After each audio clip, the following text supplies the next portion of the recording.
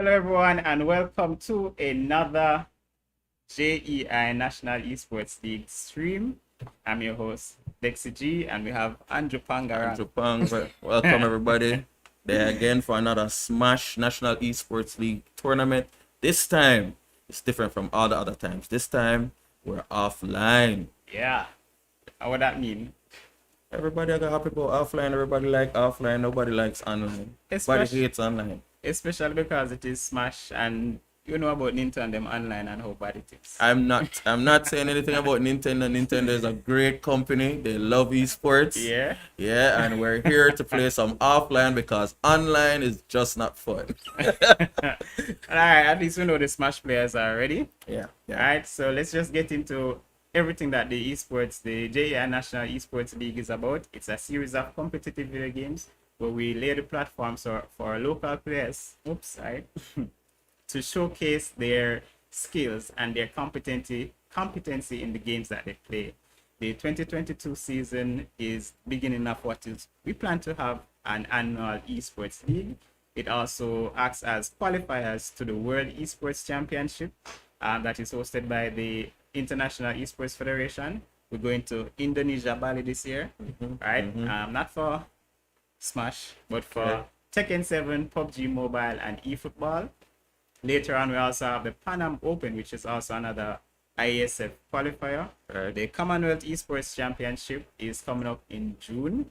We have our Rocket League team and our eFootball player already ready to take that one on. The Rocket League actually has a qualifier on the 11th, so this weekend. So make sure that you guys are subscribed to the Commonwealth Esports Championship Twitch channel to watch it. It will be on the GEF channel actually.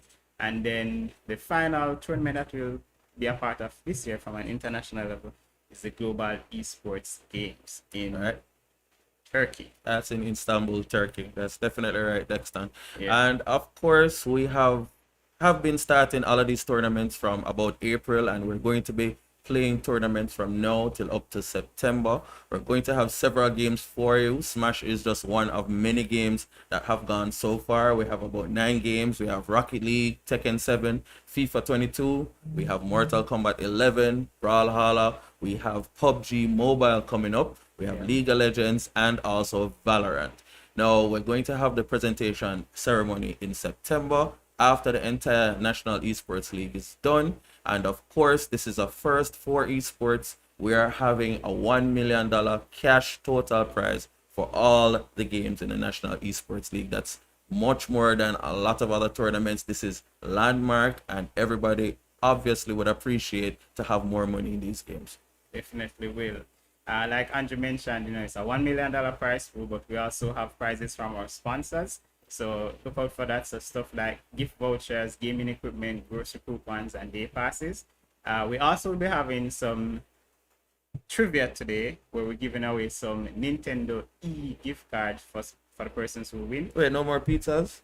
Yeah, we're doing pizza. Oh, we're I always like doing the pizza. I like the Domino's pizza. So we're doing pizza giveaway plus Nintendo gift cards giveaway. So persons in the stream, make sure you stick around and answer the questions that we throw up or join the raffle, and then you'll be able to be a part of that. So those are the prizes we have. So we have to make sure that we big up all our sponsors who made all of this possible. First and foremost, Digicel for coming on board as the primary sponsor, providing us with a combo deal, our package deal. We get Digicel, we get SportsMax TV, we get the My Digicel app. We also get Loop. So look out for some articles on Loop. And I'm sure most persons would have seen some advertisement in the My Digicel app to talk about the games. So remember to ensure that you have that application installed. Use it to manage your credit, your bills, etc. We also have Virtual Reality Jamaica, Gilded, Primus Gaming, as always, in our Primus gear. Andrew alone in a Primus shirt today, but I'm not going to be jealous about that one. We also have Fresh Approach Supermarket for those persons, it provides local and pretty much international groceries. You can call them grocery options, but yeah, it's one of the better supermarkets out there, and they are sponsoring and promoting esports, so check them out. Definitely. We also have Domino's. As you know, you can't be a gamer without eating pizza. And the best way to get pizza is so easy to just order online. So Domino's is one of our sponsors. We'll be giving out some gift vouchers today, or some coupon codes rather. So you can log on to Domino'sJamaica.com and place an order. We also have the esports store, local supplier of gaming equipment. We have iRevive store. If you're interested in going to relax, you're winning some money in this tournament today if you want to spend some on your relaxation. We also have Rocket Go-Kart and Rocket Paintball Experience, so some outdoor activities. Buzzes Jamaica, and finally, but not least, LOL Snack Stops. So if you have, some sweet tooth, you can head on down to them and get some. Yeah, I know I have a sweet tooth, so I'm definitely going down there. All right. So outside of our sponsors, the other information we have to tell you about today is that we also have partners. So Fusion Core Gaming Lounge from out of Mandeville, Yard Gaming, XPG Video Games, and Esports Jamaica are our partners. So that's what we have in terms of our sponsorship and our partnership to make this a possibility. And of course, we spoke about it earlier. Today is going to be Super Smash Bros. Ultimate. And this tournament is going to be a first. It's going to be offline. It's been a very long time since we've seen any offline esports events. And not only that, we have 12 players who are competing for their share of $100,000. Unheard of to this point. We're going to be paying out up to top 8. So if you are a player in here and you make it to top 8, you're definitely in the money already. So I don't have to say that to anybody. Everybody's obviously stoked about that. You can get money once you're in top 8. So this is going to be a tightly contested Smash Brothers tournament. All right, so you hear it, guys. That's it for what is going to happen today. So stick around. We're gonna get the players ready, and our commentators Thunderbird Shane and Coach Yuffie will take you guys through the action. So stick around, don't go away. We'll be right back. Boom.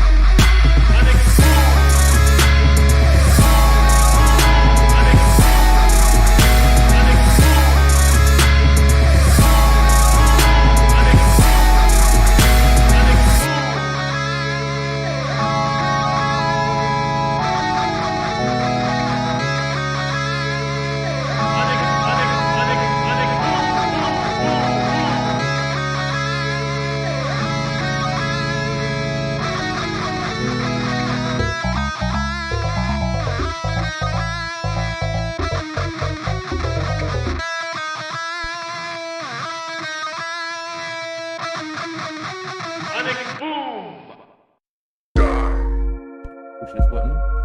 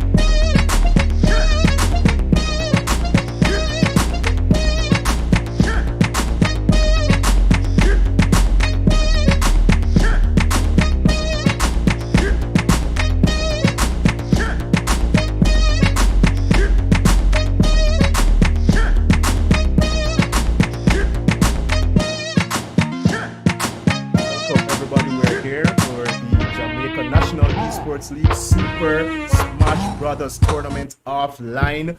Biggest prize pool in esports history in Jamaica, $100,000. That's what these players are vying for. It's me, Coach Yoffy, and my co-commentator here, Thunderbird Shane. No stranger to the streaming game. You should see more. What's your YouTube? You can plug So that on in. YouTube, on Twitch, everything is Thunderbird Shane, and as Coach Yuffie said, it's a prize pool of $100,000. But what is impressive about it is the payout is going to be going to the top 8 players. So once you hit top 8, you're going home with something, and that is going to be motivational for all the players. We hope. We hope, but We who hope. is not motivated by money? Though? All right, so the players are getting ready right now. You can see the brackets here on stream. Right now we have J-Star versus Zach. I think it's going to be a very interesting game. From what I know of these two players, one of them, Zach, is pretty patient.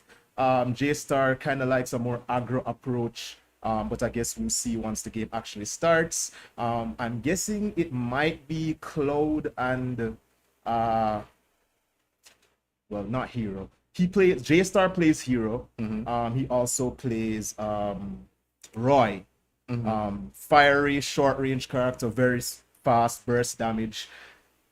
Mid recovery, but as Roy, you don't really want to be going off stage anyway. Hero, you have a little more flexibility. He has a lot of spells. A lot of heroes like to do the random thing with the menu.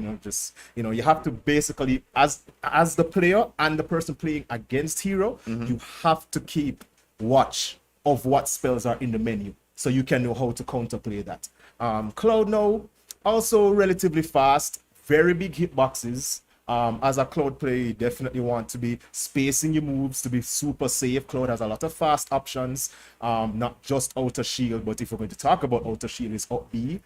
I think is around frame 7. If any of you are familiar with frames, I'm not. Well, let's just say it's very fast.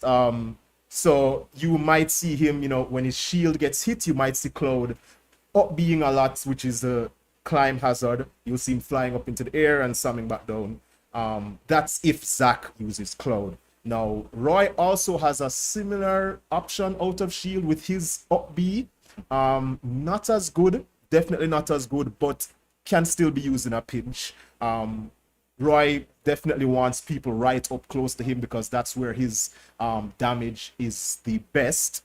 That's the mechanic that Roy has. So the hilt of his sword does the most knockback, so he wants people up close so he can kill them. He does not want them at range because then his moves would apply what you call a sour spot, which means that they won't really be hitting properly, they won't really be sending characters too far. And what can happen is that he can hit them and his moves can send them nowhere, to the point where they can react before he is done attacking and counter hit him. So yeah, And that's kind of been a thing for Roy since Melee, right? Mark was Yeah. the one using the edge of edge the of sword, the and Roy was the one exactly. using So the- Marth and Roy, two Fire Emblem characters, if you know that game. They're like the opposite of each other. Marth, he wants people at range, so he definitely wants to hit from the tip of his sword. So he wants people out, but Roy definitely wants people on the inside. So that was kind of that back and forth, opposite side of the spectrum, yin and yang mechanic that they had going on. Marth has definitely been the more popular character. Roy only really got popular in the previous iteration of the game, which was Smash 4. Before that, you didn't really see Roy being used, and he got a big buff again in this version of Super Smash Bros. Ultimate. So All right, so we'll see what the matchup we will looks see. like. We will see. And let's get into the match. All right. So I think the players should be deciding which stage they're going first. So basically how it works is it's what we call stage striking. So we have a starter stage list of 5 stages, which the first game must always be played on a stage from the starter stage list. Okay. After the first game, then it opens up the list to the our next 4 stages from the counter pick list. So that's a total of 9 stages. But the first stage must be played on one of the 5 starter stages. So, Alright, so let's see who they're going to go for, and I guess you can tell us a bit more about Alright, the matchup. So so- J-Star going for Hero, Zach going for Cloud. Cloud. All right. So this is about what I expected. Cloud, like I said, wants you at a certain distance, but then again, as Hero, you kind of want them at a distance too. So you probably see Cloud doing the rush down here. And just to tell you guys again, the one using Cloud is the player Zach, and the player using Hero is J-Star. So yeah. Excellent start by Zach here, getting J-Star up to 60% already. Which is par for the course with Cloud. He has a lot of little 2-hit combos, and as you can see, that up B that he just did when he rose and fell, that you will see him doing a lot out of shield because it's really safe and it's a good option. He doesn't have the best recovery, but as you can see with Hero, he doesn't really have a problem coming back. Is Cloud a heavy hitter though? He is definitely a heavy hitter, but a lot of the moves that he uses in neutral might stay. But as we see, oh, now Cloud is off stage. It's usually where he is vulnerable. And he's J-Star. up again. J-Star is going to be Okay, edge so he guarding saved here. his limit. So when he's blue, he has limits. His moves are stronger. His specials are stronger. And we And see he hit. thought that's going to be the first stock of the Yeah. match. J-Star is back. And of course, Zach is going to want to get some more damage on J-Star if he wants to extend his lead. J-Star is going to need to get that first stock off of Zach to try to equalize. And this is a good way to go about it. Zach is going to recover though, and J-Star takes the first Hit stock. him with the flame slash. If I remember correctly, I think it hits on frame 1. Don't quote me on that. Just know it's very fast. All right, so If you say it, I believe it. Zach was attempting to edge guard, however, J-Star got back. He did get some hits though. They're relatively even. I mean, 51%, 27. Not too much Not different too there. much. All right, so there you see, Excellent movement by both guys. yeah. The Zach movement will definitely go to Cloud. He definitely has the better movement. Let's see what he does here. Can he trap him at edge? And he does successfully trapping. That's not going to be it though. J-Star with a recovery, and he's going to look to build some damage on Cloud here, but he has to be careful not to get hit himself at 100. Oh my god! So that was a critical hit. It's a random mechanic that Hero has. Some of his smash attacks, they can randomly hit you for more damage and knockback. There's literally no way to guess. It just happens randomly, you know? Wow. Anyway. And that was a perfect position to throw it out. So now we're down to 1 stock apiece, 15% on Cloud. Not too much to separate them here, so it's definitely all to play for. We'd like to remind everybody that this is a first to 3 all the way through best of 5 from beginning to grand final. So if anybody is to lose here, that person does have a couple more chances to take the set. Definitely. Oh, okay. That was pretty close there. I thought he might have misjudged that recovery, but it doesn't look like it. He's running low on mana. Definitely looks like he wants to back up a little bit. Magic. Oh, the magic burst was interrupted, but he seems to have gotten back a little mana. Okay, Almost so he's even in damage edge on both guys. That looks to be it. Oh my god, what? Excellent choice there. Oh, you see, now that's what I was talking about. You see, as the player playing against Hero, you have to be cognizant of what is on his menu there, because you have to look at what he's selecting. So what he used a while ago is, I think it's called Crackle Slash, or it's a freezing move, as you saw, and basically to break out of that, the player that's frozen would have to mash on his controller really quickly to break out of that. But it's just unfortunate when you're at a higher damage, it's harder to break out. But good job to J-Star. He definitely was on the back foot for most of that game. Kind of clutched it up there. So they're going to Town and City now. So that's 1 in J-Star's favor. Let's see if we're going to have the same matchup. Yes, it is Cloud and Hero once again. So what does he do now to counter based on what he should have learned from the first match? What does that do here? I mean, he literally lost to Luck twice. So So, not much he can do. I mean, if he knows a leprechaun, it's now the time to. Do we have any leprechauns in this game? I mean, I don't know if we have it in the chat. Maybe. All right, so he's out the gate swinging, which happened last time, 66-7, doing even better than the last game. And managing to avoid taking damage as he's doing it. Which He is has him important. up to 88 here. Now, what's important is finishing the stock. So let's see if he can do that here and give himself a huge lead. He has him at the ledge. What does he choose? All right, dash attack is blocked. Okay, now the spell start. This is where Hero shines. Okay, he's trying to kill him here at the ledge. Let's see. Oh, That's going to be beautiful it. catch. Beautiful catch. All right, so he gets him with a crackle slash again. Let's see. Oh no! Oh no! No, you see And that's exactly what you're talking about, the selections. You have to be paying have attention to the pay selections attention. there. And that was there. The chance of that killing, I don't know the exact numbers, but the higher your damage is, the higher the possibility of it actually killing you. So again, it's kind of like a random factor that Hero has going for him. So you know, if your luck is good, which J Stars apparently seems to be, I don't know if he's a And this is gambler. the day when you want your luck to be good. Definitely. Okay, so now that oh my god, That looks to be it and he again. hits him again with it. Alright, so basically Zach definitely has to pay more attention to what J Star is selecting on the menu. As you can see, Hero's hitboxes, he hit him with the sword even when he was behind it. Alright, so that's the magic burst. Let's see if Zach can punish him now, his mana. So Hero uses mana. If you can see on the screen a little MP bar Right, that right. he has at the bottom there above his name. Right. So he uses mana for his moves. Now, when he uses magic burst, he uses all the mana that he has available.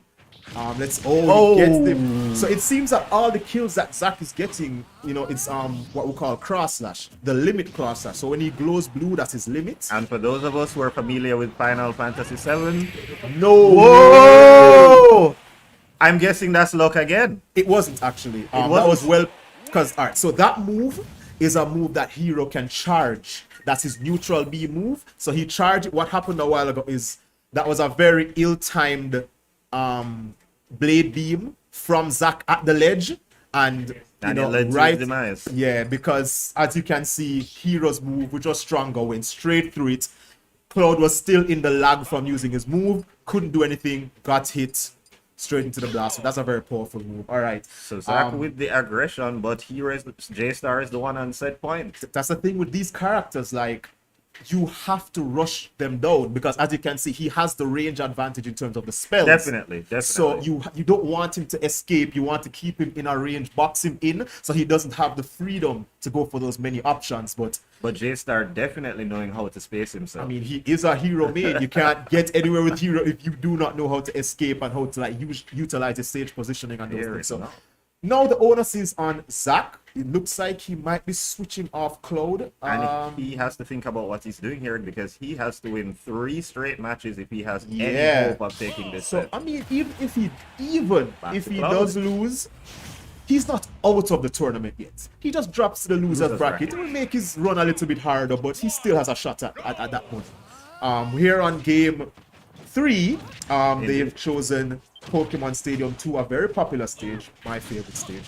And the usual start with Zack demonstrating the aggression, but he seems unable to finish the job though. The finish is what's very important, and hero mains, like they rely a lot on luck. So let's see if The luck can run out. Okay, this time it's Zack's special move that goes through. He has him at the ledge. Let's see if he can keep him at the ledge. Okay, good ledge trap there. Hero gets the zoom, comes right back to stage. Runs to center. Okay, that was a very good dash attack. Almost caught. But that's not Hero going to be slipping. enough. Let's see how Here Zack he comes again. uses his limit. Oh, he burns the limit as soon as he gets hit and And was now- cancelled. No, he's off. Again with the crackle. again. Oh, can Does he recover? No, He doesn't, can't. unfortunately. Oh my god, yes, he has to pay attention to that many. Beautifully placed F smash. You know, no bleeding done, nothing done on J Star's side to really push the advantage that he had. Now they're back to even. Both battling in center stage here. And Zach again doing what Zach does. Hero is going to be looking to space himself, guarding him at the edge very well. Yeah, he definitely won. Oh, he escaped. But he manages to recover. Now he does his selection, but he's not going to be allowed to get anything off. Recovery, cross slash. Yeah, but it's on the other side. If he had gotten him towards that side, he might Then have been it able may to have take been it. a big problem. Yeah. All right, so there you saw Cloud's grab miss. Cloud's grab isn't the fastest, so that's the only reason why J-Star was able to spot dodge. No. J-Star, no. Oh my god, no way. Tell us a bit about that. So that move, Kamikaze, Hero self-destructs. And, you know, if the opponent is right next to him, even if you block, you still get hit. So Hero basically But becomes Hero Magic dies Vegeta. first, always. So if that was the last stock, Hero would have lost. Hero dies first. Alright, so now this is Zach's last chance in the losers bracket. Let's see what he does. Let's see if he Well, can to avoid going to the losers bracket. Yeah, to avoid going to the loser. It's his last chance in the winners bracket. If he can take this game, then he can, you know, try to mount a comeback here. He has him at the ledge. Let's see. And he gets him with That a is going to be it. well-placed F smash. Beautiful. Beautiful bait. So what he did there, he went forward a little bit, baiting Hero to come down with a landing option, stepped back, and then just beautifully timed this F smash there, which is a very powerful move, granting him the stock, ultimately the game. His winner side life, he stays alive here Just a little more. just a little bit longer. I don't know if that was adaptation, if he will be able. I mean, we're seeing a little less luck, I guess, and a little more patience from Zach, a little more proper placings. So maybe it might have been the download. Maybe we will see a reverse 3-0. I don't know. They're doing the stage striking again. Final destination. No platforms, flat stage. I would say I think Hero might have the advantage here. Why is that? Generally against a projectile heavy character, you kind of want the platforms to escape on. I see. So I see. So Zach really has to stay in here in J-Star's face here. Yeah. But similarly, Cloud has better movement, so This is the way to go beautiful. about it. He manages to recover though. And that's going to be another cross slash. He has to recover yet again. Zach with a miss there. J-Star does manage to get the recovery, but he barely has any damage on Zach, which is going to be a problem, especially when you're getting hit like that. There goes the first stock. Quite unfortunate. right. Well, this already looks better than every other game. He Zach actually has finished downloaded it. him. If The you download is actually- complete. I'm actually wondering if the download has been complete. I guess we will see. It's up to J-Star now to prove us wrong, but based on what I'm seeing here, Zach seems to Doesn't look have. like it's happening, and he keeps getting hit by that. The grab lands this time around. See if he keeps him at the ledge. J-Star on the back foot yet again. And this Beautiful. looks like it could be the second stock. He does recover. Okay, so he Zach tried is to, there. tried to juke him there a bit, but didn't work out. Here we are in the familiar position again. Yeah, now. Oh, That looks to be it. Caught him slipping. Don't drop that shield, buddy. It's going to be very difficult for J-Star to bring this one back. Zach yet to lose a stock. Well, let's not forget the luck factor that Hero has on his side. Indeed. Would be unfortunate. Oh my god. Oh my J-Star god. of the Irish. Here it goes. You know, definitely needs to check ancestry.com to see if he has any Irish blood, because wow. I mean, I guess it's just a Hero main thing. Whoa. That looked could dangerous. have been the game. That could have been the game. Like, he's glowing from the extra damage boost there from that spell. If he had hit him with an F smash and got a crit, that could have been the game. It Oh, he's looks like fishing for J-Star it. Fisherman, is he going to get it? Oh, he pulls the trigger too early. J-Star is trying to mount that comeback, and Cloud definitely in range to be taken out at any moment. But not if Zach has anything to say about that. No. Ooh. All right, so let's not forget that Zach still has 2 stocks. So he he's really definitely- should focus on trying to build up some damage here. Yeah, I mean, far be it from me to tell these players how to play, by all means. Let us not forget you're a player yourself. I mean, Whoa! That is going to be the game. hits him with the Brian Lara from the ledge. Wow! I don't know, it looks like Cloud could have been a cricket player himself because that was an excellent up smash. I mean, if you can swing a cricket bat that big. With that kind of ease. Why not? I don't know if the West Indies wants to drop So Cloud. it's 2-2. 2-2, and let's bear in mind that Zach was looking down the barrel of a 3-0 trip to losers and somehow has brought it back. That was a very convincing game 3. Right. Or game 4. Game actually. 4. This is game 5 now. J-Star seemed to not really get into that one. Yeah, and he- Zach riding the momentum, starting normally the does. same way. Starting the same way. Every game has started the same way. Zach comes out swinging. It's only after the third game that he seems to have figured out how That to hasn't been close. hit. J-Star is at 112. Soldier first class. Okay. Cloud. Oh, beautiful spacing on the shield there. Oh, immaculate F smash. Is he going to finish it? Oh, That's it! That's the Run. first stop there. beautiful. So it seems like Zach has really like caught a handle on J-Star's options and is punishing him dearly for it. Now it's up to J-Star to now adapt and bring it back. Can he is the issue, because he's down a lot. 20%, 3 stocks on Zach. He's already lapped him in percent here, Which is unfortunate. signing the autograph on his face, as we see right here. Is he going to take it?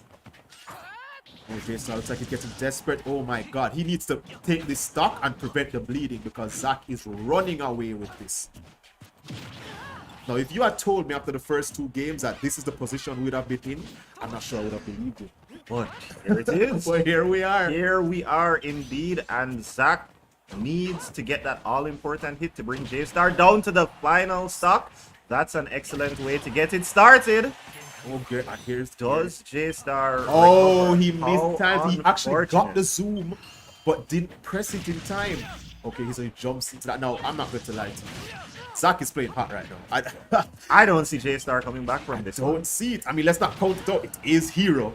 You know, if any character can do it, it's him. But I don't know. I don't know if the luck extends that far, don't see- I don't but know if he has some he's trying to poorly prove us closed- wrong.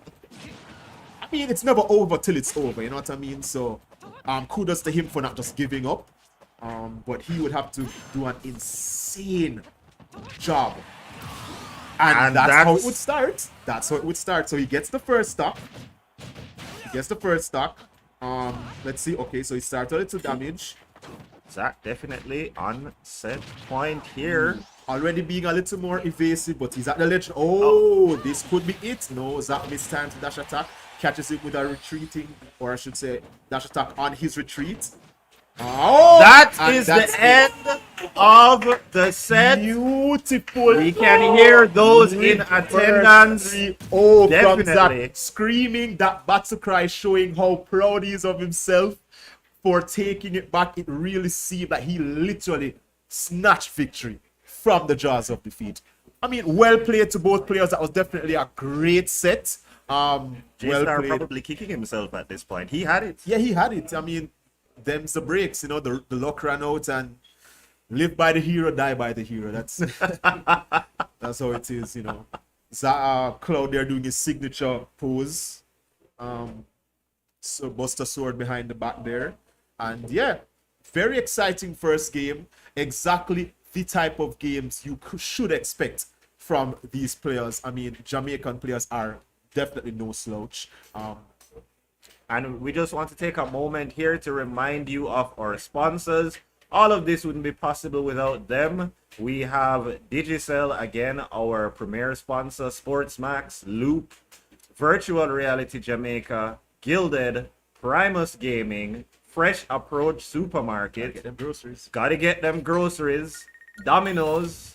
As Andrew was saying earlier, gamers live on a diet of a lot of pizza. The esports store, iRevive store, my apologies. Rocket Go-Kart and Rocket Paintball Experience, definitely a great place to have fun with friends and the family. Buzzers Jamaica, And finally, pick up some candies at the LOL snack stop. We And- also, Sorry, go ahead. Go ahead. we also want to remind you that you can download the SportsMax app and watch the tournament there as well. And there's other sports content for you to enjoy. Beautiful, beautiful. As you said, have to big up the sponsors and, definitely download that SportsMax app, where you are most likely watching on SportsMax right now. But the app, definitely very convenient. Check that out. All right. So we're just going to await our next match here on stream. Just for those who are watching and may not be aware, we are playing 2 matches at a time, one on stream, one off stream, and our next on stream match looks to be Krajako, if I'm pronouncing that right, Yes, Krajako. versus Terosama. Definitely have to say it with that name. With a name like that, you need to give the tone to really, sell it right there. So, Indeed. And can he terrorize his opponents today? we will see. We will see. With a name like that, you cannot disappoint. Definitely not. I am not too familiar with Terror. I know that he's from the Mandeville region. We have a lot of really good players from Mandeville or Indeed. Manchester overall. Indeed. Usually very good placings at tournaments. I'm not familiar with him, but based on what I've heard from other people in the region, he's an up and comer, pretty good. Krajaka I'm definitely more familiar with. He's from here in Kingston. We've played a lot. Very solid player. From his list of characters, I know that he has Palutena, he has Sheik, and he has Marth. Marth I know to be his go-to character. But Sheik as well, he definitely makes moves with Sheik.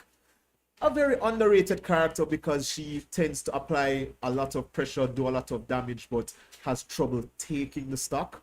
So that type of playstyle, hit and run, not really very popular with players, but he makes it work. If you have the spacing, if you have the patience, if you have the technical ability, definitely a character can use. So And of course, I haven't been in the Smash scene since Melee, but I do remember Sheik being very fast, but unable to land a heavy hit, apart from her up tilt, I believe it was. no, her forward air. They nerfed that after Melee actually. Her forward air was her unfortunate. forward air and her up air were her main killing tools. They nerfed them both. But she kept her speed. She's a ninja. She has to. She has to, right? Yeah. So they gave her that. So basically, you kind of want to play like a ninja if you're using Sheik. You kind of want to, footsies around your opponent, avoid getting hit, apply damage. She does have needles as well. A popular ninja tool. I remember that. Yeah, she still has them. They added a few new tools, namely bouncing fish, where she throws herself at the opponent. Quite the name. So that most Sheiks use it at recovery because it pushes her forward. So off the stage, you can use it to gain some distance back to stage. So Terra Roy. is using Roy. All right. So this is the character that I thought J-Star might have used because he also uses Roy. So Roy versus Marth. Marth, Fire Emblem Fire match. Emblem and boy, Roy is close definitely range versus. keeping you at the edge. Now let's see who manages to execute their game plan better. It is going to come down to that. And I do believe Roy has bigger damage. Oh yes, so Roy is all about that burst damage and stuff. Marth also applies damage, but like I was saying, it has to be from the edge of the sword. But Roy now it's like the middle Right. to the hilt. So he wants to be in your face. Marth kind of wants to keep you out, keep you at range. So basically, we're going to see rush down versus spacing and patience. Now, I mean, technically, what Roy does is also spacing, but he has to be. Usually, when we talk about spacing, we mean Distance. a little distance, right? So we should see two different play styles here. Then again, I do not know what type of play style to expect from Terra. but just based on the character and how I know the style that most Roys use, it's usually very aggressive, very in your face, very rush down. All right. Let's see how much of a terror he is. Let's see get right into now. the match. All right, so I don't know. I think they might be doing some stage striking. Oh, okay, so they're jumping into the match. I don't know if this is a button check or if this is the actual game. I guess we will see. This is a button check. Actual game. So this is the actual game. All right. So, first game, Town and City. Pretty decent stage, decently sized blast zones to provide a little bit of survival. Yeah. So basically, this is the type of matchup I would expect. A lot of baiting, a lot of dash dancing from the Marth, a lot of spacing, and from the Roy. Dancing again, but to get in close. All right, so he has him at the ledge. This is definitely where Roy wants to keep you. Marth gets that grab, gets him back. Krajako definitely starting off a bit better, but Terra looking. Oh, no, mistake. Yeah, and he's going to get punished. He's going to get punished. Oh, but he missed. Can he hit? Oh, no, he misses. So basically, he punished him there for grabbing the ledge again. No, oh, if that was an F smash, that would have been it. I'm wondering if that's a misinput or did he try to read a rolling? So he has him at the ledge again. The onus is on him to finish the stock. No. Krajako wisely retreats to center stage, gets hit, back in center stage again.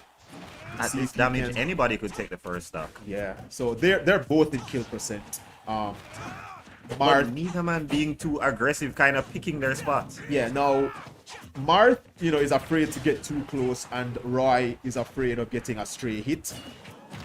Oh, what an aggressive option from Ledge. Capitalized. No, it's going to be Roy with the counter attack. Now Krajako has to recover. Oh, he manages to do so successfully. The hardest of reads and gets punished for it. Can he stop the bleeding here? Oh my god, is he going to... Oh my goodness! Very How unfortunate! Really greedy How play. Unfortunate. He did not have to lose a stock there. Yeah, and now it is a 3-1 situation. All right, let's see if he can bring this back. He definitely went too aggressive there. Catches him with the tech chase back here on the option. Let's see if he can stop the bleeding. Bring back the game. This is a good way to do it. Bread and butter combos up here. Back here. Okay, so he's trying to land. Oh, up there. Is he going to... Oh, he tries for another hard read. All right, let's see. Krajako is not going to allow on that here. one. See with the back here. Oh, that was a beautiful high recovery. Stock lead, damage lead. It's going to be difficult for Terra. That was a misinput, or if he read him to roll there. All right, so you might not know this, but Marth is actually in kill percent right now. Because of Roy's damage! He is going down! He is going down literally and figuratively. One-way ticket, first class to the lower blast zone, and that is the first game to Krajako. Roy losing to Marth. Wow, they're both royalty, but I guess tiara trumps armor. I don't know, fashion statement. In any case, it's still just our first game, game. If the first set was anything to go by, this does not mean what you may think it does. Yeah, so definitely, I mean, you can draw some conclusions from the first game, but it is a best of 5, meaning that someone has to lose 3 times. 3 times. You have to lose 3 times to be knocked out, so you have a chance. So my question to you is, how does Terra adjust here? I mean, we see that aggression really was his downfall. He definitely did not have to go off stage on that second stock. He really pulled the trigger there. I guess he was feeling the pressure and also making too many hard reads.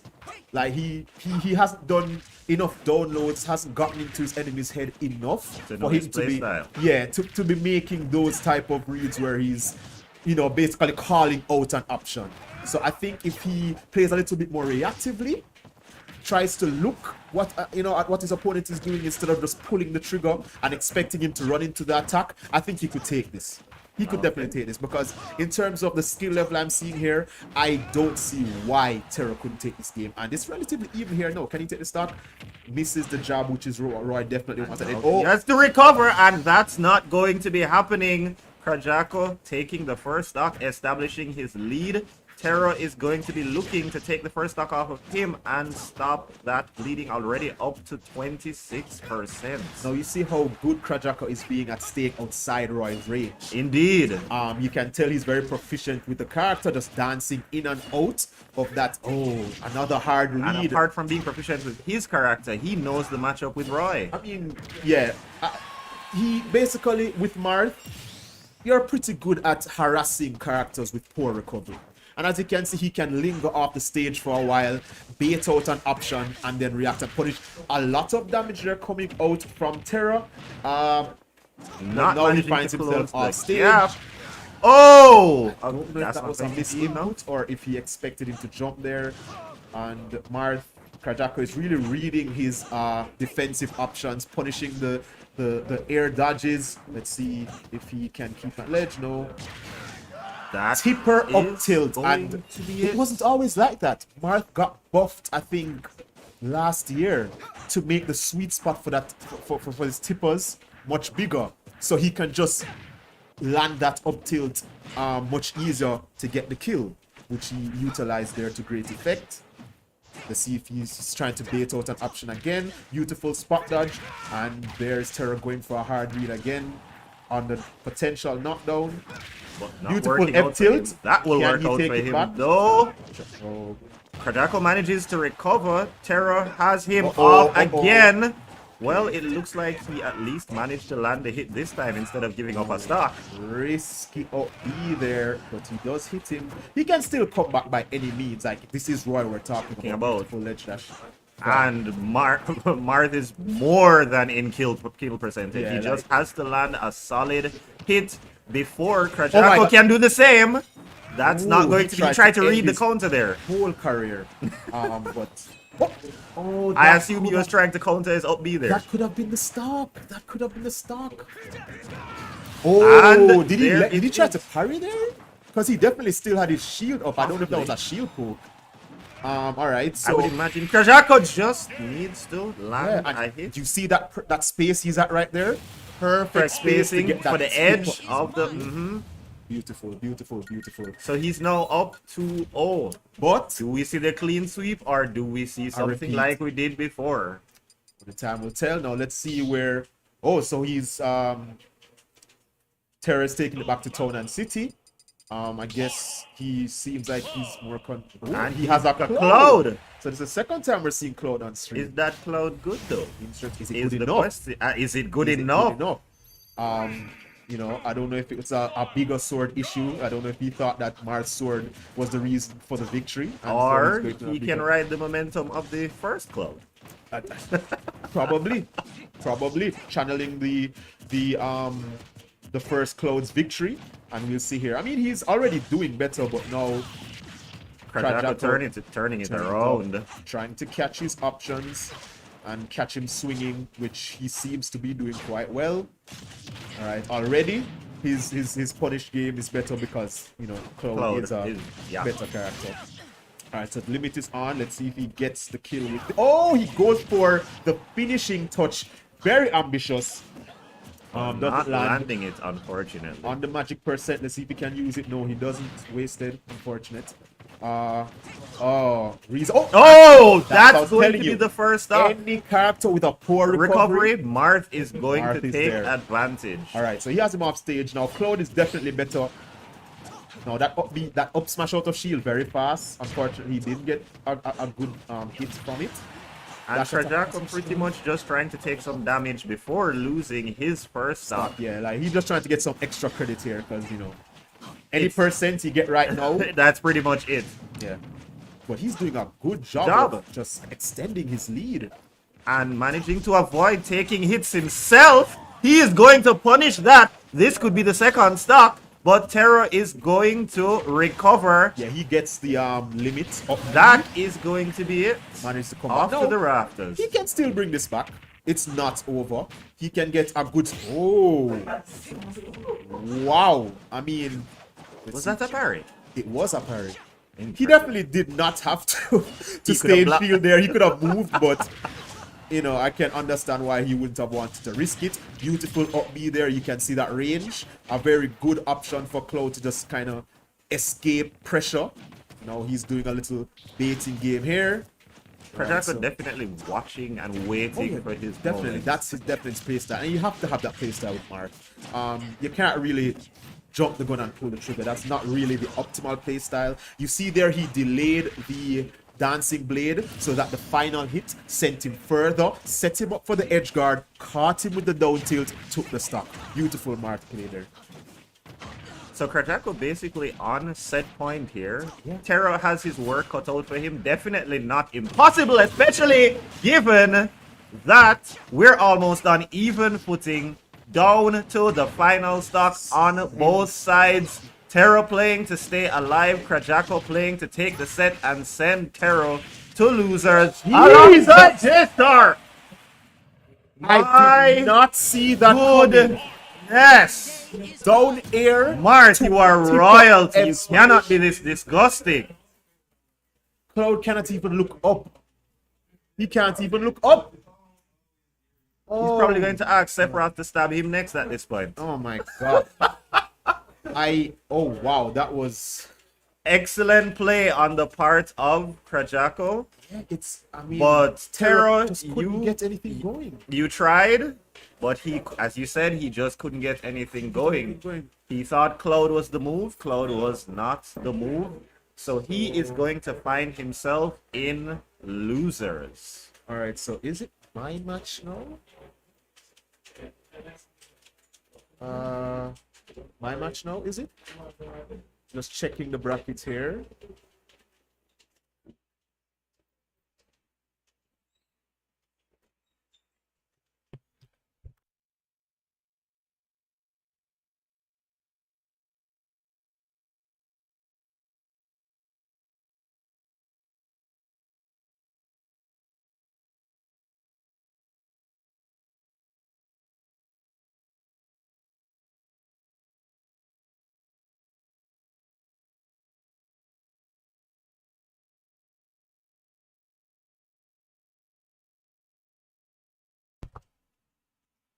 All right, so we are just taking a look at our brackets here after what we've seen so far.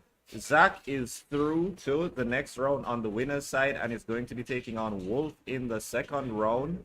We have CCG Null, who would have played off stream, taking on my co-commentator here, Yuffie. And right now, Nightmare and Rip, that's Nightmare and Rip currently playing, finishing up their match off stream. So right now, Terra. So the last match also, that was Krajako versus Terra. Right. 3-0 dominant fashion by Krajako. Krajako moves on to round 2.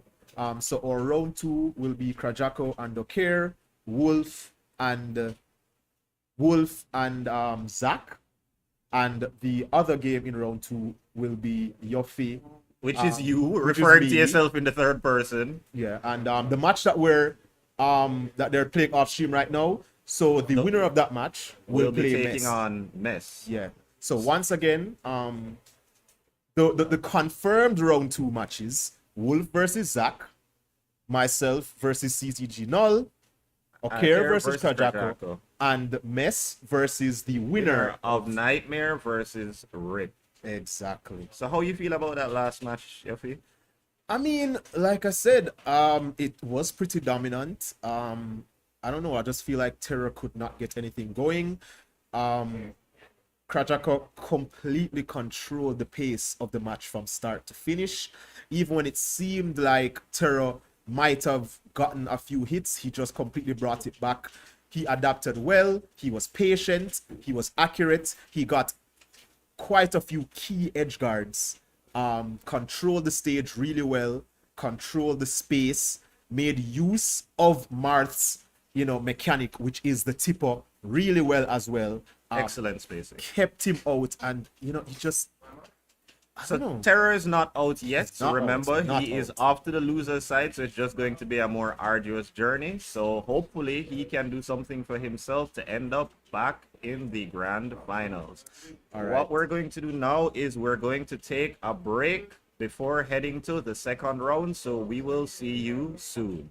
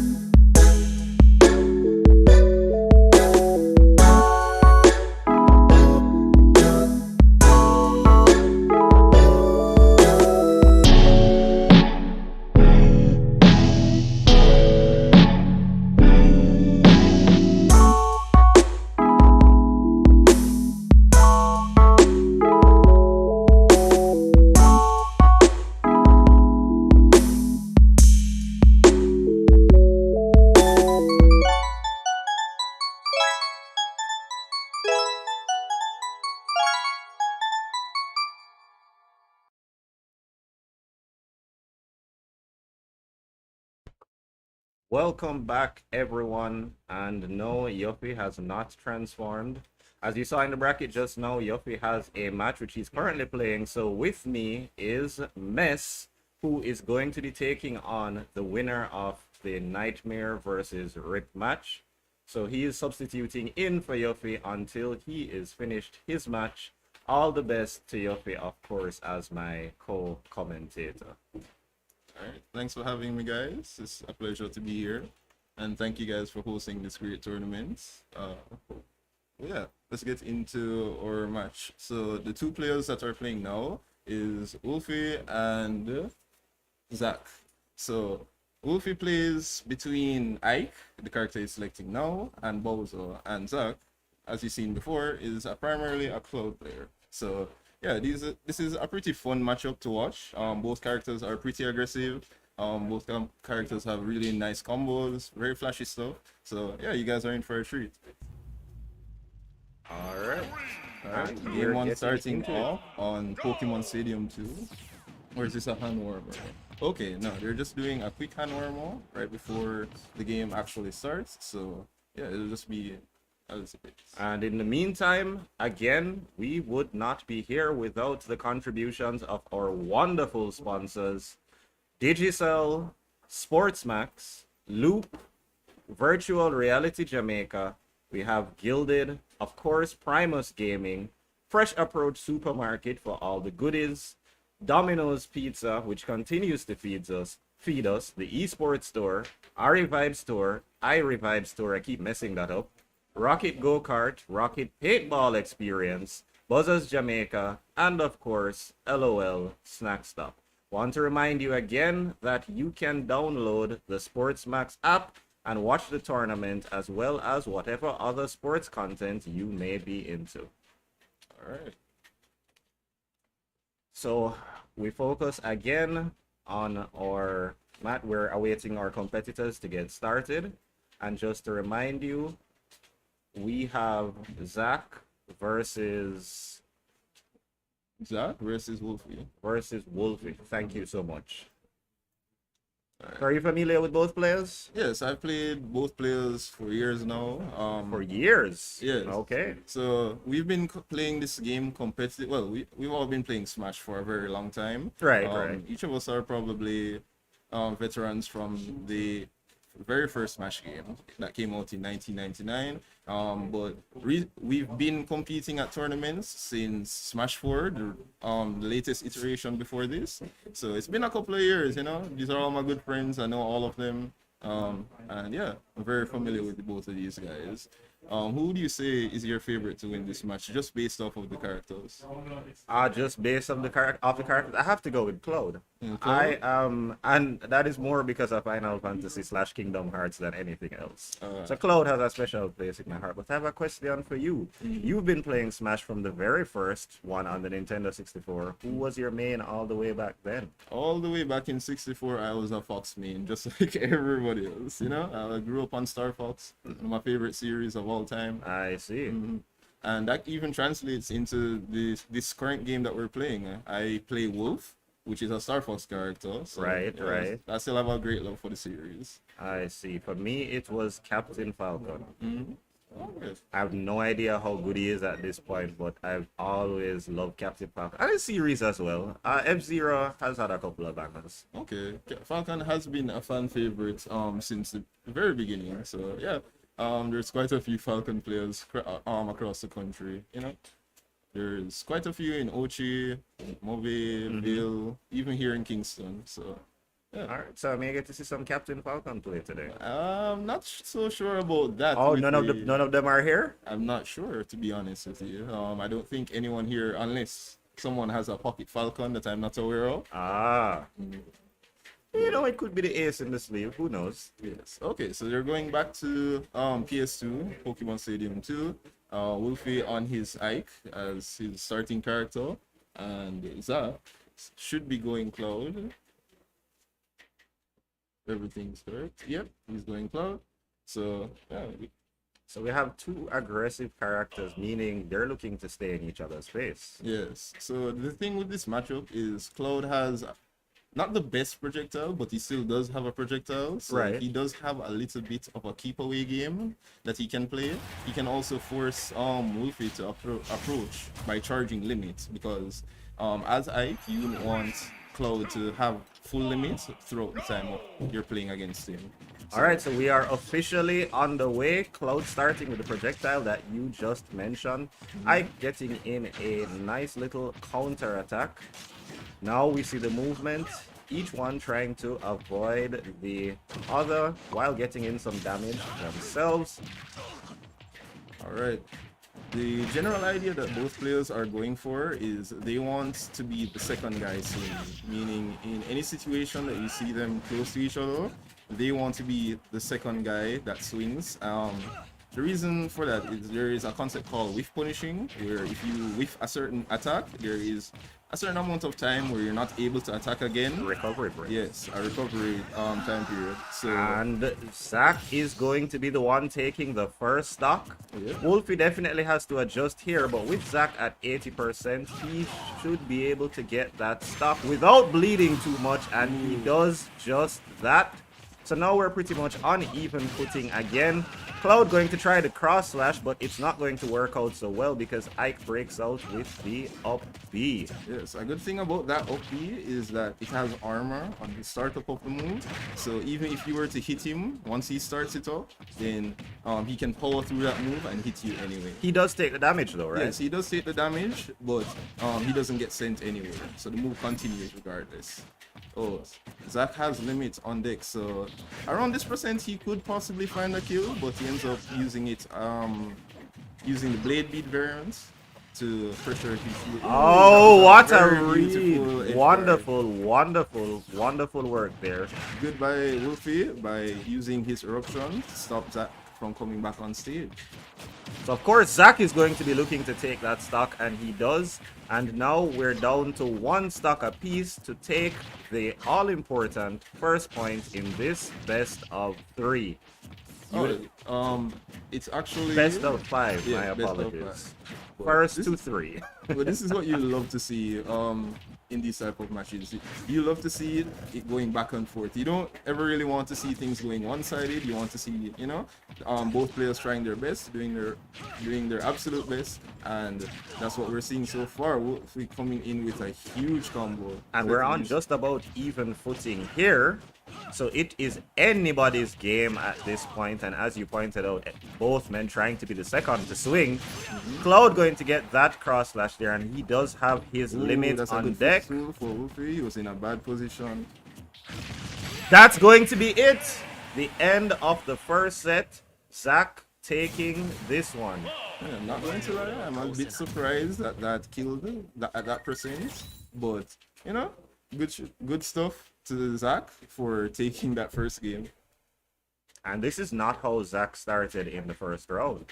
Zach was 2 down and he had to come back winning 3 in a row to get himself here. So excellent start by him to take the first match, but it's still all to play for. Of course, he has to win 2 more, which I'm sure Wolf is not going to make it an easy path for him at all. Oh, definitely not. I would not expect so. But that's the thing about winning a match in a reverse 3-0 fashion. It sets you up for success going into the rest of the bracket because you have so much momentum, you have so much positive emotions going into your other matches that you believe you can do anything. And that is the main thing that we want to encourage. We want to make sure these players are confident in their skills so that they believe they can win any match that they are going into. We're going back to the Pokemon Stadium. Oh, no, we're not. Seems that there might be a little issue with one of the control schemes for Wolfie, it seems. So they're just making a slight adjustment and we'll be back into the action in a minute. So after the first match, of course, both players essentially feeling each other out. Is it too early to suggest any adjustments be made, or do you see anything that Wolf could do to take the second? I mean, Matchup. it was a relatively close game, right? I don't really think there is really too much he needs to focus on outside of just, cleaning up the areas that he didn't really do as well in. Some of that is like he got juggled pretty hard a few times. He needs to pick a few better defensive options. But outside of that, he's pretty good. So I think he'll make the necessary adjustments going into the second match. Definitely, I feel like the skill levels were on par, so this should be an interesting set. As you said earlier, we never really want to see a 3-0 blowout. It makes things a little less interesting, and our first set was definitely a demonstration of that. What we're yet to see, though, is a back and forth. He takes one set, he takes one set, he takes one set, he takes one set. So, I mean, let's see what we get here. Are we... No, we are not past the challenge. So we're just going to take a little break here, guys, while we iron this out.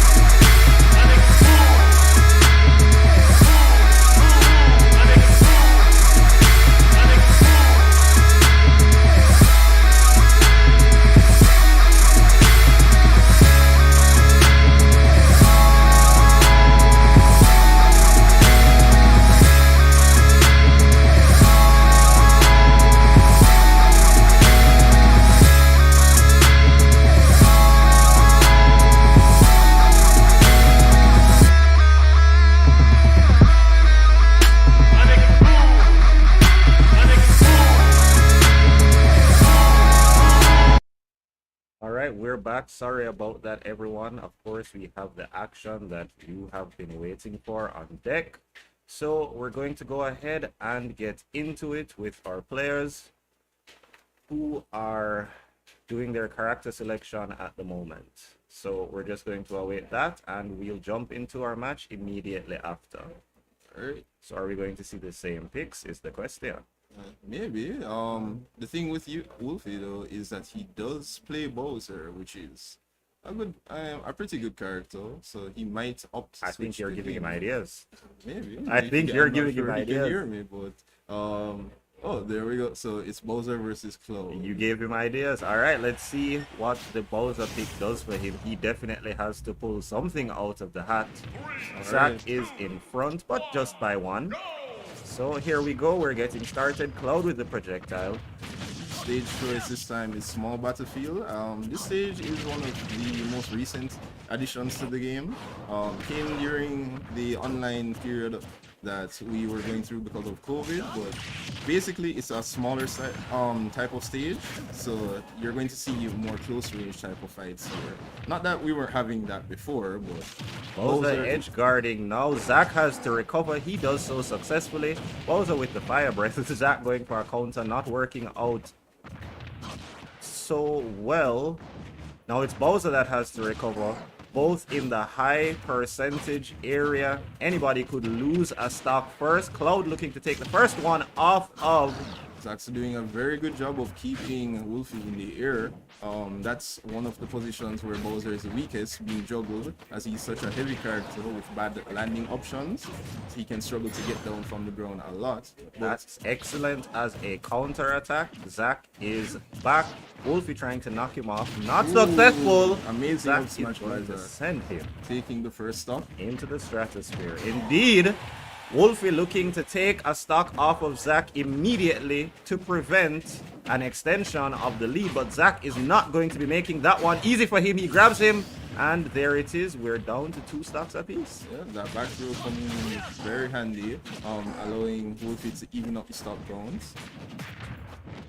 So now, what Zach has to be doing is he has to be very careful about any damage that he takes, especially with that move that you just And got. Bowser does a lot of it. In Exactly. 3 attacks, Zach is already up to 96%. That is insane. Wolfie is going to block all of that, but Zach is going to make it back up. He has to recover yet again, though. Bowser He with... makes it back to stage. He does. Now can he counter-attack effectively? Wolfie's going to land another grab, and that is going to be Zach's second stock. So that move that you just saw from Bowser is called, well, I'm not completely sure about the name of the move, but it is a command grab, so you cannot block it. And if you're at a high enough percent, as you saw there, That's going to be the end of it. yeah, that will be the end of your stock.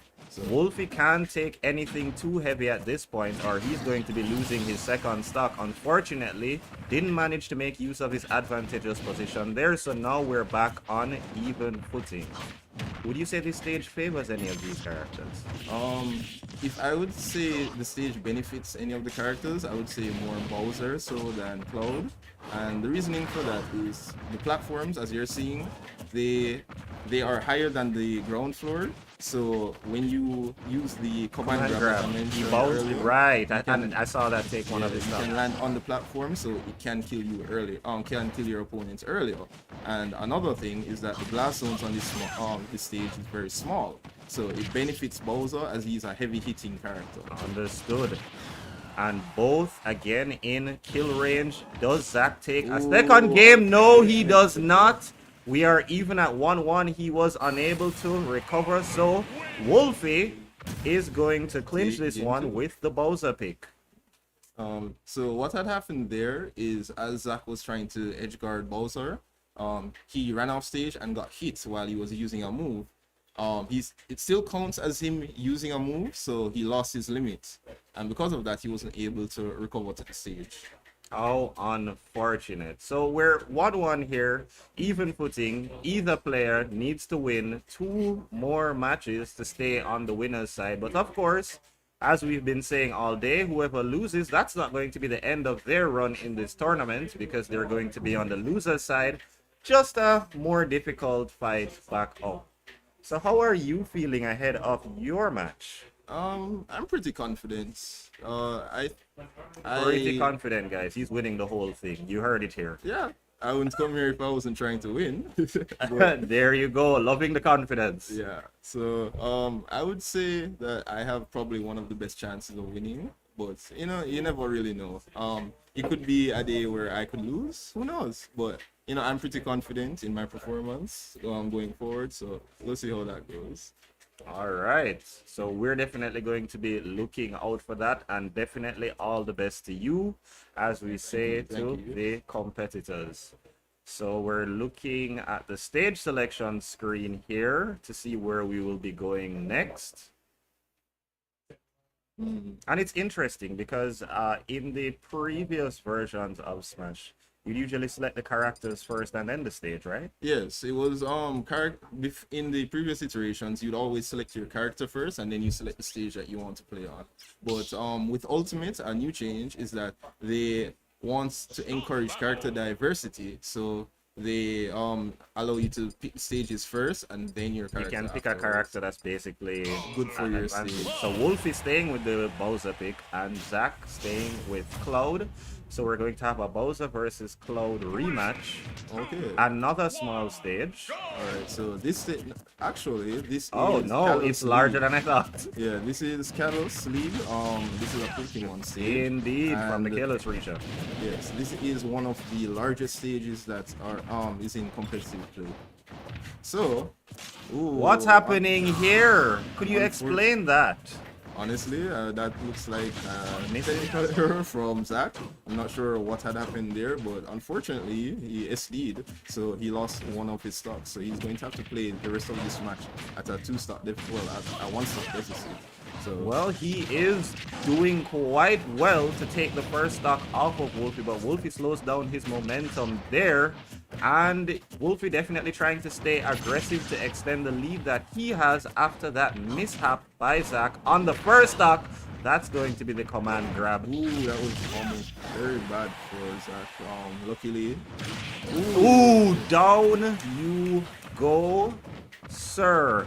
So we're on 2 stocks apiece. Of course, the story here is that Wolfie firmly in the lead where the damage is concerned. Zach already up over 100. We know that Bowser doesn't need that much to land the KO, while Wolfie is only at 19.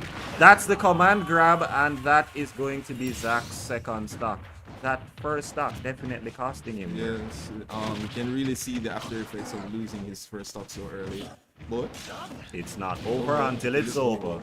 the thing with Smash is it doesn't matter the lead that someone has on you. It doesn't matter how badly you're losing. If they can't take your last stock. Wolfie disagrees. Ooh. Wolfie disagrees, and what a way to take the second game. You know, that brings me back to things we used to do with Kirby in Melee at the edge of the stage. Yes. It was-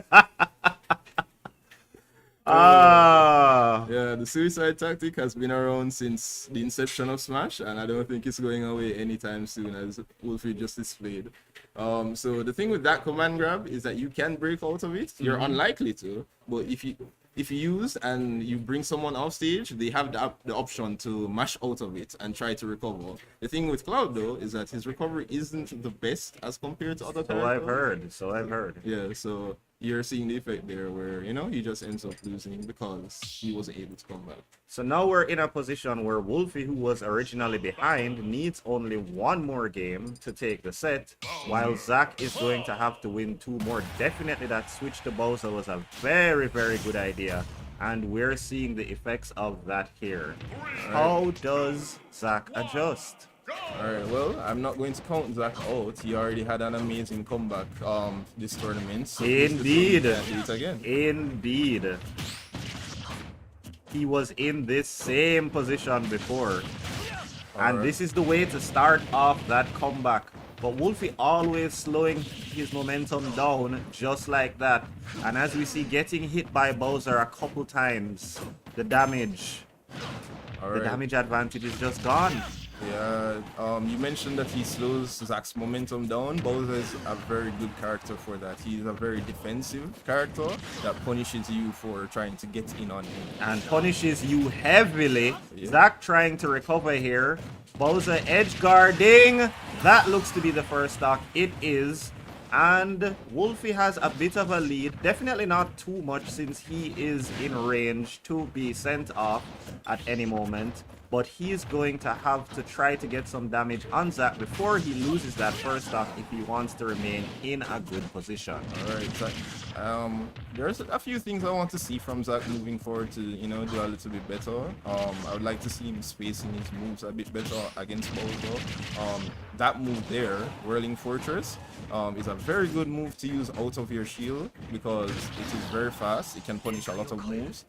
So you see Wolfie are using that in this match. He's using it a lot, and the improvements you're saying you want to see from Zach have to come quickly because this is his last chance. Unless he can pull out the win here, then he's going to be going to the losers bracket. All right, he's doing a good job at the moment, taking Wolfie's first stock, trying to get some damage on his second. But of course, being that high against Bowser, he could lose his second stock at Anytime. any moment. This could be it. It is not. But That was there a it is. very That good- will definitely do it. That was a great up air catch from Wolfie to take that stuff. All right, So Zach being literally holding on by a thread Ooh. with that That one was a stock. chance. That was a chance to even it up, but Wolfie has the recognition to get back to stage. Great movement there from Wolfie to get those hits in. But Zach is going to fire. Wolfie blocking. He's off now. He has to make it back. Zach heading out there, not Ooh, managing that's to going mount be a punish. anything. Never mind. Zach dodges that punish. Wolfie with a recovery, and now he's going to knock Zach off. That's going to be... Is that going to be the end of it? Yes, it that is, will- that will just unfortunately. cannot recover.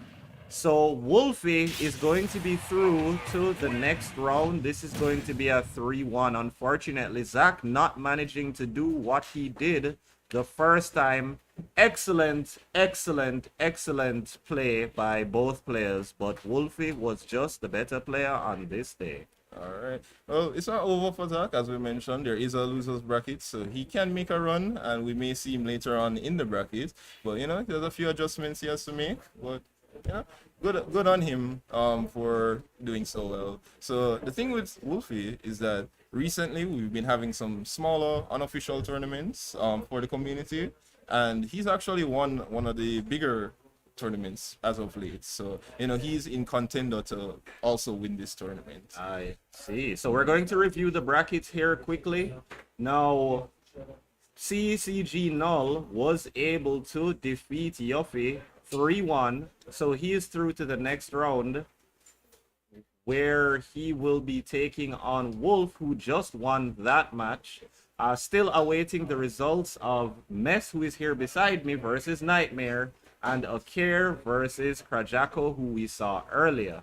Now that means Yuffie and Zach are down to the losers bracket. Definitely their journey here has not ended, but it is going to be difficult for them to claw their way back into this. We're not going to count anyone out though. No, these are all very talented players. I believe any of us could really win this tournament. So yeah, you know, don't ever count them out. They might make just a run to get back to the winner's side of things, or you know, maybe even make it to grand finals. All right. So what we're going to have for you next on screen is Akir versus Krajako. That round 2 match. So we're just going to await the players to get into place, and we will be bringing you the action very soon. All right.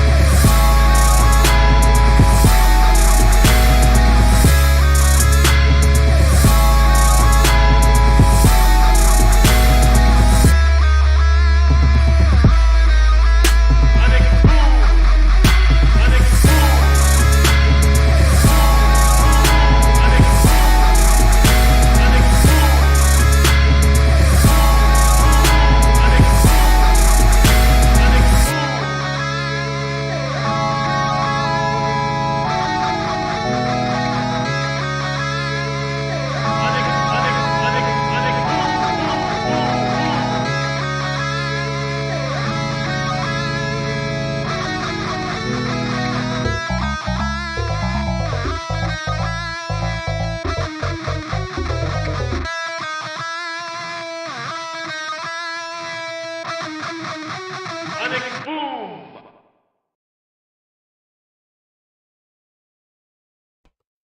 Welcome back, everyone, and yes, Mess has transformed into Yuppie again. So we're going to get back into the games, of course, starting off with Oker and Krajako. Now, Yuppie, of course, he just played a match, not exactly going the way he would have wanted. Yuppie, tell us a little bit about that. I will, but first, definitely have to plug our sponsors. Yes, we do. Yeah, Digicel, big shout out to them. Huge part played in the, handling of this esports league. Primary sponsor. Primary sponsor. SportsMax app. Definitely you want to download that to get all the content sports related. It's for you. Loop. Anything news related, you'll definitely be in the loop. My Digicel app. Virtual Reality Jamaica. Check them out as well. Gilded, a lot like Discord, but of course we have a Jamaican developer on deck, so definitely make use of it. Primus Gaming, you see us in the gears. Fresh Approach Supermarket, get your food, good prices, good food. Domino's, pizza is a must for the gamers, and we just like to mention we have a Domino's raffle running in the chat. So please remember to use the code !raffle to enter, win, and submit the pizza to me immediately after. We have the esports web store next. iRevive store. Yes, I said it correctly. This time, webstore.esportsja.com for the esports JA web store. Have you ever been on that site, by the way? I have not. Excellent prices, excellent content there. So anything esports related that you want, definitely check out the esports store. Again, that's webstore.esportsjamaica.com. So guys, why aren't you on the website? As a matter of fact, finish watching the stream first and then head over Oh, there. no, right, yeah. iRevive store, said it right again. Rocket Go-Kart. We have the Rocket Paintball Experience. Buzzers Jamaica. Pretty good interactive gaming there. You should check it out. And finally, LOL Snack Stop for those with the sweet tooth. I don't see Andrew Pang around, so that's probably where he is. Yeah, he's probably there right now. I wouldn't put it past him. Wouldn't put it past him. So guys, we're going to head back to the action. We have Oker, who has named himself Beauty for reasons I don't exactly understand. Clearly because he's beautiful. Okay, that's one opinion, using Peach. And then we have Krajako on the other side, using Marth. Yes, Also again. beautiful. Let's not. Yes. We're not Elegant. Tiara versus Definitely. Tiara. Yeah. Princess versus princess. Let's go. Hold on. You're not going to do this tomorrow. I mean, every time I type Martha in my phone, Martha comes up. So, coincidence? I think not. All right, cool. We'll give you that one. All right, guys, so we're getting into the action immediately. Tell us about this matchup, Yuffie. Peach and Marth. I mean, Peach, as you can see, definitely wants to get close. She is a combo machine. Definitely not for the technically unskilled. She requires a lot of inputs. So you definitely have to make sure that your button pressing is on point. Marth, pretty much the same game plan. He kind of wants to keep her out because when she gets close, she can combo him to high heaven. He shouldn't have too much of an issue recovering though, but she can disrupt his up B with the turnips and stuff like that. So right now we see Krajako doing a pretty good job. It's quite even. Oker hasn't really been able to get any super long strings going. Right now he has Krajako at edge. Krajako manages to fight his way out with a dancing blade, tipper, neutral air. Getting the spacing right. Getting the spacing right on more than one occasion. Peach just not managing to get too close to execute her game plan. That is an excellent edge guard there. She's going to come back up, but now she has to recover yet again. Beautiful recovery. Whoa! Excellent And there goes the first stock. But of course, Krajako is floating around the 100% range. Wants to get some damage on Peach before losing the first stock. Stitch face. This is not the way to do it. Back throw, is it going to kill her? Yes, it will. And that was a beautiful setup. You saw he dropped the stitch face at the ledge. Invited to it. I mean, they are her royal vassals or something like that. Her royal Indeed, guards. never there when she getting kidnapped though. Or maybe they are. Oh no. Anyway, back to the match. Back to the match indeed. So we have 31% on Peach, 58 on Marth. I'll make that 48% on Peach. As I said, not even giving me a chance to say the percents right. They're just going back and forth. Now, Definitely in the danger zone. Has to recover. Yet again, landing the turnip. Imagine getting beaten by a vegetable. Yeah. That's why you have to eat your vegetables, guys, so they don't become your enemies. You can get vegetables at Fresh Approach. Check them out.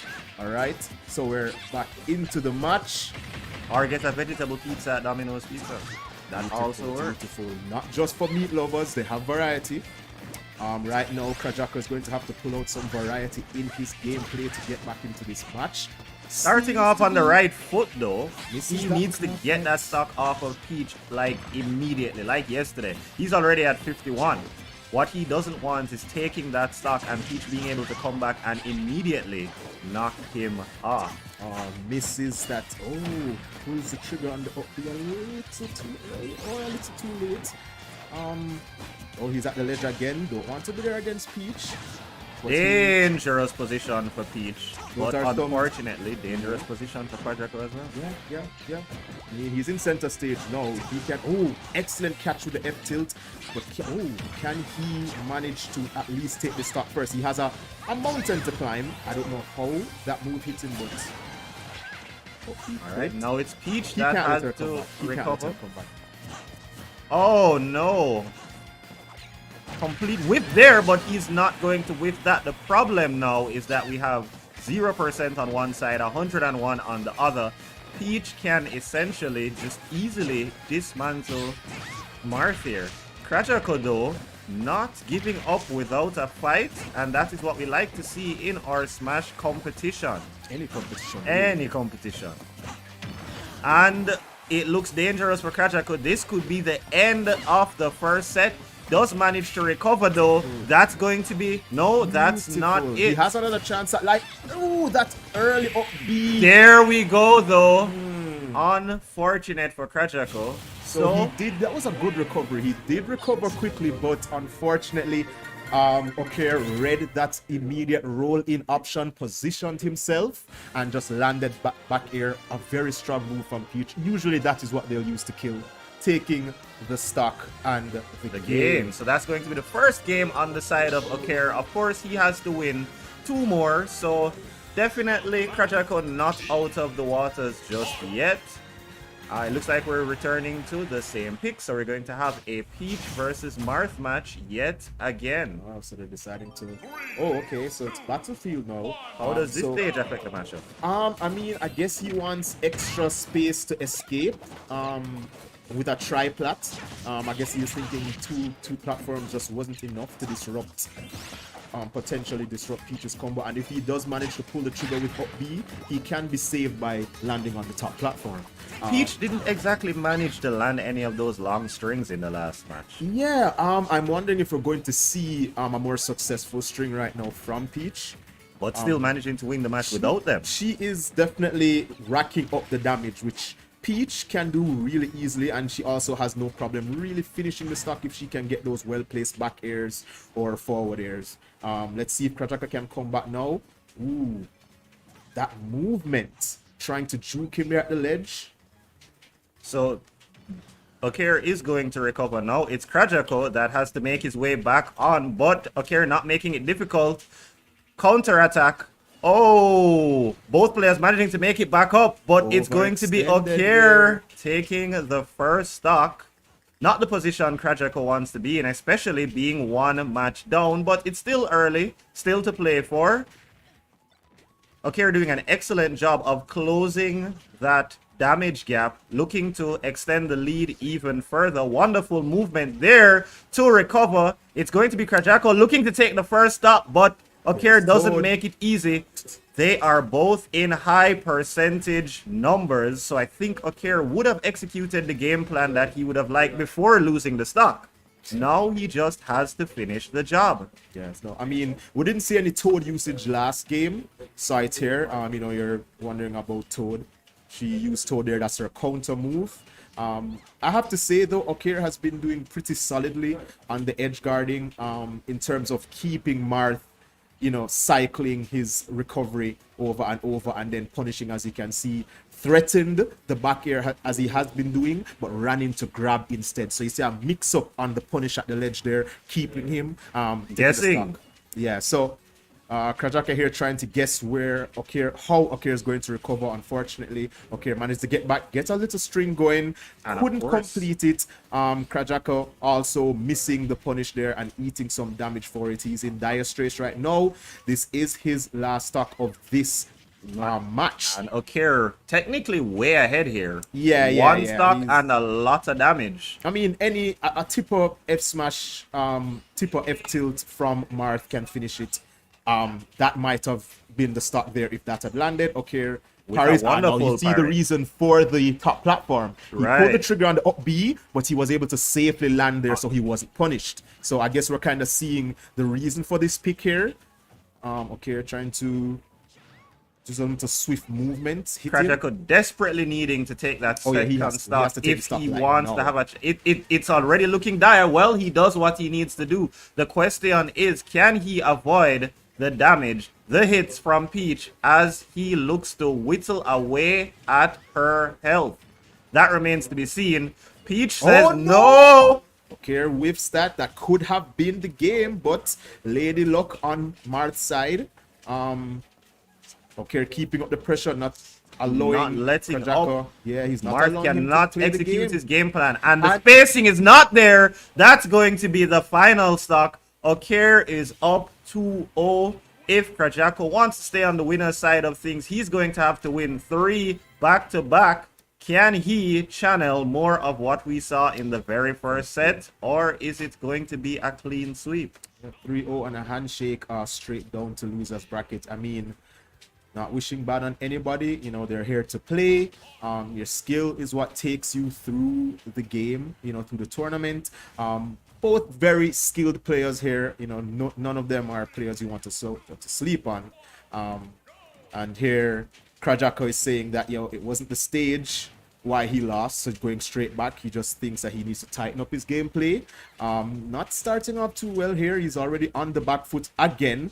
But let's see if he has been, or he will be able to make the adjustment. And Okir continues to do an excellent job of not allowing Marth to get that space that he needs. He is always there. Yeah. But definitely, Krajako trying to execute his game plan. And Okir has had to recover twice in a row here. Now we're seeing it turn around. Oh no. There we go again. He Early manages to recover successfully. Now he's going to throw Okir off. It's Okir that has to guess.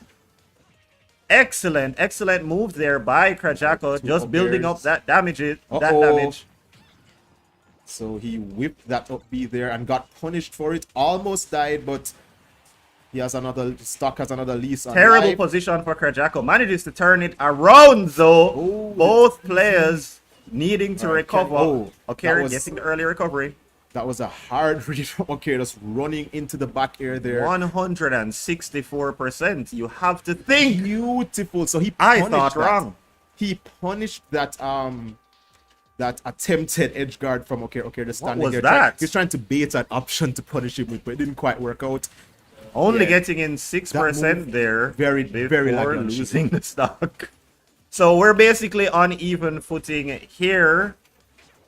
Now it's all about which of these players can build the damage on the other. But both of them pretty high skill level.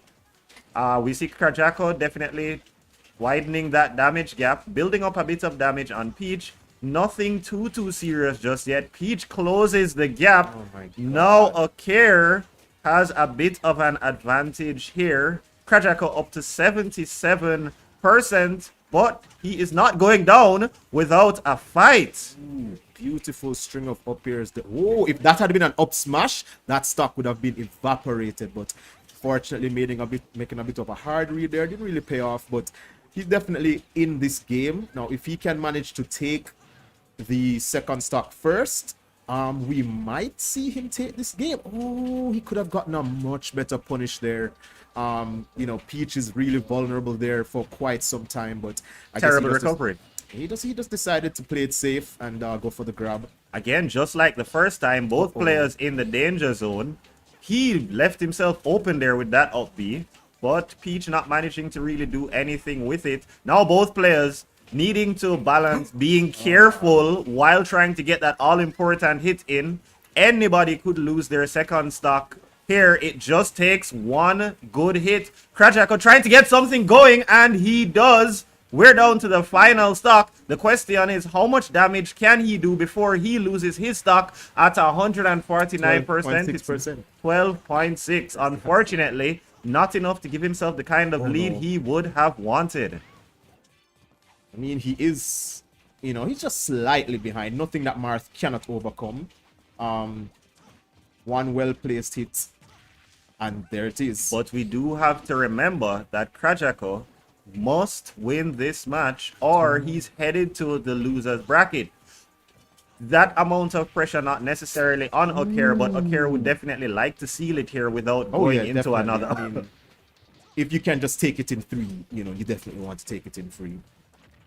Toad showing up again, unwelcome as always. Now Oker has to recover. Krajako not managing to capitalize again, that was the trying game. to read, but not going that should have been a successfully. up smash. That should have been a that would have, oh, he's going to kick himself if he loses, but he manages to bring it back. That was quite a flop there on that Toad. He up tilted instead of up smash, but He won. He brought it won. back. He brought it won. back. So now he's on the board. He's on the board. He's on the board. So it's 2-1. It's 2-1. He still has to win 2 He more, can win. He can, you know. which he can. He can. Are we going to see a download like the first game? You know, the fabled reverse 3-0.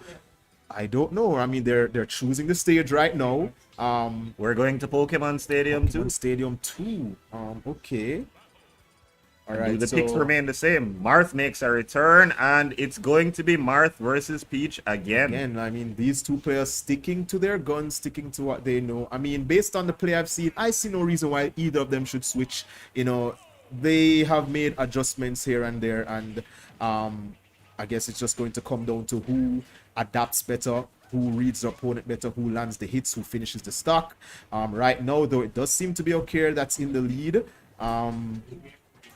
Yeah, Krajako already up to 82, but here there is the back and forth. We really haven't seen a dominant game here between these two. Yeah. Shows you how skilled both players are. Krajako up to 113%. Now it could be, well, it's going to reverse, and now it's Akira that has to recover. Manages to do so successfully. If that Other had been on the other direction. side, that could have been the stock. That was unfortunate. And he pays for it, landing there and getting hit by a forward air immediately. And now, oh my God, Look he's at the already damage almost build. 50. He can still get This this is what you talk about with Peach, leaving himself vulnerable there after the up B. Never the position that you want to be in. He cannot get that first stock off. Okay. Phew. That would have been catastrophic if that had landed. However, you know, he avoids that. See if he Oker can doing take the a stock. great He's job doing a great of building damage without losing his first stock, though he has been at such a high. Oh no. So essentially the gap has been closed. Krajako just as much in danger as Oker is, and Oker looking to take a second stock without losing one of his. I mean, he's in the lead. He almost lapped, you know, Krajaka almost lapped him in percent. Oh my God, Toad coming out to save his queen. You know, definitely going to have to give And him having some your treats face later. plastered all over the screen in embarrassment. I mean, I've heard from good source that Toad actually likes being hit. I don't know. So, we will just not in case talk about anyone Toad's preferences thinks, here. Back you know. to the match. So Krajako, of course, on his final stock with, boy, this is a up mountain climb. Though he starts off effectively taking the first stock off of Peach finally, but she has built up to 81%. very unfortunate position for Krajako. Okir on set point would definitely kick himself if he manages to lose from a position like this. I don't see how, but stranger things have happened.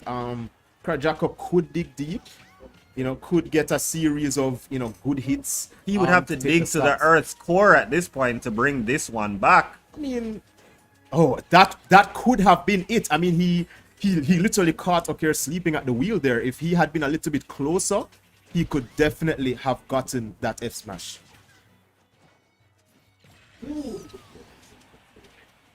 All right, so he did manage to take the stock. Oh, and immediately loses his last stock after heartbreaking. Fortunate. Heartbreaking. I thought that maybe he would have been able to claw his way back, but unfortunately, Beauty does defeat the beast here. Unfortunately, So Marth for isn't beautiful Quadrato. anymore. I mean, history is dictated by the winner, so. So Yuffie, guess what? We spoke about them, and we spoke about them again. Domino's Pizza taking care of us as always. So we are about to begin. This does not mean that whoever wins the raffle should not donate the pizza to me. Please, I will have space for it. We spoke about the vegetable pizza earlier. Maybe if Marth had eaten his vegetables, he wouldn't have found I mean, himself he in the did eat position a lot he of did. vegetables that Peach threw at him, so. Not in the way he would have liked. So we're just going to dig in and sample this. We are not going to do that. I mean, I would have liked to, but I mean, probably, So Domino's, as we've said, definitely big up to them.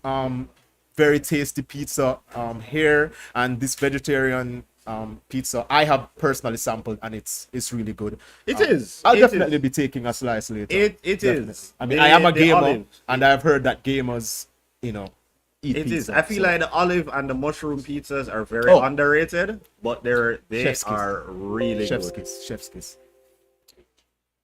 All right, so So we're going to be heading back to the brackets just to inform you guys of where we stand. yeah. So after that match, we had Okir take the win there. So Okir moves forward and is going to take on to round 3 and is going to take on the winner of the match between Mess and Nightmare. So still waiting for the winner of that. And of course, it means that Krajako is going to be heading down to the losers bracket and has to now fight his way back. It appears that he's going to be taking on J-Star next. Yeah. Definitely, you don't want to be in the losers bracket clearly, but we will see now. Whoever loses that match, between Krajaka and J-Star, unfortunately, is out of the tournament. But it was very well played regardless, and if they do manage to still be in the top 8, then still be in the Right. money. I'm not really sure. So next where on they are. stream, we are going to have that match between Mess and Nightmare. Again, the winner of that is going to be taking on Okir in the next round. Our players are currently setting up, so just give us a moment. Keep on entering the raffle. Remember, exclamation code raffle to enter. The only requirement is that you give the pizza to me at the end. So All right. this is going to actually be our last match in round 2. Oh, Right. So after that, we're transitioning to the third round for what I believe is the winner's semifinal. yeah. So Right. it will be both winners semi matches. So it will be Wolf versus CCG Null. Shout out to CCG Null beating me 3-1. Very talented player from Mandeville. Uses Rob. Very good at zoning, spacing, controlling the stage with the items, which definitely gave me a hard time. And he was able to cleanly take that 3-1. To be fair, if I was driving from Mandeville, I'd have to beat you too. definitely. You definitely don't want to come that far. Yeah, I love this thing. Yeah, so so we're going to have that match on stream. Well, not that match, but we're going to have Nightmare versus Mess. Two good players. I mean, Clearly they are. They've made it to Ooh. round Oh, I 3. thought we were going to see Sora. Wolf, probably not. Wolf is Mess his... did tell me that Wolf was his main. Yeah, Wolf is his So main we're master. seeing a Star Fox match here. Yeah. One from Fox's team and one from the other side. Yeah, so is Wolf this is a the button check? This is It a is a button button check. check. It is. Either that or it's a dance. So the real captain's match would have been Wolf versus Fox. Fox. Yes. You know. Well, I mean, Falco is the hot-tempered one, so... I mean, man's best friend versus man's best food. Basically, what's going on right now. I don't see a pizza. Beautiful, beautiful, beautiful. All right, so it looks like they're done with the button check. And yeah, looks like everything seems to be in shape. Everything seems to be tip-top. Everything's okay. And they're going on now. Falco showing off his skills, but Kicks. will he be returning to this screen at all You will see. You will throughout see. the matches? I mean, both of these characters are definitely combo monsters, but Falco definitely is further by quite a mile. Like, he gets hits. What do we have here? What do we have here? I kind of feel like What a piece of robbery. I kinda This is feel why like- you guys need to send me the pizza. Yofi looked at the size of the 2 slices and just decided to I mean, rob me. I just kind of feel Robbery. like as a player, I need to gain back some energy, you know. So You I think better win the next better- time, or you're going to cough it up. So we're going to head back into the action for you guys. Of course, Nightmare is going with his Falco pick, and Mess is going with the Wolf pick. Looking forward to the action that we're going to be seeing from these two. Hold on. Feather versus fur. What are they doing? What are they doing? So Mess not confirming his pick just No, I'm yet. pretty sure he is. You just they're just doing the stage striking, I would imagine. So he probably just moved around. So yeah, it looks like they're ready now. All right, in any case, we will be into the action very shortly. All right, here we go. So we are transitioning. To the game. All right. Right into Battlefield for the first game. Mess takes the first hit, My gets the gosh, first the combo, last and as time I I'm played saying, Smash, we couldn't throw our reflex. yeah. You know, they gave Falco a little boost there. I guess they tried to differentiate him from Fox. So he throws his and as you see that combo that he did there, dragging down with the Nair into the up tilt and getting a little string going there. Reflects Wolf's laser. Now gets Wolf off stage. Can he? No, he doesn't manage to get that. And Mess did actually manage to start off taking all the damage, but Falco, not only did he bring it back, but he's now in the damage. Unfortunate. That might have taken the stock if it was, you know, the full hit. Can it? Oh, okay. He goes for the up air. Probably, and he does. That is finish it with going the to be up the smash. first And stock. taunts. Is it going to be a taunt to body combo? The will he be able to disrespect. get the extra %? We will see. All right, so definitely Nightmare wants to build up some damage on Mess before Mess can take a stock from him. You always want to do that when you have a stock lead to extend your advantage, but Mess with excellent movement to prevent him from getting any hits in. Trying to use the stage to his advantage, you know, trying to navigate around to dodge, but Nightmare isn't having any of it. Really good side B there. Gets clipped by that back air. Very strong move by Wolf. You know, a lot of Wolves rely on that for the finisher. And Falco with the combo machine, as I Right. said, however, doesn't pick up that string. Gets him. So while with he that. didn't manage to extend his lead, as soon as he got back, he got to work. Yes, he did. He's just getting a little more fortunate with these hits. Catches Whoa. Mess a while ago, I guess, trying to parry maybe. Mess recovers, and that if they were over just Yeah. a little more, that would have been it for that stock, but that's not the case. Mess, though, is at 113%, so you have to think that Nightmare is going to be looking to get that all-important hit very, very soon. But as I say that, Nightmare at 98. All right. Now he's doing excellent DI on those up throws to avoid the laser. I think if Mess had done an up air there, that might have been the game. Now he keeps going for that F smash. Maybe he knows something I don't know. No, it's Nightmare that has to recover, but that's not going to be. I spoke too soon. Beautiful aggressive up air there under the ledge. I think this is there's gonna be vulnerability it back after throw. that. Yes, Yes, that's so, unfortunate. yeah, you can't go through the shield with that move anymore. Ooh, Wow, down beautiful smash. down smash. Indeed. All right, so let's So see we're if- pretty much even. Oh yeah, definitely. I mean, like I said, both these characters are pretty combo heavy. Wolf has to play a little bit more patiently than Falco does. But he definitely hits harder. Right, and you tend to see that from those heavy hitting characters. Yeah. Oh, he's trying. That was a beaut. Oh, he catches the fair. Building up the damage excellently here. Now it's Mess that has to recover, and Ooh, he does that so. pivot. Oh, that was a beautiful wolf flash from Mess to get himself out of that situation. Wonderful Beautiful spot dodge there. Oh, There punishes. it is with a punish. Nightmare is God. going to be Mess's nightmare, and get let back the me screen. remind you all that Mess confidently promised us that he is winning this whole thing. All right. This is not the way he'd want to start, I mean, but it's just one it's game. just one game. Just got one game, you know. And this is just one slice.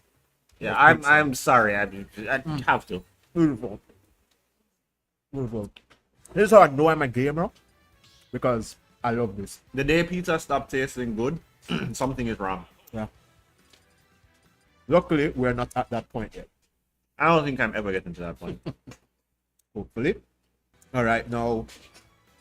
Nightmare is sticking with the Falco pick. What does Mess do? Well, I mean, while we are swallowing this pizza, Mess will have to The swallow plant that is a last. character now? No, I think he's just. No. I'm asking. The plant Oh yeah, is a piranha thing plant now? is a part. Yeah. Is it good? I mean, I guess that depends on who you ask. If you ask me, no comment. But I mean, if you ask someone else, I don't know what answer you might get. Definitely, if we're looking at the overall tier list, generally accepted tier list, he's not that good. But It's he's a one of blast. those characters that you can't really prepare for, because hardly anyone uses him. So if you do find someone that's competent with him, you might take the L just from sheer lack of matchup knowledge. Yuffie, it's happening. What are we seeing Yuffie. here? Metal Gear. Oh, wow. Okay. So we're going with Solid Snake. I mean, I guess he thought that, you know, zoning was the way to go. He has taken a bit of percent to start off. Oh, unfortunate. So this is the kind of match where if Falco gets into Snake's space, it's over for him. Snake is definitely going to look to distance, throw out his bombs and gadgets and that kind of thing. As And- you can see, though, Right. the reflector definitely comes into play here. So it's going to be up to Mess to kind of mix up the grenade timings and see if he can kind of trick. Huge Metal Gear fan here, so there is a little bias on my part, but The thing though, Mm-hmm. Snake can kill ridiculously early, but you know, we're not going to get it right there. and this is a good way to try, but Nightmare is going to recover. Snake with the throw. To forget, he didn't. Beautiful. So Mess had left the C4 on the side. Oh, he almost ended that man's whole career, but luckily the hitbox of the Cypher snakes up B, saving is he gonna hit him? Okay. Dangerous spot for both players here. Mess is One actually doing a very good job of hit. getting down from the pressure there. Snake in an advantageous position. Wonderful move there. Yeah, I think he's definitely going to be fishing for up tilt to end it. Ooh, did you It's see just that beautiful piloting? explosions all over, and he has to control that, right? Yeah.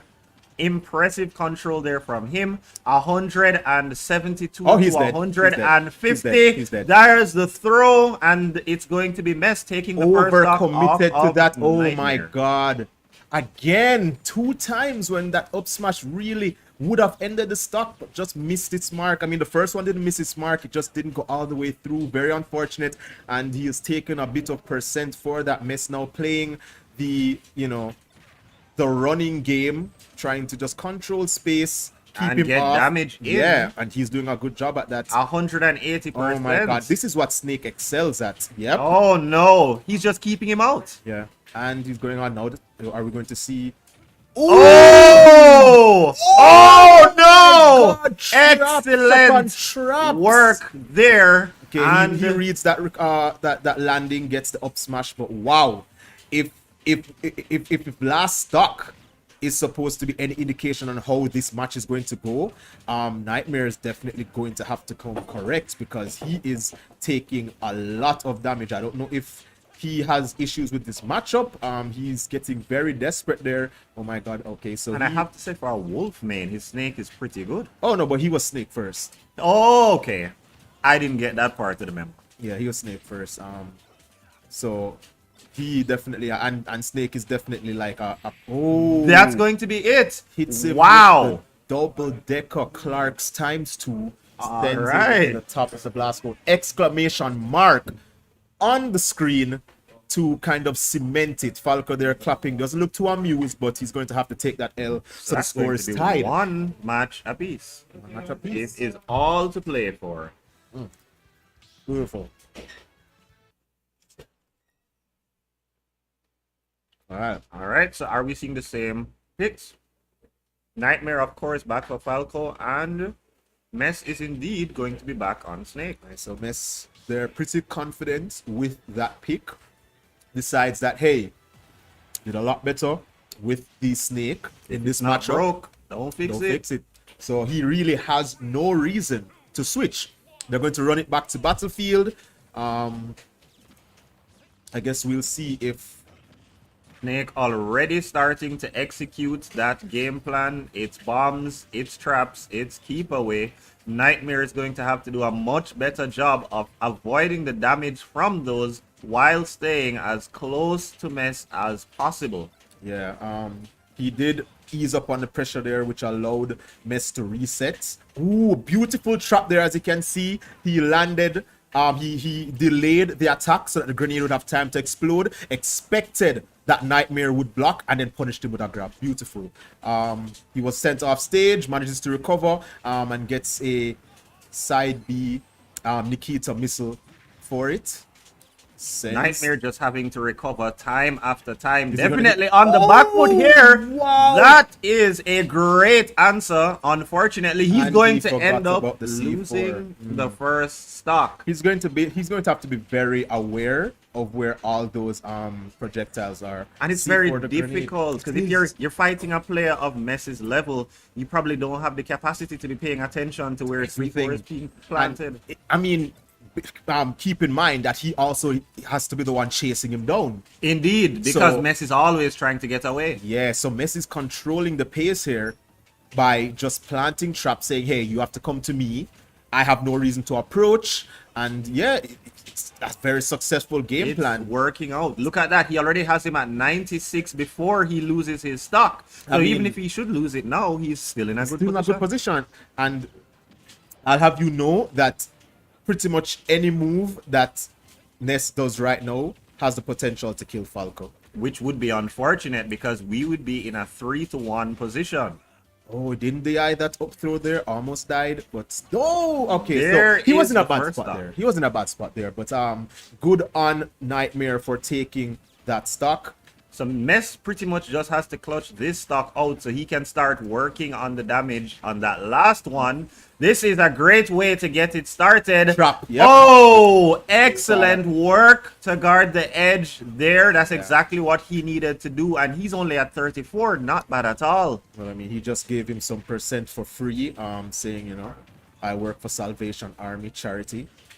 All right, let's see if But is that charitable donation enough? we'll see.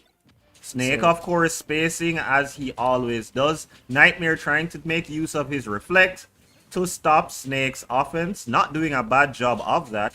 And we see Snake having to get in to get some damage. But this Ooh, should be where Nightmare beautiful excels. shield pressure. However, it is still Oh, he's Snake. just watching him. He's just reacting to his options. Nightmare, can he take this one? Oh, okay, so that's, you know, was a true combo out of that landing there. He has Snake in the air, which, you know, he's very vulnerable when he is. Let's see if he can take this stock. Manages to shark him under the But ledge. still building damage Oh on yeah, Nightmare. that is Snake's specialty. Oh god, he's dead. Oh, well, He is quite dead. he read his soul. And that is going to be yet a second win for Mess. So we are at 2-1. Mess on set point right now. Nightmare going to know. have to fight back and win 2 in a row. I don't know what Nightmare can do in this position. Wake up. I mean, yeah, it seems like he's asleep right now. Maybe he needs a slice of this pizza to get him back in the game. Unfortunately, he can't do that right now while he's playing, but maybe after the match, we'll see him go for a slice there. Yeah, I mean, he has one match to adapt. Which is where it gets dangerous. He has to fix it here, or he's in losers. Yeah, and the losers bracket is definitely a pool of sharks right now. Everybody's hungry, everybody wants to win, no one wants I to can drop see out. that. I mean, clearly. Oh, he switches to Yoshi. So before Falco, Yoshi was his main.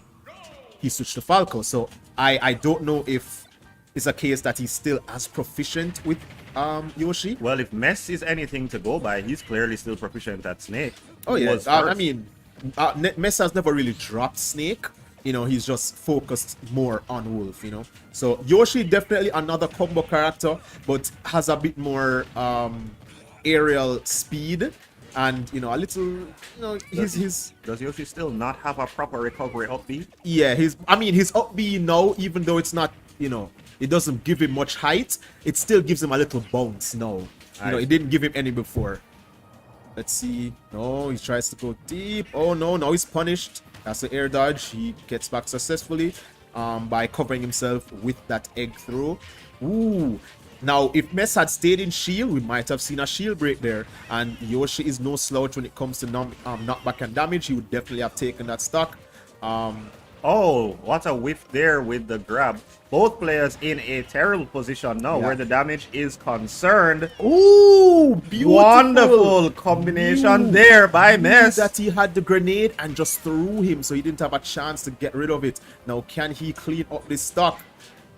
And he wants to do that quickly before Nightmare begins to build any damage on him. Going for the hardest of read, expecting Snake Mess to continue to retreat to the right. However, Mess smartly rolls. Excellent to work stage. to punish that. Yeah, I he's imagine that has quite a bit of recovery. Getting desperate now to try and take the stock. I mean, you definitely do not want Snake to get ahead, and Mess is doing a very good job in keeping this lead.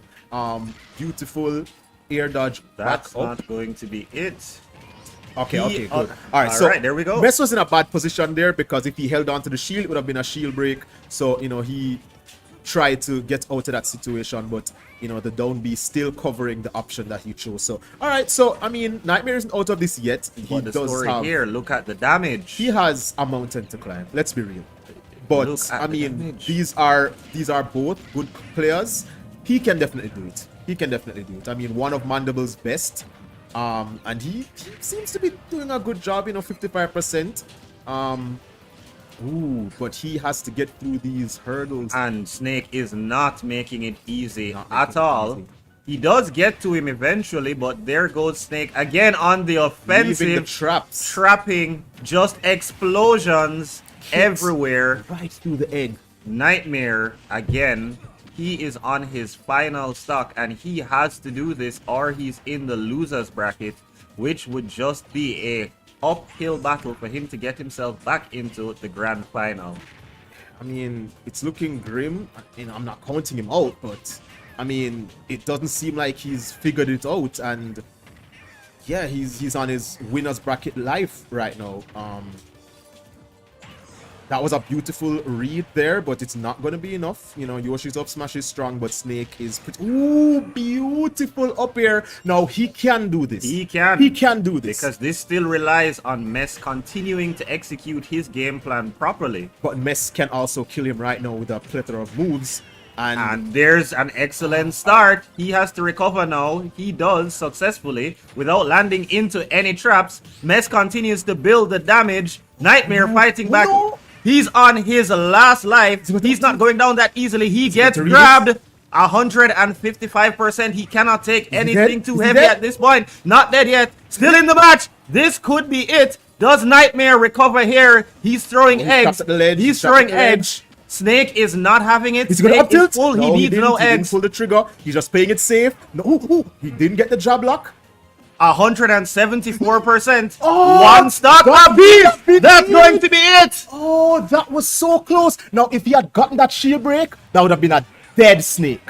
But unfortunately, the shield was way too healthy. So we have a Didn't get dead it. dinosaur We have a instead. dead dinosaur. You know, that back throw, very clutch coming in. Didn't overcomplicate it. Simple back throw, end the stock, take the game. And I believe that was a 3-1. That was a 3-1. 3-1. So, you know, it wasn't a straight flush. You know, he did take a game, but And he unfortunately, took the first game. He was just not able to take yeah, another. you know, Snake is clearly a matchup that he has problems with, and yeah, So that is going to be our last round 2 match on the winners side of things. So now we know what our winners side bracket is going to look like. So what we're going to do now is we are going to draw the raffle for the pizza, after which we'll be taking a break.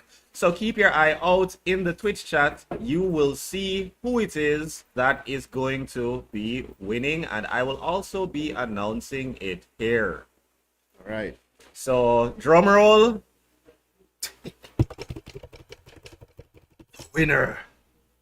The winner of Domino's Pizza is going to be King Vinox. If I butchered your name, I am very sorry. Remember, we are at the Technology Innovation Center. That is where you should send your winnings. Congratulations to you on winning our Domino's Pizza raffle. And of course, shout out to Domino's Pizza again for continuing to sponsor and support the Jamaica Esports Initiative and its tournaments. All right. So, I mean, So what we need you to do, King Vinox, is just, you're in the stream right now, just send a whisper message so we can inform you how to claim your prize. Alternatively, you can go on Instagram and connect with us at Jamaica Esports League. Again, that is Jamaica Esports League. Just reach out and we will inform you how to collect your winnings. So I believe that we've ended round 2. And what we're going to do now is go for a quick break. Once we're back, we will review the brackets and take it from there. yeah, and I'm gonna enjoy this pizza. So, see you soon, guys. Don't go anywhere.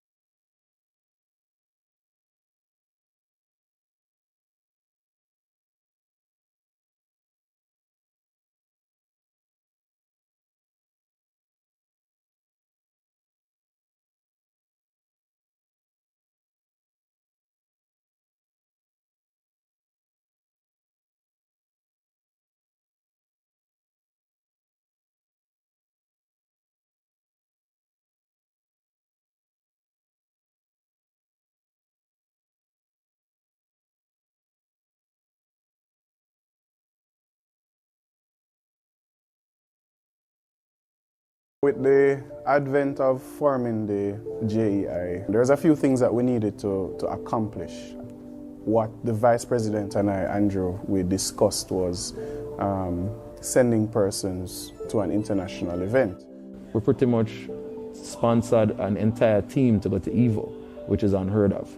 But one day I was just practicing and all of a sudden my phone started ringing and look who it is. Andrew called me and say, yo, you want to go EVO? Of course. EVO, to this, like, even now, like, a part of me think this isn't real. To have a chance to experience the tournament life outside of Jamaica is, you know, it has been a dream of mine. Just going to go over there and do my best, and you know, I'm very excited to meet all the professional players that you know I've watched for years on stream.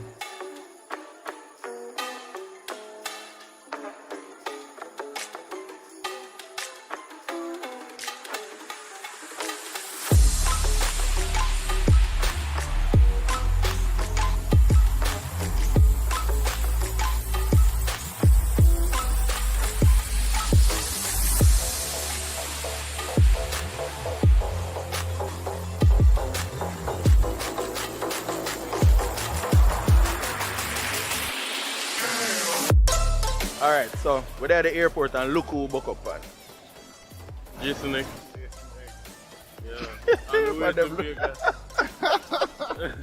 Yo, don't mind the shades still, don't mind the shades. But their flight's a bit earlier, so they're gonna head out now.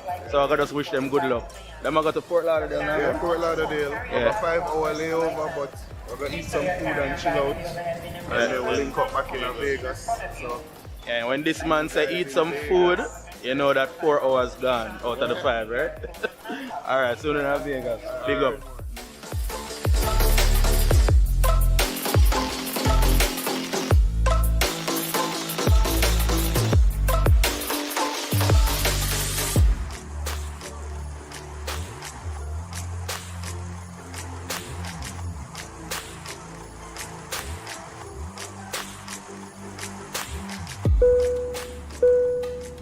Flight crew, please prepare for landing.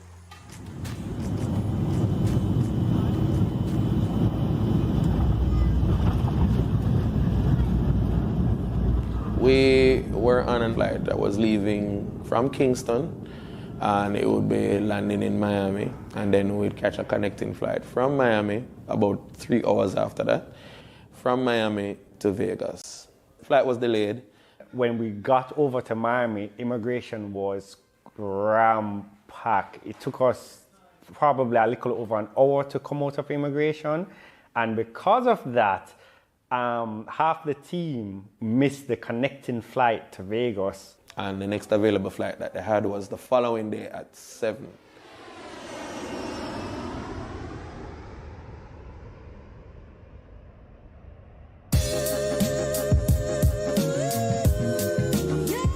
Yeah, so first morning at EVO is about 7:30 now. I'm gonna get some breakfast, but unfortunately a few team members got left in Miami. No fault of theirs, it was just delays with the airline.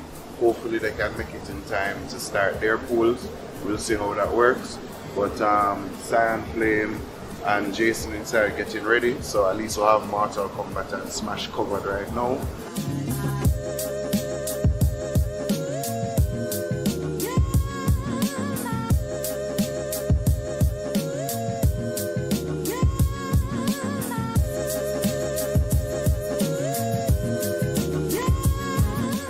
Finally reach right outside the venue right now. Just pick up our badges. I'm excited. My pool doesn't start till 6, but it's gonna be exciting seeing everything that's in there right now. Jamaican come take over. Jamaica JEI place. Finally reach. When we finally got into the venue, the first thing that you would have noticed obviously was the massive line that was there. Huge line, thousands of people lining up to get their passes. I've never seen so many people at a event before, especially a gaming event. There's probably over 1,000 people waiting in line, standing up right now. And if we had 10 a.m. pools right now, we wouldn't even get into like 12 probably. EVO should have started at 10. after renting a hotel and after waking up early in the morning, getting through security and waiting on the flight, the 7 o'clock flight was delayed again.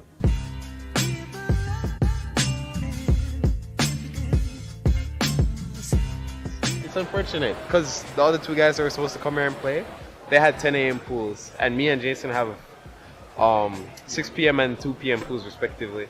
We weren't really sure who was going to catch their games basically, because if you don't reach there in time, you're going to get disqualified.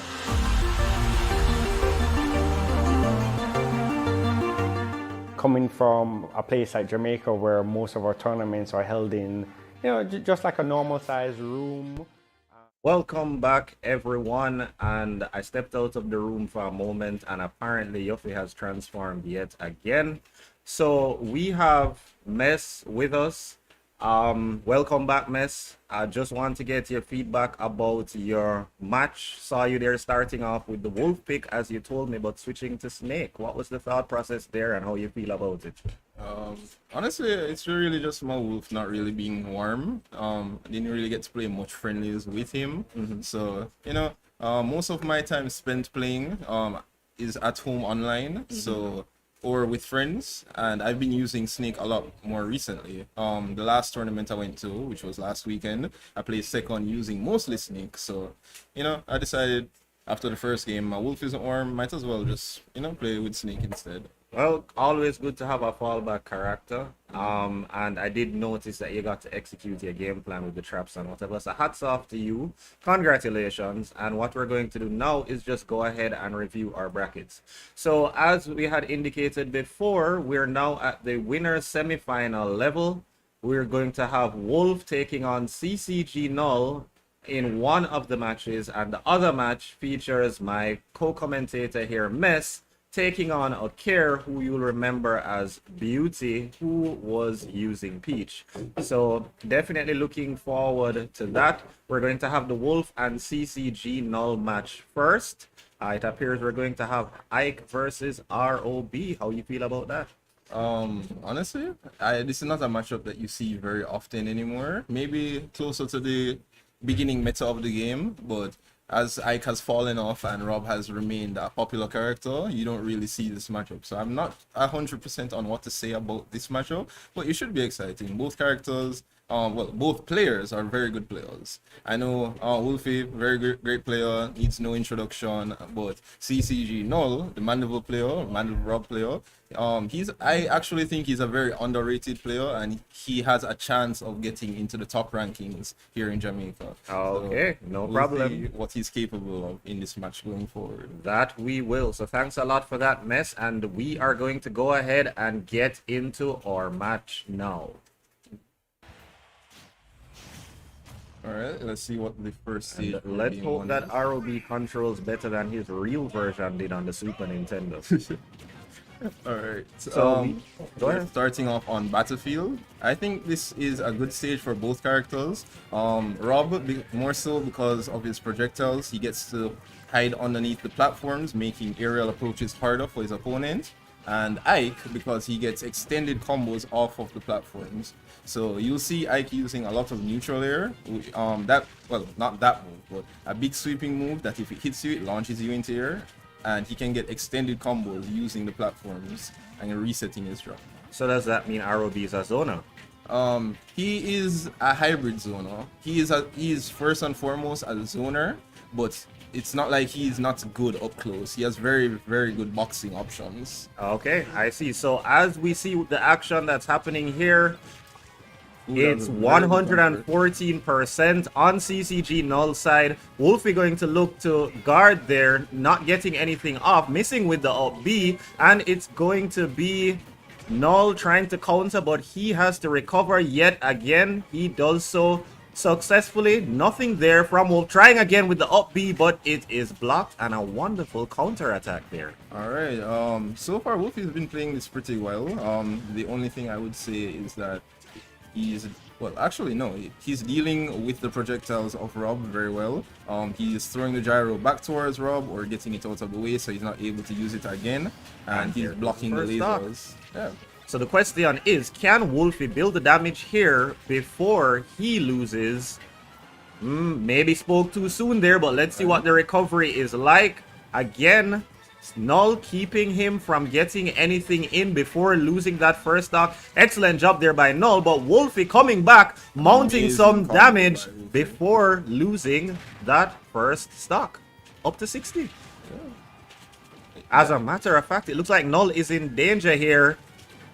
Great attempt by Wolfie, but he's not going to be landing that one. He does grab him though and throw him off the edge. Now Null has to recover, and he does so successfully. Up B again. Wolfie tries to counter attack with his up B, but he's just a little bit too slow. That is a very good out of shield options, and it takes. Wow. As I was speaking, Wolfie goes ahead and takes Null's second stock. So he's now firmly in the lead here and already starting to build. Null unable to take a single stock off Wolfie so far, and he is sitting around 61%, which is never good. That's not going to be enough to take Wolfie out. Misses there, but he does send Wolfie off again. Wolfie with a great recovery, landing himself right in the center of the platform. But it's not going to be enough. Null is going to be sending him off. A block. Again, he could be losing his first stock here, but he doesn't yet. Another recovery. He has to be recovering again. He does so successfully. Null doesn't manage to send him off this time. Wow, Wolfie is really saying liberty because he refuses to die no matter what the Null does. At 214% right, now and finally gracing us on the screen. I won't call it Null out, just based off of the track record of the match so far. It seems to be an uphill battle for him, but you never know. You never know. Rod has really crazy combos, and he can swing this back in his favor very easily. So we'll see what happens. Wolfie has been completely unable to land that up B, but he does land that. No. That is going to be the first game. Wolfie is going to take it in convincing fashion. Again, we saw Marth and Roy earlier from the Fire Emblem series. Ike representing very well, but only 1 point. What does Null do to come back here? Honestly, I'm not sure. He looks very shook from that up smash. He stood there for about 2 seconds, contemplated his life, and decided, you know what? I think this is it. He's just not getting the hits in. Yeah. And when he started to get the hits in, it was too late. Oh, they ran it straight back. Yeah, straight back to battlefield. All right. Characters are the same. Stage is the same, and we're on the way. Let's see the adaptions Null makes in the second match. All right. So what I want to see from Null is more utilizing the stage with his projectiles. I want to see him put down his gyros in between him and Wolfie, so that he can like play around them, right? To give him something else to think about apart from just hitting me. And that's exactly what you did with Snake. Exactly. The more your opponent has to think about, the harder it is for them to fight. And we saw it come into play there just now. Ike having to stop and think about what he was doing. A great jab block from the mistake. So Wolfie with a recovery. Pretty even footing here. Both players kind of getting into that danger zone. Now Wolfie sitting on 77%, while CCG Null is sitting on 88. Very even now. Wolfie floating around 100. He's going to get a heavy hit there to take that first stock off of Null. Now can Null take his stock before the damage starts to mount? This is exactly how Wolfie won the last game.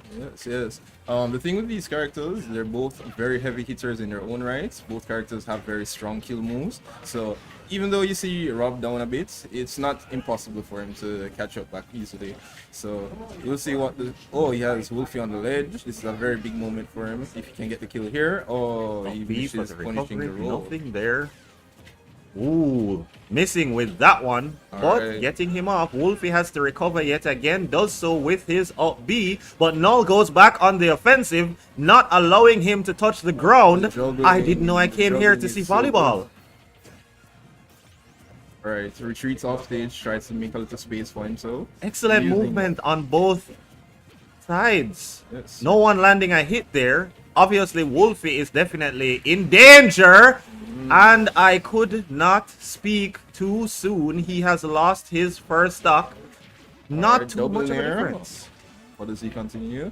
Okay, so Wolfie wants to just extend his lead, get as much damage as he possibly can going forward. He's trying to play well, it seems that he's more so on the aggressive rather than zero or null in this case. So, oh, good up here. That's how a juggle starts. All right, good. He has him in the corner. All right, good reads, good reads. Built up quite a bit of damage for himself. Definitely bringing things back to even footing here. Of course, both players are on 2 stocks. Ike hitting the up B. I did say earlier he hasn't managed to land it, but he is proving me wrong. Wolfie now looking to capitalize on that damage that he just racked up, but Null is not going to take that, laying down, using the projectiles now, like you said earlier, but not enough. All right. Null really needs to make something happen for himself here. The longer this goes on, the more Wolfie trails into the lead. But he's slowly making it back up, using his projectiles wisely. Yes, yes. You have to imagine that whoever gets the next amazing stock plays by him. is in a great position. So Null there taking a stock off of Wolfie, bringing Wolfie down to 1 stock, meaning he has quite a bit of climbing to do if he wants to get this match back to a position where he can win. Of course, it's not too far gone, especially with Null at 136%. There we go. We are almost back even. So Wolfie firmly still in this, looking to get his 2nd game in the set, while None looks to win his first. All right, so, okay, good down tilt pressure. He's trying to bring it to a close range fight. He has very good options. I remember I mentioned that, you know, Rob has good boxing options. Yes, you're seeing it come into play now with that down tilt. Very quick move, very safe on shield, hard to contest, and leads into combos if he hits it. And he's definitely done a great job of avoiding damage. Yes.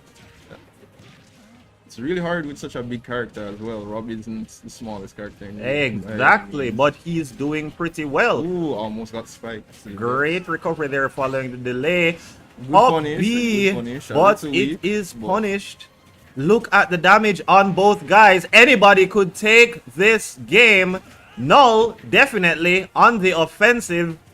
Wolfie had to okay, Wolfie is back on a firm It's a footing. very dangerous situation for both players. Indeed, and they're playing so Oh, carefully. that's Null manages to take the game at the end, and we are at 1-1. Incredible job by Null there to clutch it out at the end, but definitely not a dominant showing. Yeah, it's very close games, but you know that's what we've been seeing so far. That's what we like to see. So we'll see what happens moving forward. But I suspect that Wolfie will be making some adaptations going forward into the sets.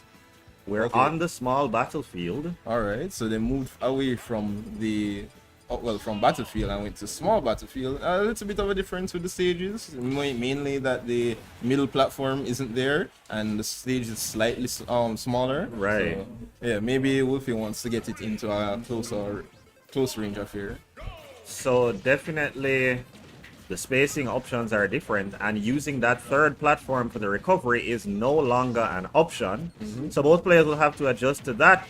Great start on both sides. Yes, Wolfie using the armor from his up B to pass through Rob's attacks. Ooh. Indeed, excellent job And now he's there, stuck in and the corner. planting the gyro. Ooh, excellent back airs coming out from Null.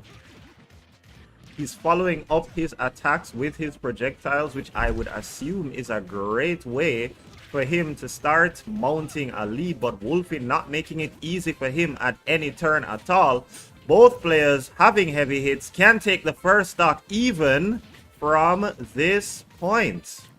All right, let's see what happens here. Any of these two guys could lose their stock at any moment now, given the toolkits of their characters.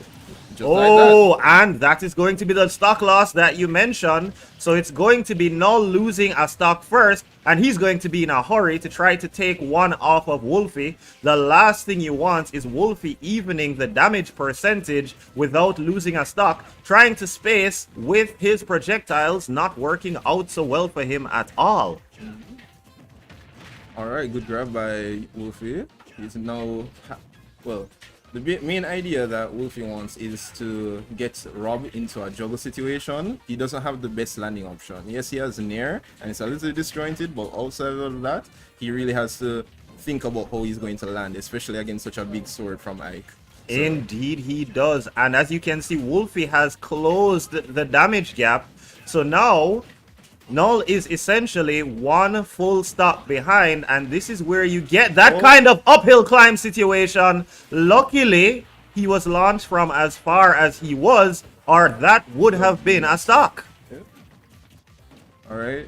I think Null needs to start looking for other ways to kill, because what he had so far is not working out. He's trying to get a stray hit, but Wolfie's movement has made it so difficult for him to be pinned down by Null. So he needs to try going for something else. I would say like maybe a grab or maybe a edge guard. But so far, we're in a Oh, situation. great avoidance there on the side of Wolfie. And he's going to be sending that robot into the stratosphere. Team Rocket indeed does blast off again. And now he's still unable to take that first stock from Wolfie. Can Wolfie mount even more damage here without losing a stock, or does Null take it? It's really dangerous here for Null. An option that Ike actually has available to him is a suicide option. So depending on the spacing, if he hits him at the ledge, it could be very, very dangerous for Null.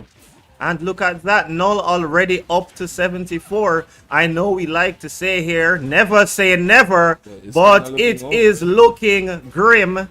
If Null manages to pull this back, I may... Wow, that... Alright, that should be a...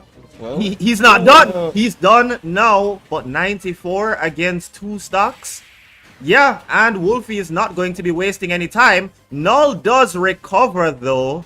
But what does Wolfie do here? Tries for the up B, misses, and it's going to be Null trying to mount some offense. He has quite the task though. Yes, any stray move from Ike can just get rid of Rob stock right away. Indeed. But I'm not going to count Rob out. He has some very strong setups that will allow him to kill. I am counting Rob out.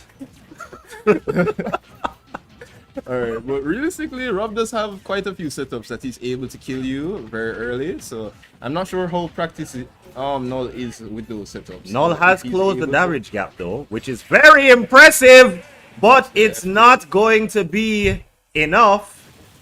And we are now at a 2-1 position, meaning that Null has to win 2 matches to get back into the, or to take himself to the grand final. While the winner's final, my apologies, while his opponent only needs to win a single match. Yeah. So it's crunch time for Null, so he needs to figure out what he's doing wrong. Maybe, you know, a different stage might work out for him, which you're seeing here. He's going to Town and City, so we'll see if there maybe even a different character, but he's sticking with Rob. Let's see what it's Ike versus Rob. So how does the switch of stage benefit either of these characters? It depends. So both characters don't really have any issues killing, but Rob more so than Ike has setups that he's able to kill extremely early off of the side, which Town and City is very good for. That stage has very small side blast zones, so if you are hit to either the left or the right, and your percent is relatively high, you have a high chance of dying. Unfortunately, we've not seen Null pull out any of those setups that you have mentioned. Still looking for the stray hit. Alright, good down smash to cover both sides. He didn't want to be crossed up by Wolfie's near.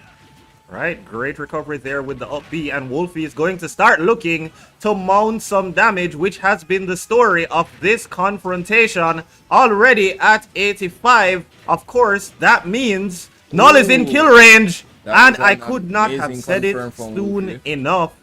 Back from the scrap heap for the second stock is going to be Null. Alright, the same thing that I was mentioning earlier, where Rob's weakness is landing. You see it being taken advantage of by Wolfie. He puts him in the air and just keeps juggling him over and over until his percent is high enough where he's able to net a kill from it. Right, so by the time he does hit the ground, he's almost close to death. Yes. Look at this. Wolfie ahead with the stocks and also ahead on the health. Terrible, terrible situation for Null, who has to adjust here, or it is the end of his set. we saw Wolfie trying to charge. He doesn't need to though because he's going to kill with the up B, and here we are in this situation again. Situation for Noel. He has to make some magic happen right now, or he's going to have to be clawing through the losers bracket in a little bit. Technology doesn't do magic, so I don't know if we're going to be seeing that here. But what we are seeing is a great recovery by Wolfie. It's not impossible for him if he manages to take the stock right around now, but he has to really find a way to net it. Oh, that is gonna do it. All right, so he still has a chance. The question is, how does Wolfie play this second stock? Does he allow Null to ride that momentum and take it, or does he build the damage as he's doing now? Null already in kill range, and you have to feel like Wolfie has a lot more time to pull this off than Null. It's crunch time for Null. Standing at 100, he has to avoid that. He does successfully. Yes. If he had gotten hit by that move, it was completely over for him.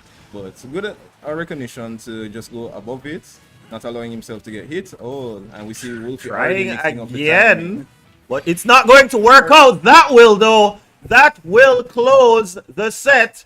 Wolfie roaring to victory, taking himself to the grand final. Null, it's not over for you just yet. You can fight back from the losers final. If you want to see your dreams stay alive. All right. I believe with that means that my match is up next, so I'll be leaving commentary for a little bit, but you guys will have Yuffie here to accommodate. And you are affecting my fourth wall, where I am pretending that you and Yuffie are the same person. We can't tell the viewers that you're two different people. It's just one person transforming into the other. All right. So, how do you feel about that match that you just saw? It was an interesting match. My biggest thing from it is that Null seems that he didn't really adapt to what Wolfie was doing. He was allowing himself to get juggled way too hard. You know, didn't capitalize on the good situations that he had going for him. Didn't really go for any edge guards. So you know, he has quite a few things that he needs to reflect on and just work on going forward into the losers bracket. But overall, a good set between the two of them. And definitely Wolfie's awareness of his inability to land effectively coming into play, taking advantage of it very, very, very heavily. Yes. So how are you feeling now? I know you felt very, very confident before. Is that confidence still there, or are you beginning to question your abilities? The confidence is kind of...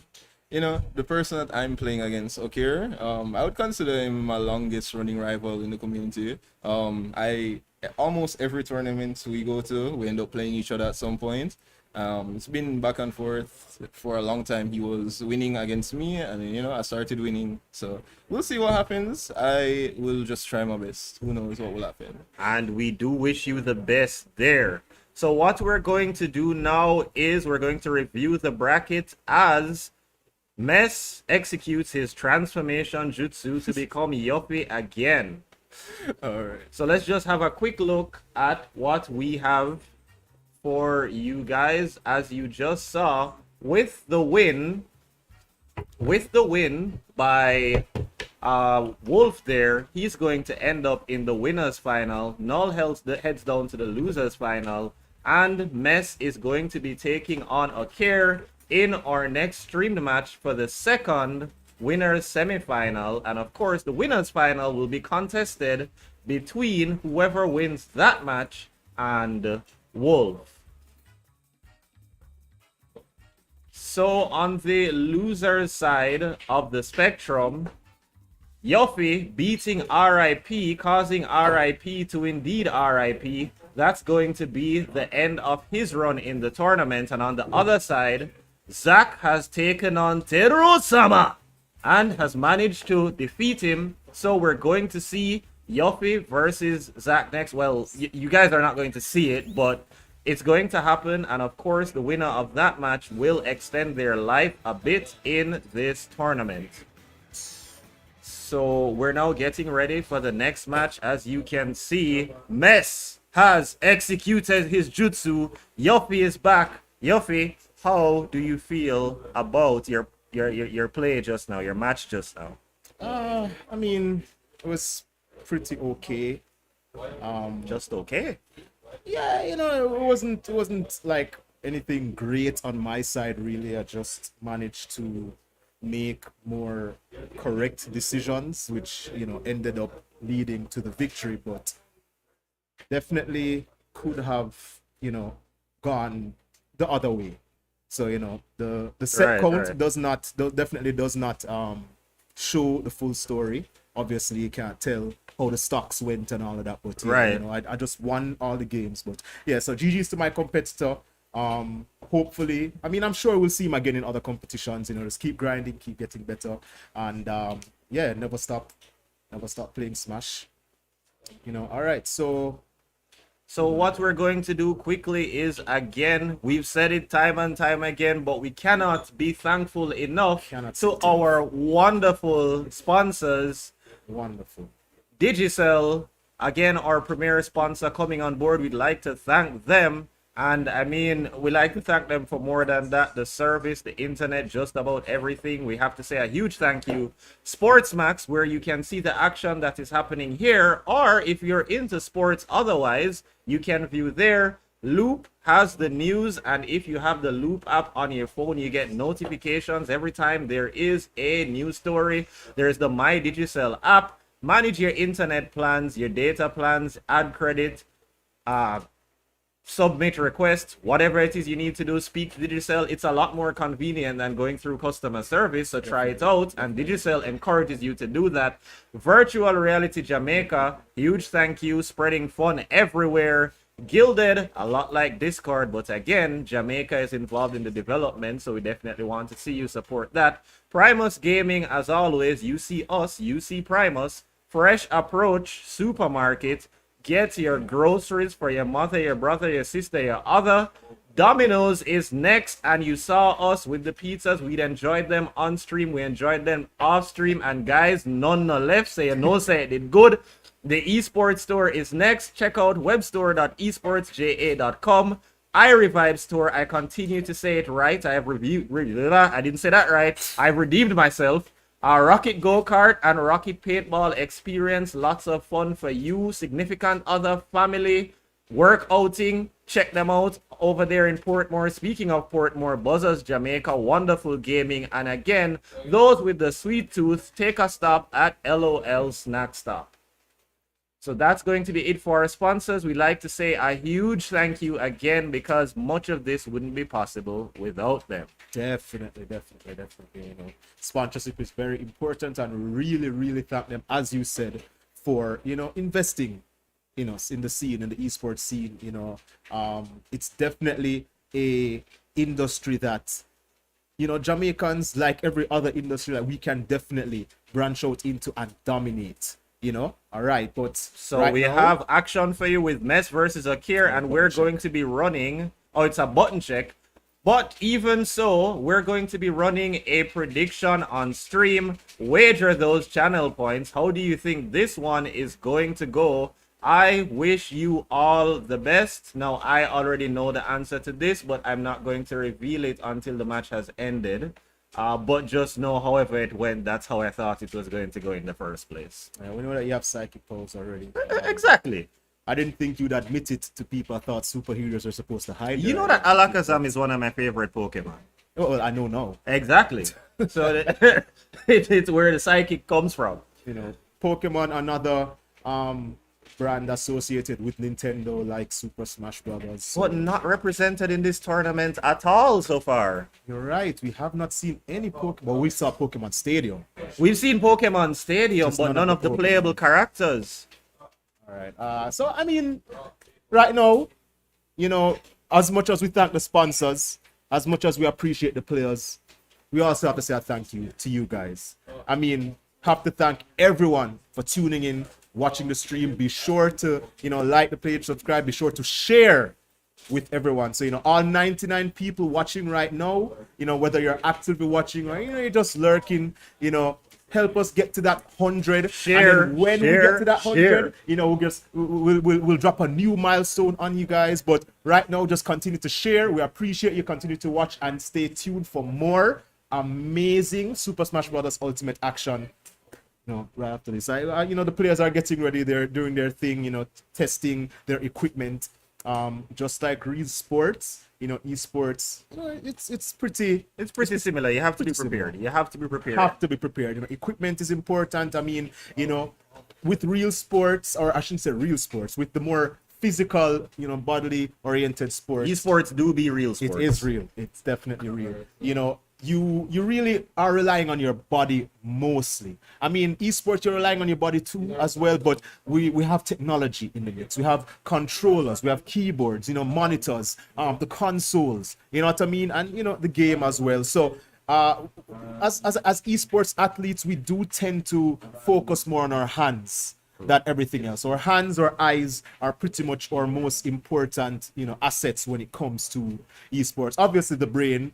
Without the brain, without the brain, nothing there works. are some characters that are so brain dead that people just coast through, So that's not nice. So somebody in the chat said, big up to Yuffie. Yuffie, it appears you do have some fans out there. Hey, yo!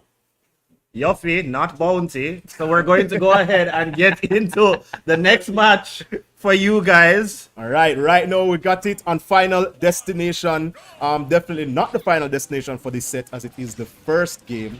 But we have Wolf versus Peach now. As Snow or Mess said, these two are definitely bracket rivals, and for a long time he couldn't really manage to, get the win. But he's been getting better. Snow, is there something I'm missing?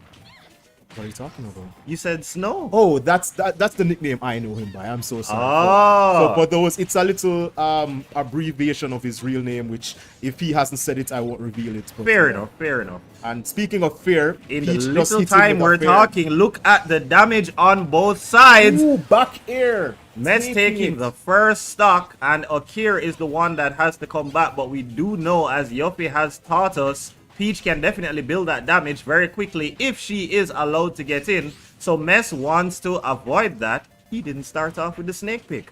He didn't. I mean, he doesn't usually start off with snake, to be fair. He usually goes Wolf first, and then if Wolf isn't really doing the job, then he'll switch. This matchup is one that they pretty much always play. Always. So, like I said, Okir used to, have the advantage, and then, Mess started, doing the adjustments, and now it's pretty even. I mean, I think Mess has won the last couple encounters they've had. But as you can see, still pretty even footing. I mean, right now though, Mess is in the lead, but it looks like Okir almost reversed that really quickly. So, one of the things in this matchup is that Wolf doesn't have the best recovery, and Peach can disrupt that. So, we're going to see if he tries to intercept here. And the trade, but unfortunately, the GameStop trade going to occur there. Mess getting the shorter end of the stick. And as you spoke about recovery, we also saw that coming into play in our previous match, with ROB's terrible recovery just being taken advantage of again and again. Well, I mean, to be fair, ROB's recovery is not as bad as Wolves, but it's not good. Yeah, it's not horrible, but yeah. So Mess not in a good position here at all. He's on his final stock and up to 38. So he wants to get Peach 38. out. 83, my apologies. So he wants to get Peach out of here as quickly as he possibly can before she starts building more damage. She's pretty much one stray hit away or up smash away. That was a beautiful coverage on the ledge there. Now, Wolf is no slouch. He can definitely bring this back. However, he really has to play the in and out game here, because right now he is at kill percent for a character like Peach. So he has to bob and weave around Peach's options, get that clean damage, and just retreat as well. And that's not the way to do it. Eat your vegetables.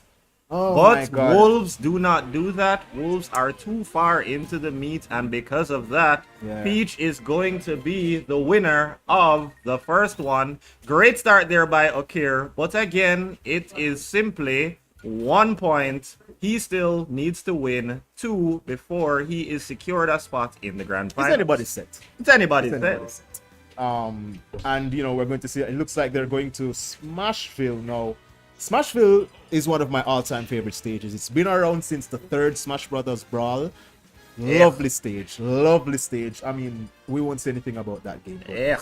Lovely stage. And you know, it's been a classic since then. In the next game, Smash 4 No Ultimate, still a favorite amongst players.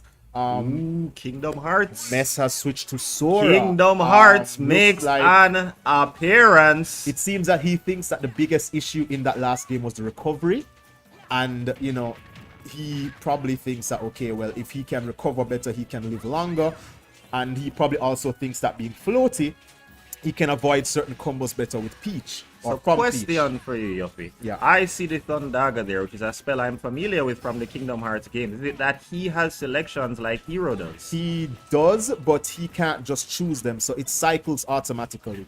Ah. So every time he uses the spell, it goes to the next in the list. So I think after Thundaga should be Blizzaga, and then after he uses Blizzaga, then it will go to Firaga. So that's how it works. It cycles.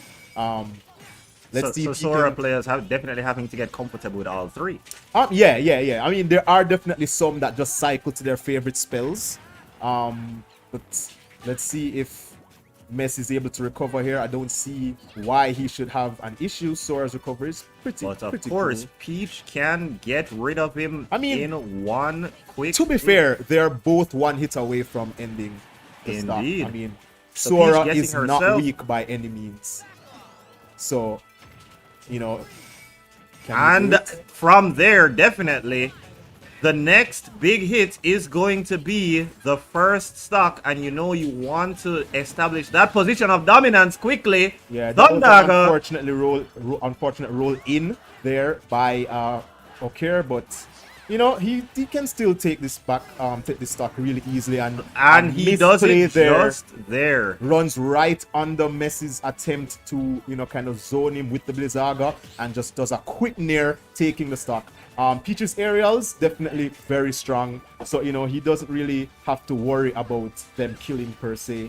Although Peaches usually complain about the forward air as if they don't have other strong options to use.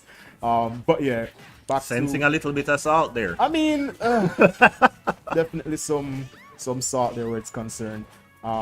So the juggle, Mess is keeping up the juggle. Manages to get Okir all the way to sub 70. Tries to read his recovery there with a counter, but you know, Okir Failing manages to to get do around it. So let's see what. Oh, we are beautiful sequence there by Okir. Can he get wonderful this? by Peach, but he doesn't finish. All right, so And now Okir. All right, so he has him at the ledge. What's he going to do? Okir still at the ledge. Still at the ledge. Thundaga is not going to cut it. So how? So he What a countered it, trade. but he still got frozen. That's So now both guys are in the range Oh to my die. God, Thundaga yet again taking the second stock. freezes him. Oh, beautiful Toad there. But Mess is not out of it just yet. He is going to try to recover. And that does what was that? Now, as you can see, the major thing, as I was saying, is that Mess has been able to recover pretty freely. So Okir hasn't really been able to capitalize on Edgeguard as well as he did with Wolf, which I imagine might have been, you know, a part of the reason for Ness's pick. But as I say that, misinput. Unfortunately for Mess, Okir chases him off stage, showing him that he can still attack him while he's trying to come back, regardless of the character. Unfortunate, Mess should not have died there. He could have recovered, but you know, I guess he was holding on to the special button and, you know, just went to his death now. So now the princess is on set point. What does Mess do? So let's see. I mean, I can't imagine he'd go back to Sora, but I mean, his pockets are pretty deep in terms of character selection. I know he also has a Greninja in the back pocket, and you've seen the snake. Right. You've seen the snake.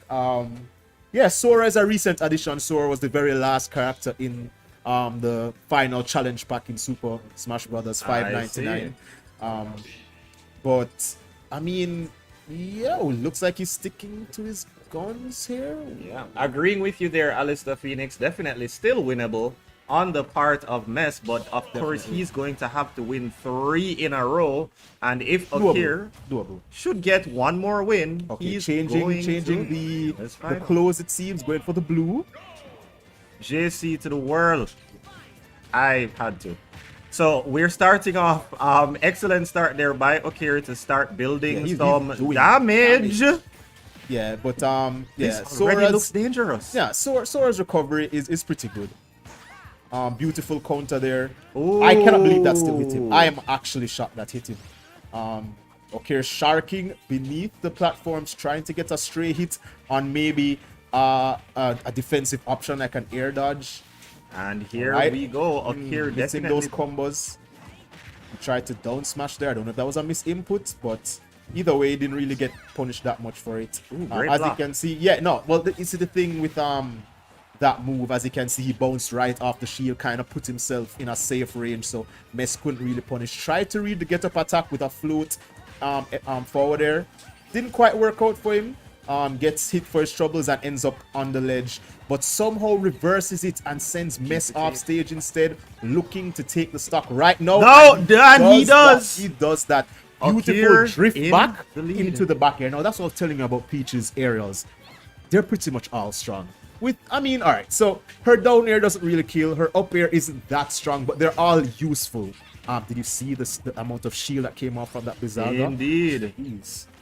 Absolutely disgusting. And Okir already closing that damage gap has Mess at 61%. 78. I didn't even get to speak. But Mess mounting his counterattack, Blizzaga, which we've seen serve him well in the past, just whiffing there, allowing Okir to be able to recover. Pulls out the turnip. Not going to get to use it. Blizzaga mounting some damage there. Needs to get this stock off as soon as possible. Off the mark. Not fast enough though, and it's going to give Okir more time. Wow. He did not capitalize on that. Nothing. That was the stock. Like, I can confidently say that should have been the stock. And look at the position he's in now. Can he because get the hit? he missed No, it. he missed. Sundaga missing again. Oh no, he's in a bad position. Turnip. Okay, Counter, that was nothing. actually beautiful recovery. But now he he's has in a to bad spot recover again. More vegetables from Peach, not going to hit the no. mark. Okay, Great recovery with the Blizzaga. You have to imagine Peach is going to just lose that stock. Oh, it went for the hard read there. Tried to use a bit of the invincibility to make that up smash pretty safe, but unfortunately it finished before. Oh, beautiful There it bait. goes. Beautiful bait floating around Mess's attempt at a punish and ended up punishing Mess instead. Now, I don't know. I don't want to call it. But I it don't want looks to call very it, but difficult. Mess, though, is definitely looking like he wants to mount that comeback. it kind of looks like he's woken up a bit. It Kinda does. looks like he's woken And up a he bit. knows that this is it. He either gets it right here or he's going to have to go the loser's bracket route if he wants to realize his dreams. Misses. Okir finally getting some hits in on Mess. Did that hit him? Oh, yeah. Oh, I can't believe that didn't work. Great movement there to get himself out of the danger. Okay, coming back and ending up applying 56%. Quite unfortunate for Mess, who needs to get Peach out of here as soon as possible. Not safe. Get rid of the princess, Mess. Will it be enough? Back door, yes. Yes. All right, so he can do this. He can do this. He just has to play around Peach's options. All right, that was a very good block. That is not how you play around Peach's options, though. I mean, Okir is pretty much doing a very good job at kind of baiting what Mess wants to do. Mess not really getting the combos. That Sora terrible is position known for Mess. Let's see the trap. Oh no, it's Blizzaga not going to hit. Back here. Getting Let's the see the DI. DI mix up. Oh, nothing there. Mess manages to recover. Luckily, he went to the other an excellent side. option because he's thinking even if Mess somehow manages to get to the other side, the neutral layer covers both sides. So that was actually a very good option. Ooh, There it is. That's going to be the end of Mess. And you know, in winners, at least. winners. Yes, In Mess winners. does go to losers. He got So to losers. He's not out yet, so he's he still can alive. still win. He's still alive. He But can still Okir just coasting the easy route to the grand final. Pretty dominant. Pretty dominant. Pretty dominant. Yeah, Sora having to take the second place there, you know, clapping it up. Not a sore loser, clearly congratulating his opponent there. I can imagine that Mess would also be doing the same to his opponent in real life. Right. And yeah, so Okir is on to the winners finals. Winners finals. So he is this close to the grand finals. So, if he wins his winners finals match, he'll be sitting pretty in grand finals. But that's enough for his side. So we just like to inform our viewers that there is a Nintendo gift card raffle going on right now.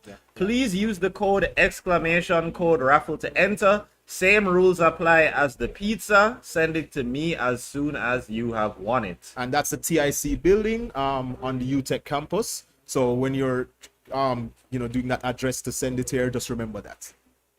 All right, so let's take a look at the brackets. What do we have here? All right, so in the winners finals, we're going to have Wolf and Okir, with of course the winner of that match heading into grand finals in the easiest way possible.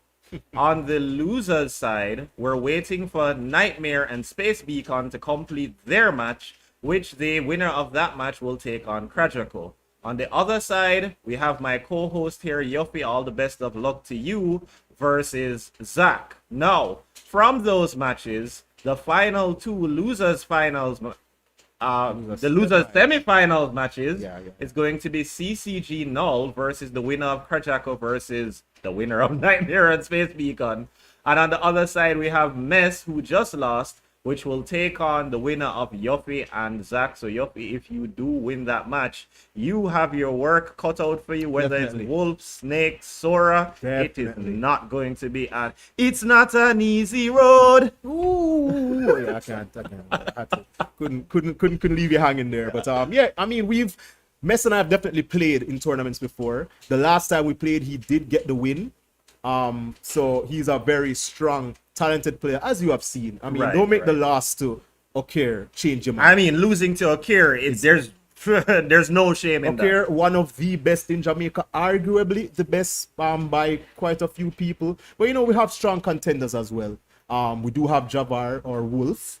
Sorry for spoiling the name there. We have Wolf there, who is also a contender for best, and there are a couple people who aren't here at the tournament who could also vie for the position of best. Special mention to our Mobe contestant, a Mobe player called Apex, and also wrong name for this game, but okay. Yeah, we have a resident of St. Anne, Novel, who is also a strong contester for best. So unfortunately, they couldn't have made it to this tournament, but there will be other chances, I'm guessing, and looking forward to seeing them in the future, and hoping that I will get to call the action when that time comes. Right, so we're just waiting for the losers brackets to finish. Also, we're of course going to bring you the winners final between Wolf and Okir. So let us just go ahead and take a quick break. We will be right back to bring you that action.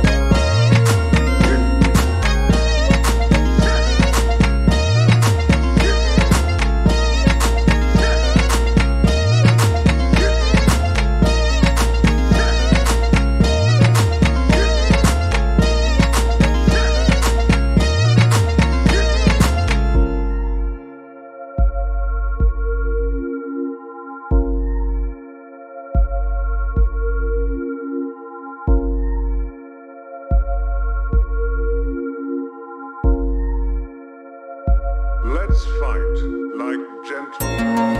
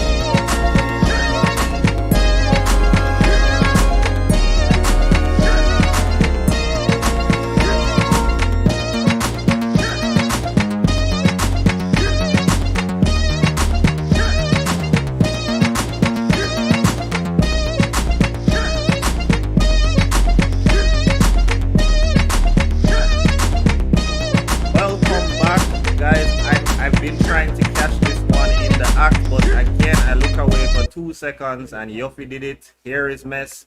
But what we do have that we're going to be showing is the losers bracket match that we had indicated between Yuffie and Zach.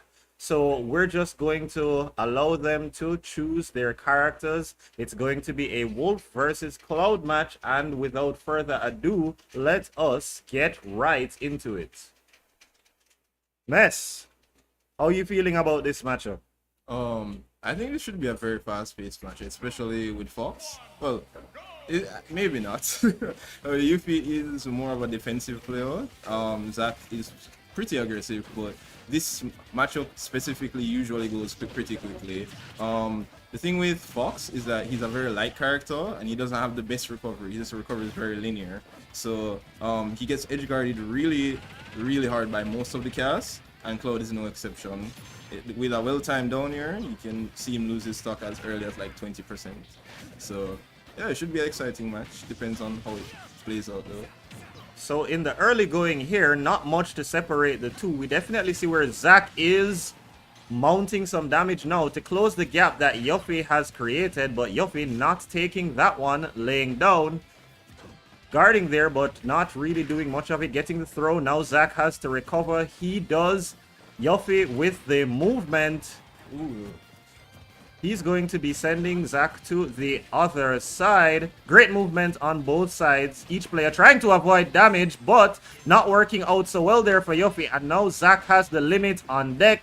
Uses it to no avail. Yuffie takes the first stock. Alright, you can't miss takes like that against Fox because, as you saw, it's an easy jab lock into an up smash, and that will kill you very, very early. So good stuff on you for being able to find that in this match. So now Zach needs to try to bring it back, but that shouldn't be too difficult for Cloud, as he's a heavy hitting character and Fox is very light. So any strong move right now can cause Fox to just do that. But Yuffie not going to allow that to happen so easily. He doesn't need to though, because Zach taking control there. He still has a damage deficit to make up. Yuffie not allowing that one to happen. Zach does have the limit on deck, but he also has 76% on deck, which does not look good. Almost hitting 100 now. Ooh, not much damage on Yuffie. Yuffie just off by a few frames. He would have taken that stock if that up smash had connected, but you know, just need to adjust that for next time. But it seems that Zach has a habit of doing a regular get up off the ledge, and that is very punishable. And Yuffie, of course, is going to be looking to take advantage of those punishes. Zach recovers. He is at 136. Yuffie tries to finish the job. Doesn't do so, unfortunately. So he's going to build some more damage. He gets Zach off again. Does he finish it here?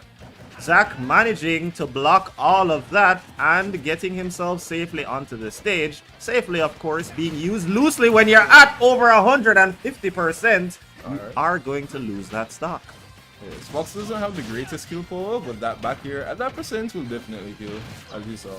So now, Yuffie needs to build up some damage. He can play the keep away game if he really wants to. He can be aggressive, as you're seeing now. But the onus is on Zach to close the deficit that he's currently at. Indeed, because Zach is at a stock deficit, and if Yuffie has his way, Zach will also be at a damage deficit. There goes the limit break. Fox is light, but luckily he was sent to the other side.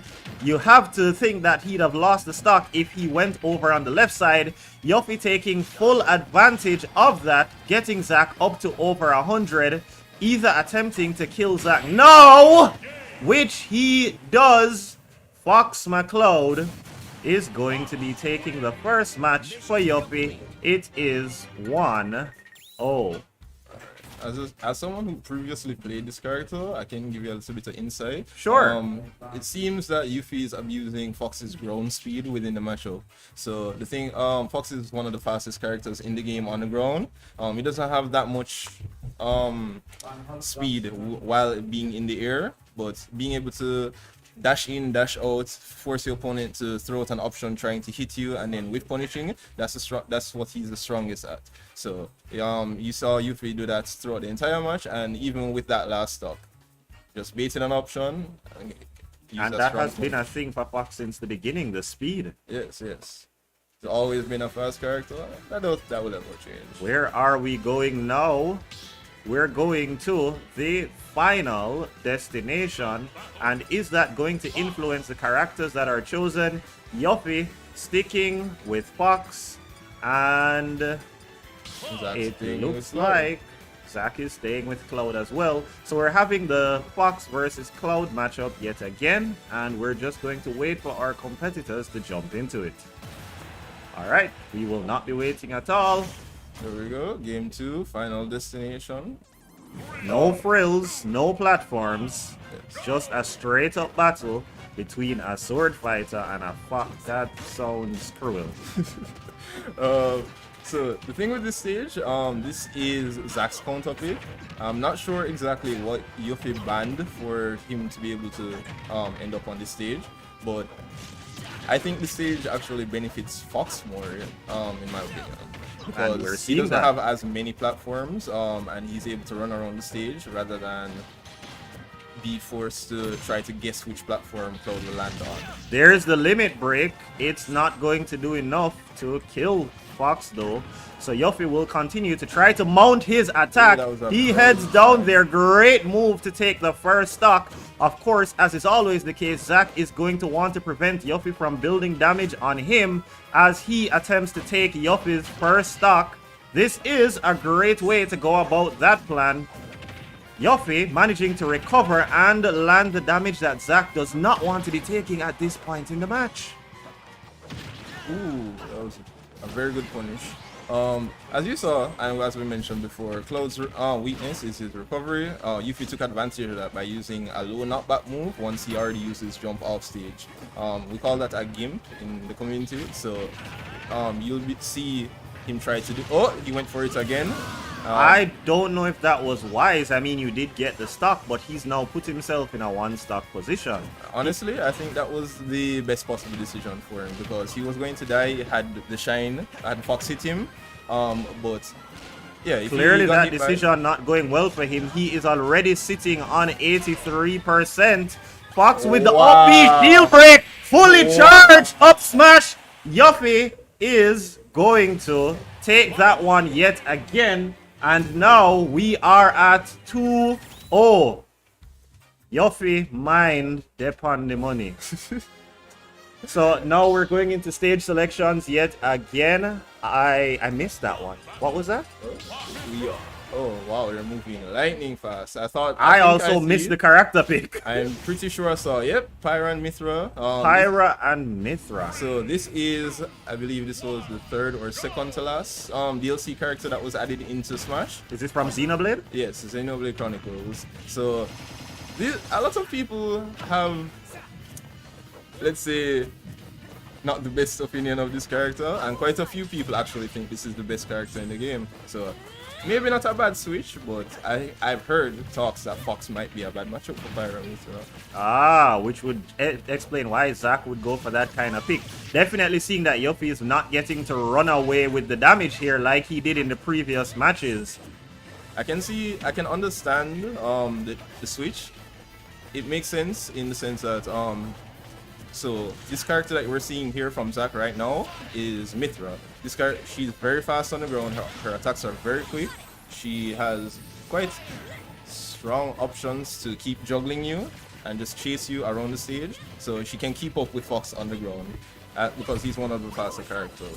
While Pyra, if he switches to Pyra, he has all the kill power he needs to kill Fox at very, very early percents. So the switch makes sense. I'm just worried on great counter there with the down smash by Yuffie. He looked like he was out of it for a very long time. Now he's going to try to execute his plan of building up some more damage before he loses his first stock. He has to recover here, but Zack is not going to allow that. Wonderful. He did manage to get 30% on deck though. You have to think that he's going to try to capitalize on that. But if Zack continues to play as he has been, that's going to be a very difficult journey for Yuffie. The damage deficit at Zack's at isn't really too big. He can really make that up with one or two good combos. So you just really need to choose a very good spot dodge. Great dodge there by Yuffie, and capitalizing as well. Alright, jabs to get some space, put him off stage. Again, Yuffie has to recover here. Too early there by Zack, unfortunately. Yuffie is going to recover and get damage in, and now Zack is down to the final stock, which means Yuffie is on set point. If he can continue to execute as he has been, cancels the up B there. Didn't even know that was a thing. It wasn't. So what you actually saw was a taunt. It looks very similar. It looks very similar to the startup of his up B, and quite a few players actually use that in game as a mix-up. Great move there by Yuffie. He is going to take this one 3-0. The last match wasn't as dominating, but he still managed to come out on top. So he is going to move to the next level of the losers brackets. Great work there by Yuffie. How do you feel about that one? A pretty dominant match. I think probably the fastest match that we've seen today. Very quick. Very quick matches. You know, it's heartbreaking for Zack, but it is what it is. He made top 8. He made some money. So we're good. Oh, we're happy for him regardless. So and Yuffie looking to make even more money, right? So I think actually I'm playing Yuffie next. Is that how it is? All right. Yes. So this is a very big fourth wall break for me because these two are supposed to be the same person. But apparently, Mess is playing Yuffie because the tournament organizers decided that they're just going to throw my theory out the window. So here we go. We're going to have this one on stream next. So we're going to take a little break and we will be right back. All right.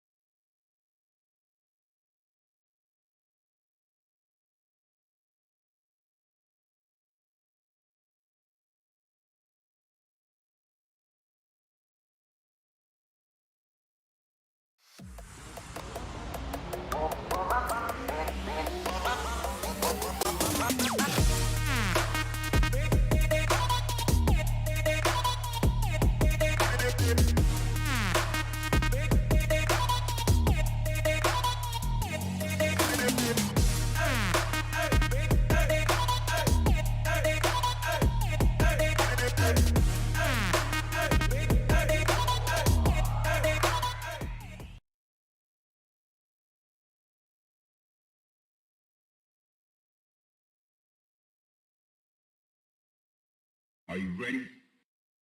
Yeah.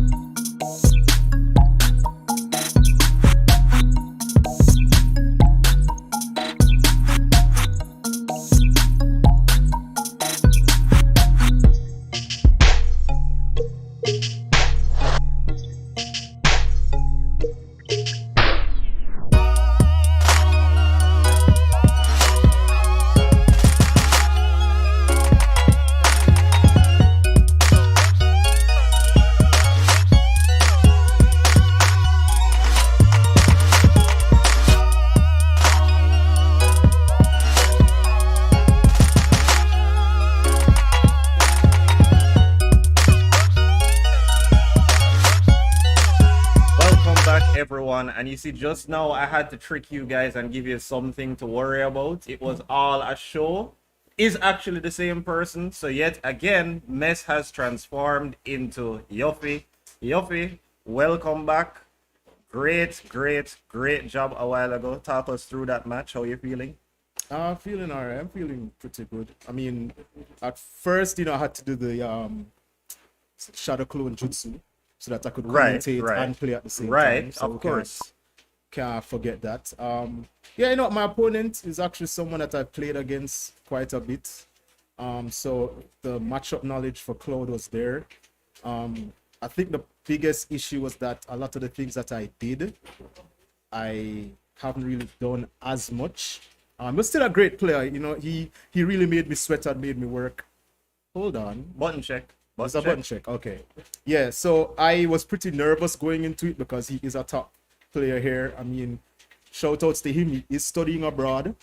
Came back down to, compete and visit family. But yeah, definitely doing his thing in Canada. And all of us down here, definitely proud of him. And I've seen him grow. Like, he's made great improvements. Like, I remember when these guys would go like 0-2 in tournaments, and now they're making me sweat like I had to wipe. For like transforming back, I noticed with his character pick switch, he had a little bit of a more difficult time in that last match. I was told that the matchup is bad for Fox. I mean, yeah, but the thing is, you saw how many times he did that teleporting move. Right. What's it called? So just a moment while you think about that one, Yuffie. We're just going to give a quick mention to our sponsors again before we jump into the fight. Always have to big them up. Always have to big them up. And as always, we start with our premier sponsor, Digicel, the bigger, better network. Biggest. Next, we have the biggest network. Next, we have SportsMax, that you can watch sporting events as well as the stream. Like now we're live on SportsMax as well as Twitch and YouTube. So, big up to SportsMax there. There is Loop, always on time with the news. And as I said before, you get notifications when there are new news items. My Digicel app, very convenient. Download it. Manage your balances, your plans, speak to Ruby, etc., etc. Wonderful app. Virtual Reality Jamaica, bringing a lot of fun, allowing people to experience a reality that is beyond their own. True. And then we watch them screaming and we laugh after them, which is wonderful. Yes. Gilded, a lot like Discord, but we have a Jamaican developer in the mix, so we always have to big up we own where they are. Primus Gaming, again, you see the logo, you see the mic, you see the headset, there is more. Primus Gaming, definitely big thank you. Fresh Approach Supermarket, get your groceries, get your fresh groceries, stock your house. Domino's Pizza, again, a lot of different pizza options. We had the olive one earlier. We would have liked to try one of the others, but of course, the people who are around us were not going to allow that to happen, were they? You can use Domino'sJamaica.com to order online. The esports store, webstore.esportsja.com. Give a visit as soon as the stream done though. iRevive store, yet again a big thank you. Rocket Go-Kart and Rocket Paintball experience. Love it, lots of fun. Check it out. Buzzers Jamaica, another gaming hub. Check it out. Wonderful time you can have there. And then there's also the LOL snack shop. Yeah, I believe Andrew just got back, from LOL. Yeah. Jeez, a bag of goodies like, oh, I mean, his dentist bill must be rough. And of course, we want to say that all of this is also thanks to the hard work of the Jamaica Esports Initiative. So we have to big up the team as well. Great job, guys. I mean, look at the quality. Look at the quality. It's literally right there in front of you. Like, you've seen the work that we're putting in. Like, we're definitely doing our best to make esports, something that you can actually invest in, something that you can actually be excited for. And, if you want to be an athlete, and just to say that esports is not just about competing, guys. You have different avenues you can go into. Commentators like me and Thunderbird Shane here. You have people behind the scenes, managing the stream. You have all that. You have the TOs that are responsible for running the events. There's so many different things that you can go into. It's not just about playing. So just think about that. And, there's, even if you think you're not the best player, don't think that esports dreams are done. It's definitely something that you can find in the industry that, you can put your talents to. Thank you for that, Yofi. And what we're going to do now is we're going to get into our winners finals between Okir and Wolfie. As before, predictions are in the stream. I always know the right answer because I'm me. But please use up your channel points. Vote. Let us know how you think this one is going to go. Okir, Wolfie, Bayonetta, Bowser, take it away. Now, these two are actually rivals as well, but they've never actually played in a serious tournament bracket. This is the first time that they're really, since, Wolfie has gotten better, this is really the first time they've played. So they have a lot, there's a lot of trash talk between them online and stuff, but this will be the first time that, they both get to put, their money where their mouth is. So this matchup, on paper, it should be, I want to say it should be Bayonetta simply because of her combo potential, but... And she's showing that off right now. Why Bowser look like him not pay him like Bill? the thing with this matchup is, and Bayo used to be a very frustrating character to play against in the previous game. They nerfed her, but if you don't have matchup knowledge, she can still overwhelm you. The biggest thing with Bayo is that you have to, alright, so there's a mechanic called Smash DI, which means that, so DI is just aiming your control stick to kind of info. She gave away her stock. Now, this is nothing new for Okir. He has a running thing, a running meme where he always gives away stock, but as you see, he came right back with the witch time. Now, viewers at home probably think that's pretty unfair. I think it's unfair, so I definitely agree with you there. But Bowser is if there's a character that can bring it back, it's definitely Bowser. Like he is the heaviest character in the game, the hardest to kill, and he hits like a truck. And he doesn't only have to do it with straight attacks; he can grab as well, which makes him kind of dangerous because you think that in your shield you're safe, right? But he has what we call a command grab, where he can, you know, grab you. Even if he's in the air, he can grab you, and yeah, he can get the stock from that now. Bayonetta definitely will want to weave around with her superior mobility, as we see Okier doing. Basically, what Wolfie will have to do is try to, you know, capitalize on that trick, try to get the initiative, and you know, kind of weave around those options that, you know, Bayonetta has at her disposal. Oh my god, beautiful back air. If he was even a pixel closer to the glass dome, that would have been it. Ooh, he did. That is going to be unfortunate. He's in a very bad position here. And it's a comeback now. He has to get off the ledge. He does. Misses that up tilt though, which would have more than likely taken the stock. Misses the with the throw. Now, who will take this second stock? Oh, it's going to be... That's it. And that's what I was talking about. That command grab option. So he doesn't only have to give, you know, the regular stray hits. He can grab and get the stock. And as you can see, he can move with it to go on the platform. So which increases the... Yep. Yeah, all right. So, I mean... So we're pretty even now. Pretty even, you know. This is what I'm saying. Like, one character has all the combos, but one character has, like, the damage. Straight kill, you know. So, I mean, Bayonetta can rack up the damage. But is he going to do the stock combo? Whoa! The stock combo. That is going to be the end of our first game in spectacular fashion. I just want to say here that Bayo would have been more than likely dead. That is a full commitment. After Bayo does that, she's done. Oh. She's done. So he could Bowser have recovered from there? Bowser could have recovered. Bowser could have recovered. The thing though is, like I was saying, I moved on from the Smash DI thing. It's definitely something you have to have on deck when you're playing against Bayonetta. You have to mash that control stick in the right direction to kind of get out of her combos or make her work harder for it. As you can see, and this is the nerf version of Bayonetta. This is the nerfed version, so you can only imagine. I mean, if you've ever played a Bayonetta before, she lives on a constant diet of unfair. Yeah. So it's no surprise that she's like this in Smash. Unbelievable. Definitely a witch. Well, I mean, Wolfie seems to be doing better in this at the start of this game. I mean, the game was close. It was. It came not down to dominant. That last combo. It did. So if he can avoid, and I like too that Okier kept that in the back pocket for the very last stock. So he didn't try it before, so he kind of caught Wolfie off guard there, and he wasn't ready for it. Now that he knows it's on the table, maybe he'll be a little ready for it now. Ooh, that almost killed. Has him at the ledge. What is he going to do? Oh, this should be the stock. This should no. He recovers. Beautiful recovery there. Wolfie going for a hard commitment there. Ooh, he should have punished that. Oh, he almost did. All right, okay, trying to play it safe. Here we go. Combos. Up, there goes Bayonetta again. Beautiful delay to reset and takes him straight into the blast zone. Now that was beautiful. Again, pulling tricks out of the bag.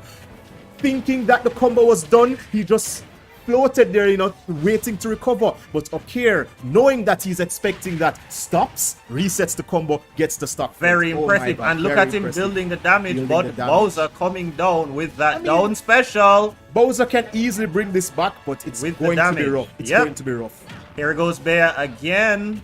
I mean, Okier definitely looking like the favorite. What was that? Matrix? I mean, she does look like Trinity. True. All right. Oh, there he goes with the command grab right into the camera. Triple platforms are definitely a boon for Bowser. As you can see, he can get the kills. He almost ended that man's whole career. Oh, here we go again. Yeah, which time? Seriously. Unfair. Nintendo. Taunting on him too. I don't play Smash, but Sakurai, Nintendo. Please nerf. Come on. Sakurai, please nerf. Please. Sakurai, if you're watching, please nerf. Alright, so Wolfie is definitely he can do it. With Bowser's damage, he definitely can do it. I mean, I can't imagine that if he loses this game that he will stick to Bowser. I think what's a better matchup for Bayonetta though? Anybody really. Somebody who doesn't get combo to high heaven. Bayonetta? I mean, he could go for the Ike. The problem is that Ike's recovery is more exploitable than Bowser's. I know. And she's so quick.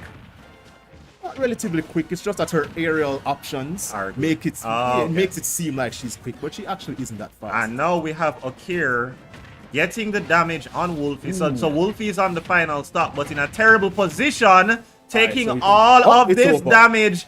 Did he just get to walk away? Did he just walk away? What is this? slowly And F smash? Oh my god. Now you see Bayonetta. Alright, so Ultra Instinct Bale? Which time? What is this? If your damage is high, it lasts longer. If Bale's damage is high, it lasts longer. As you can see, he If really Bale had breathes, time. it lasts longer. Everything she does, it lasts longer. What is happening? Sakurai, please nerf. You saw it here first. Please nerf Sakurai. Unfair. We're going into the last game. Wolf is sticking to his guns. I mean, he's a better man than me because I wouldn't be sticking with Bowser after that. I'm sorry. Like, nobody's going to walk away from me like that, and I'm playing the character, and that's just me. But, I mean, Wolf is saying that there was nothing wrong with the stage. He just needed to play it better. Let's see if he was right. He can. He's betting it all on this. And Okir starting off with Bale as he has so many times before, just mounting that damage against Wolfie, who really has to be careful. She has so many options. She has projectiles. Yeah. So the thing is that I wonder if Wolfie expected Okir to go Peach, because that's the matchup he's more familiar with.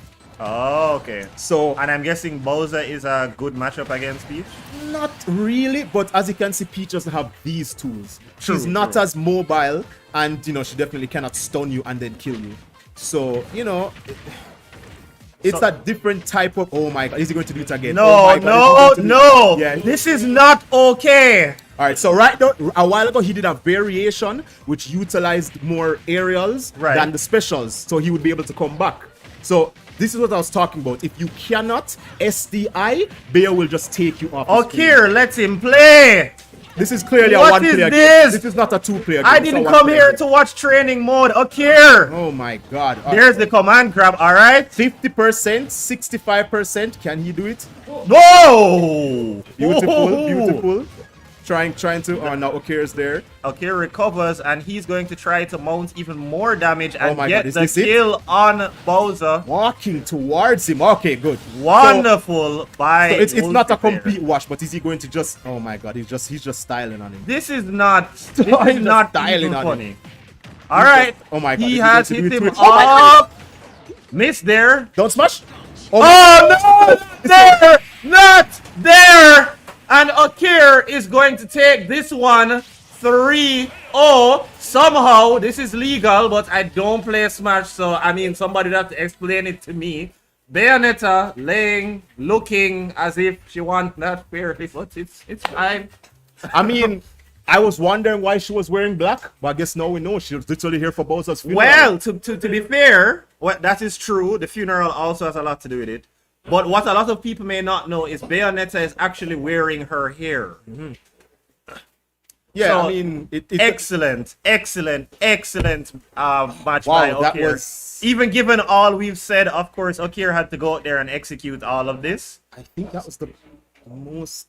That was the most dominant match we've seen, and it's the winners' final. Damn, like... Right. So just remember, everyone, while Okir has advanced to the grand final, it's not over for Wolfie just yet. Not over. He does get to go into the losers final to take on whoever it is that makes it there. And the winner of that will face Okir again in the grand final. So it's entirely possible that Wolfie may be against Okir In the yet grand again finals, for yeah. part 2 in the grand final. The only problem with that, though, is that he's going to win. He has to win 3 games and then win reset 3 the bracket games to again. win to win So again. it's I mean, It's we even already worse. saw it was how hard it was for him to even win 1 game. How is he going to win 6?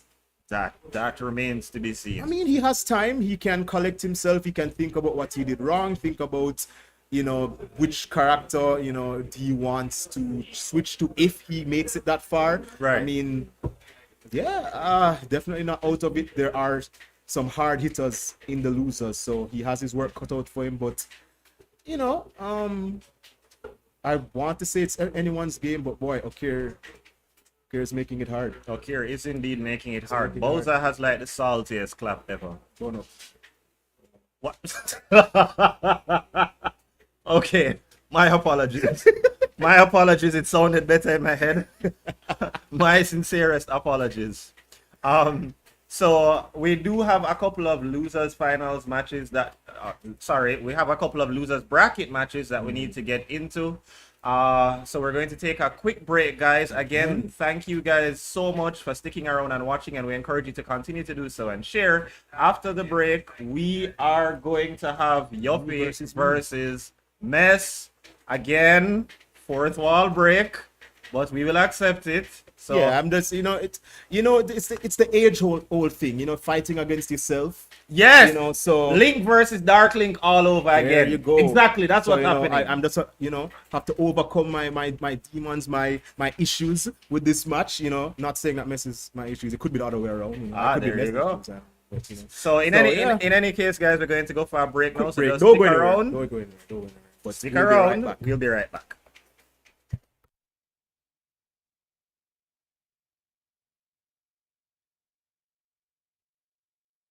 Are you ready? Yeah.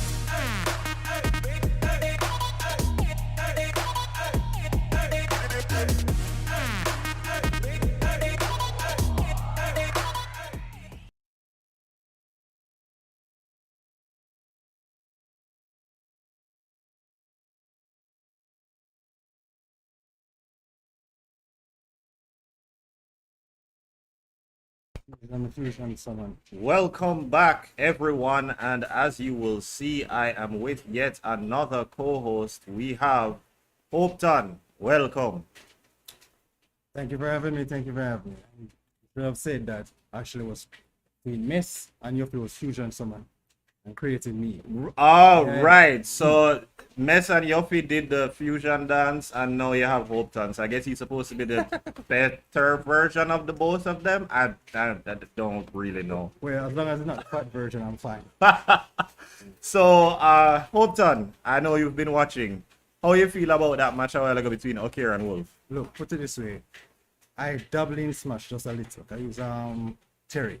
Basically, he's a Street Fighter character. I'm more familiar with those type of games. And just seeing that match a while ago just lit a fire in me and said, no, I definitely have to start playing this game a little bit more because that level of gaming a while ago is what I'm used to seeing back in the days from pro players them. And we haven't really seen this a while through COVID and everything.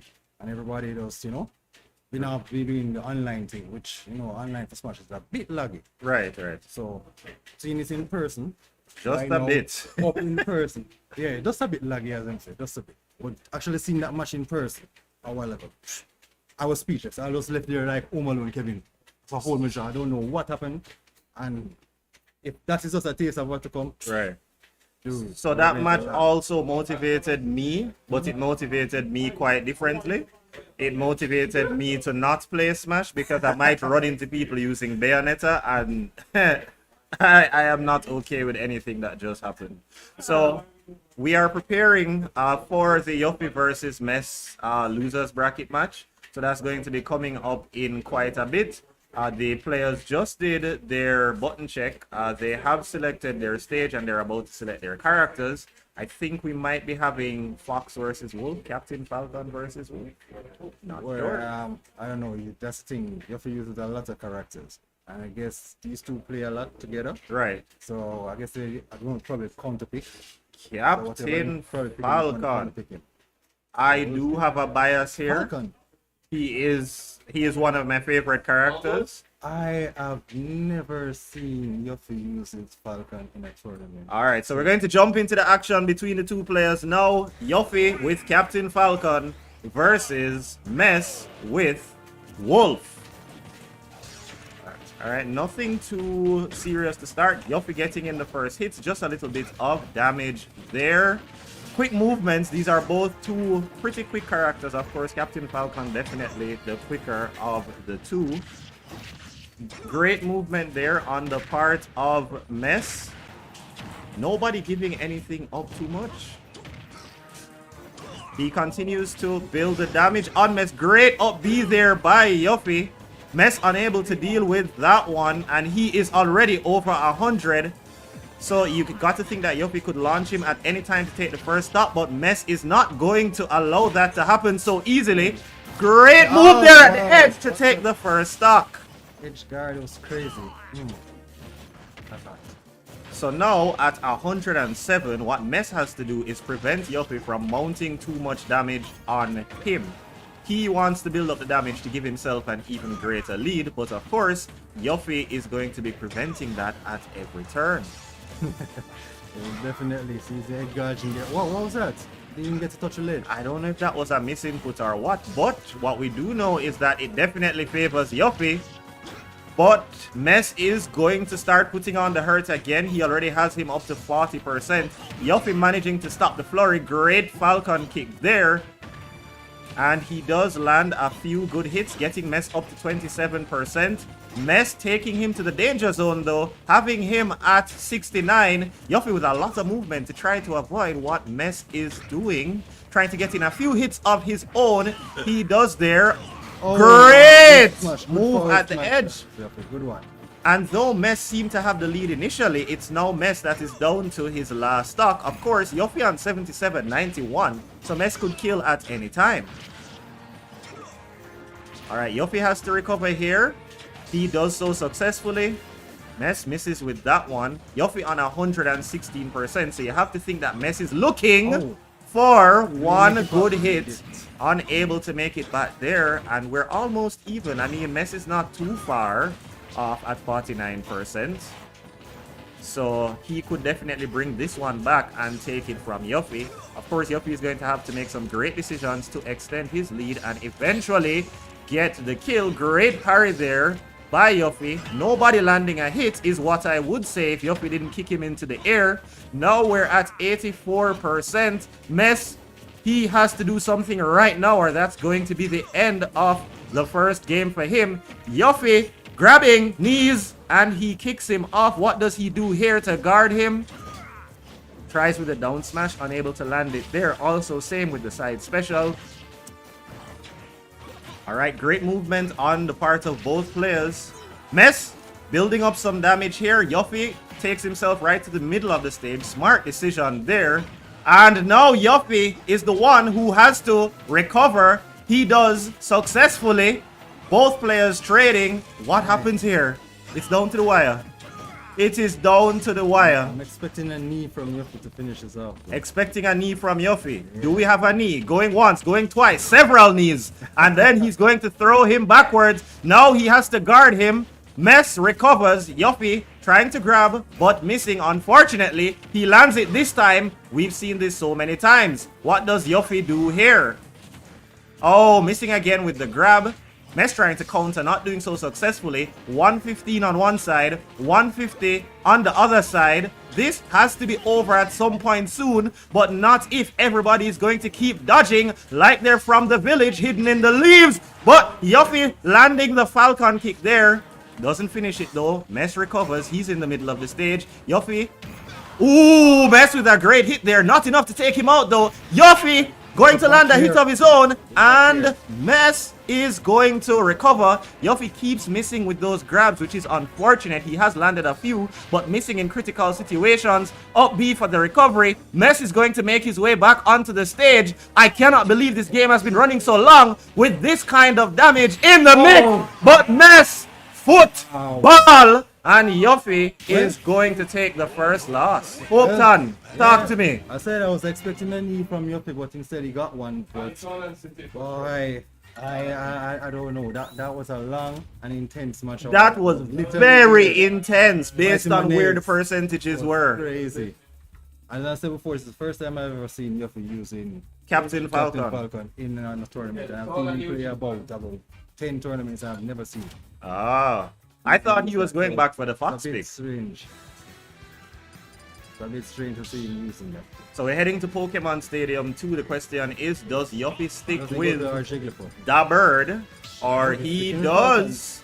And Mess is going for Snake. So you know that Yuffie definitely has to do his best to get in close the distance and keep Snake's traps in mind.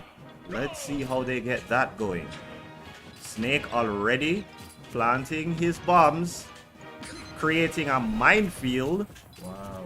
And attacking in the air as well.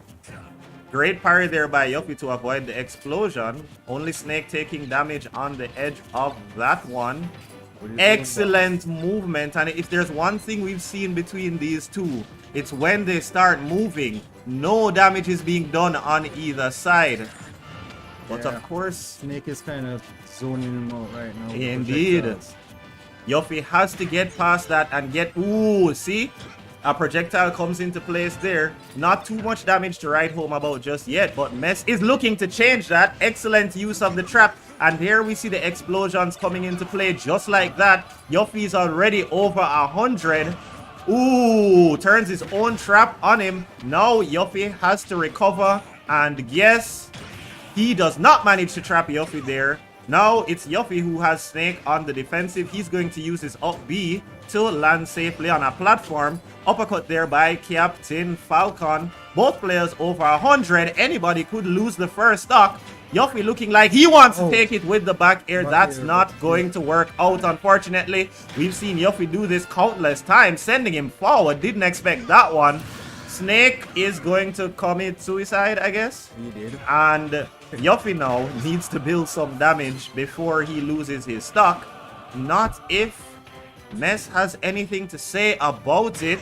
Alright, he does get a little bit of damage there. Has to avoid that bomb. Wonderful job doing so. Again, the movement on these two is just something else. Never staying in one place for too long. 162 on Yuffie.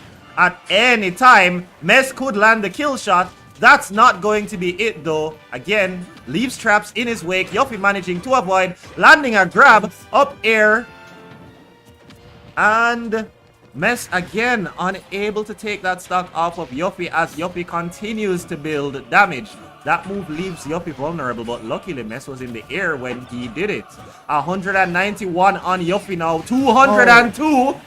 And there goes Yuffie's first stock, but of course he still maintains a lead, considering that Mess is floating on 92%. Miss there with the up smash. Mess continues to make a mess of the battlefield with all of these explosives. Yuffie has done a surprisingly good job of avoiding them. There's the knee that you were asking for from the first match, but it did not kill, unfortunately.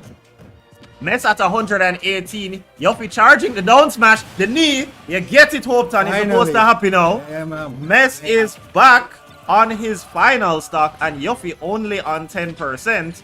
So Mess has to start making that difficult climb to get up that hill to get Yuffie's damage up to take off one stock to then build him up a second time to take off that second stock.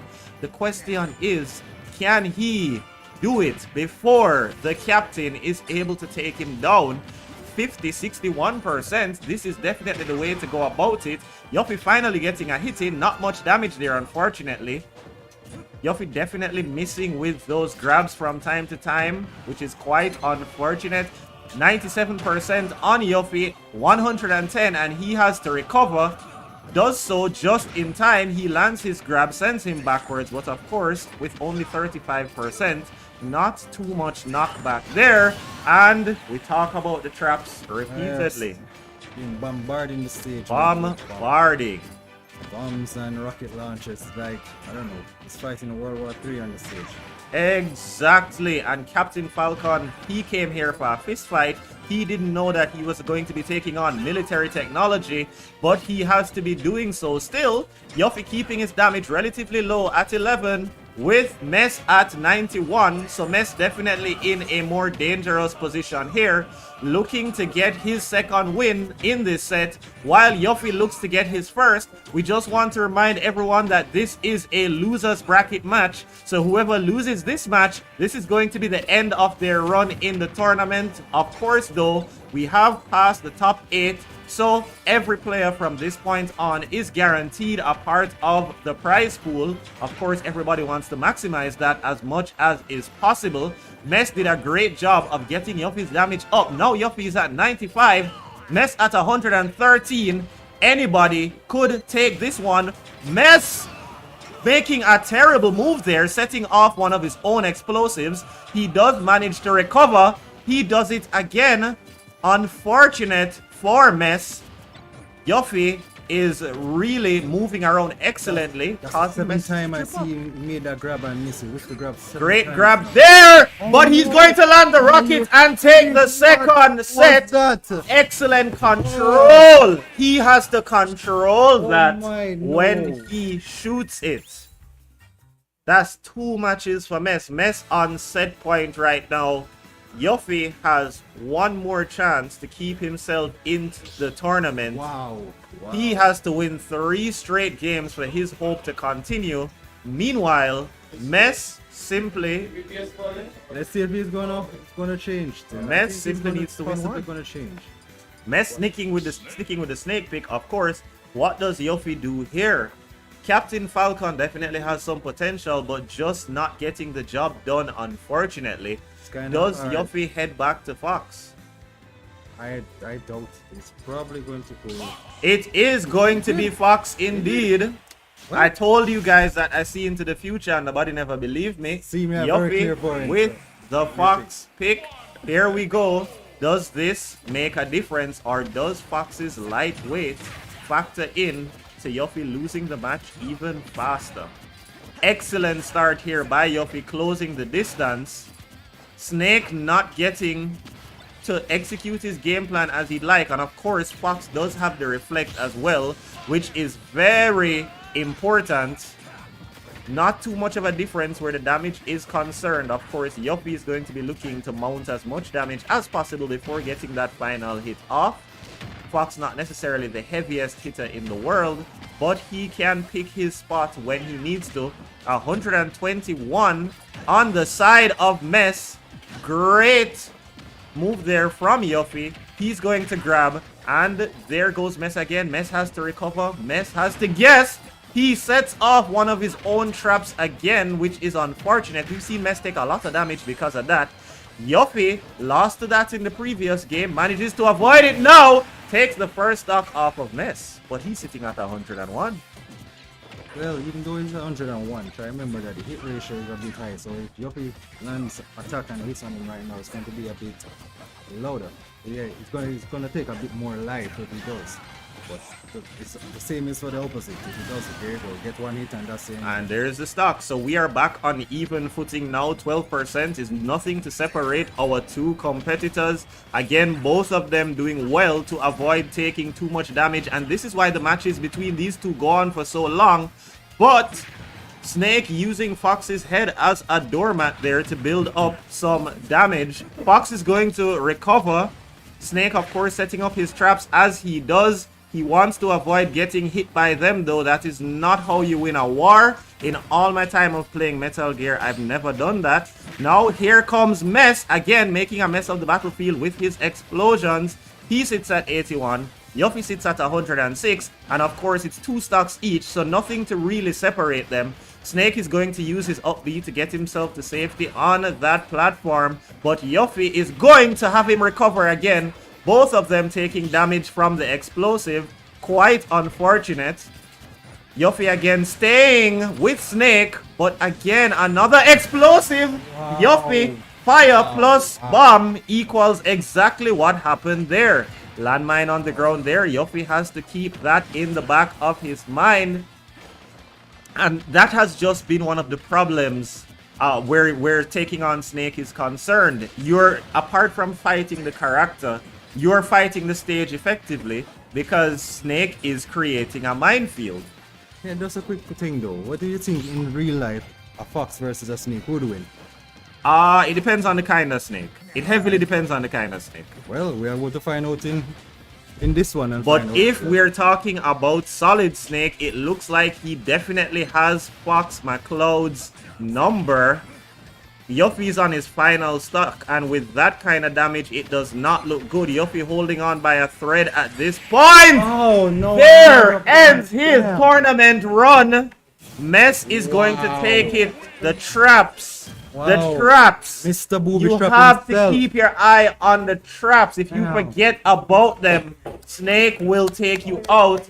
Excellent, excellent performance there by Mess to take that one 3-0. GG's to Yuffie. Definitely. He made a great run in this tournament. Unfortunately, it is going to come to an end. We have somebody in the chat saying that Yuffie loves to flex. Definitely. We have an RIP Yuffie, but hey, Yuffie did particularly well. We're going to just have a quick look at our brackets just to see where we stand. So, of course, on the winner's side of the spectrum, Okir took it over with. So, Okir waits in the grand finals. Now, with Messi's victory over Yuffie and Krajako's victory over Null, we now have Krajako and Mess in the, I believe this is the losers semi-final. And then the winner of that match is going to be taking on Wolf in the losers final, which of course the winner of that advancing to take on Okir in the grand final. But for the loser to win, 6 matches have to be won, while the person on the winner side, Okir only needs to win 3 matches. And if he manages to pull off what we saw him do with Bayonetta before, then it's definitely we're going to have a short grand final. Bayonetta is a DLC, right? Yeah, she.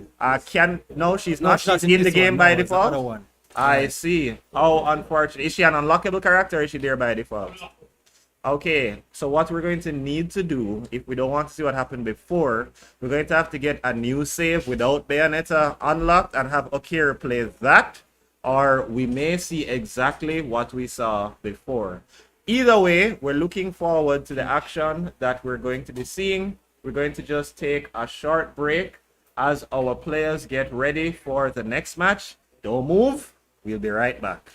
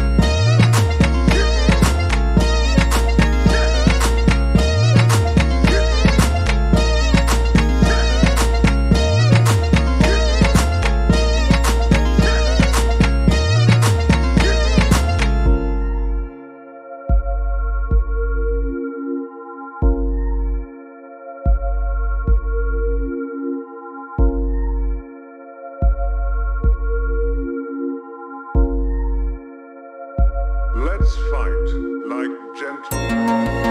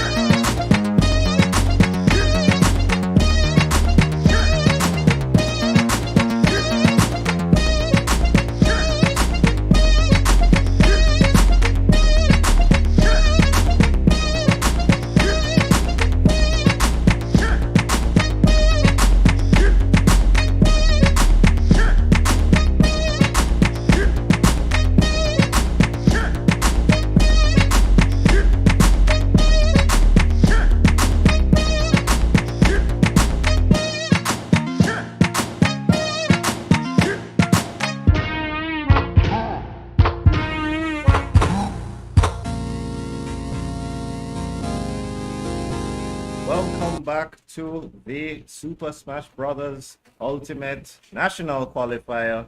Thunderbird Shane here with Yuppie, who is now in his final form. We're not going to see Yuppie transforming again. Yuppie, tough break there. How are you feeling? I mean, it's always a struggle when you have to fight against yourself, you know? That is true. That is the what they call the human condition, you know, overcoming yourself to become a better person. So, you know. So my question is, did the light side win or did the dark side win? Well, just look at the skin color. All right, so the light has won for today. I'm guessing the dark side will be taking another swing Dark side will rise future. In a future tournament, the dark side will rise again. But seriously, Yuppie, well played to you. You did your thing, and I mean, it may not have gone how you wanted it to go, but you still get the money. At the end of the day, isn't that what life is all about? I don't know if I agree with that sentiment, but okay. So, just for our viewers, we are going to be heading into a losers semi-final. Yes. The winner of this is going to be taking on Wolf who in the losers final, and then the winner of that will be taking on Okir in the grand final. So seated waiting.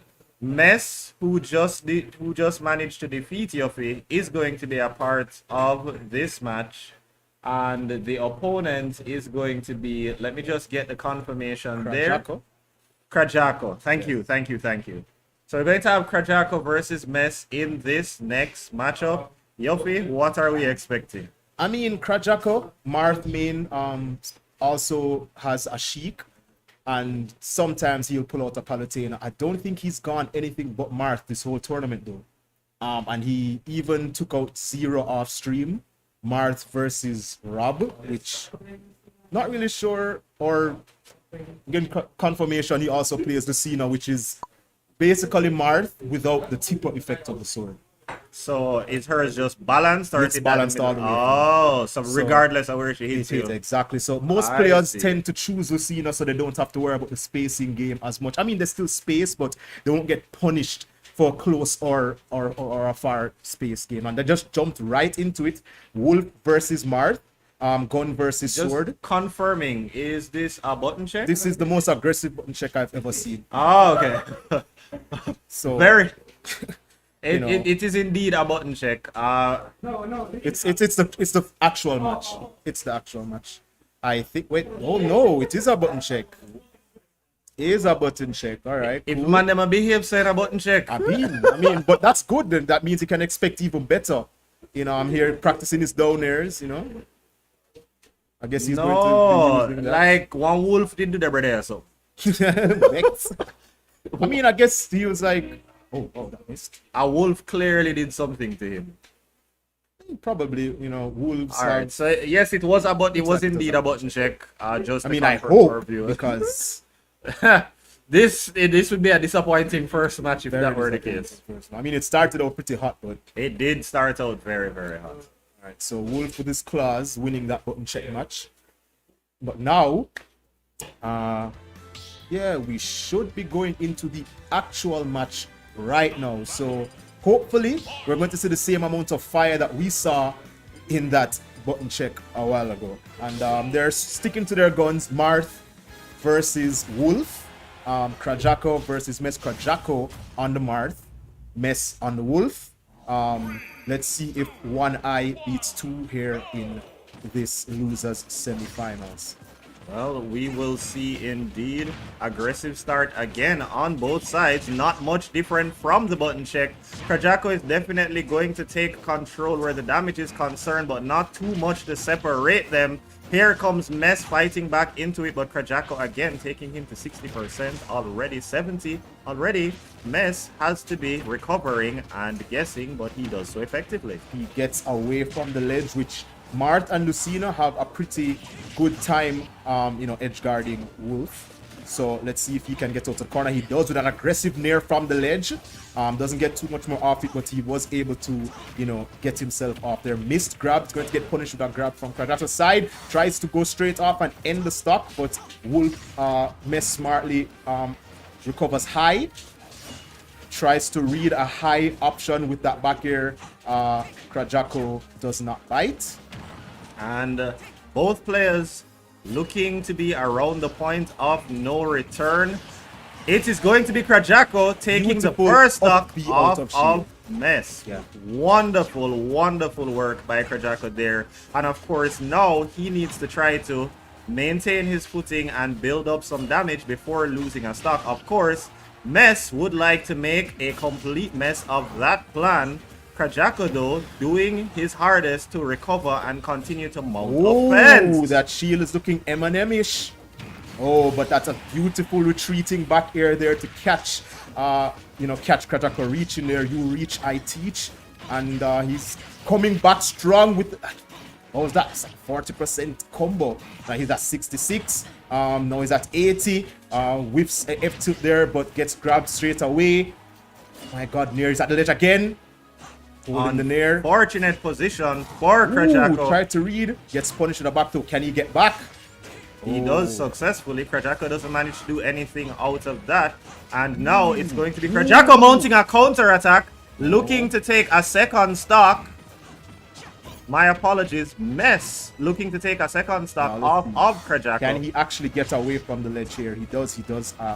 An aggressive option again, and it catches Krajako off guard. And I think he's doing a good job getting off the ledge against Mart, because it is not that easy for Wolf to do.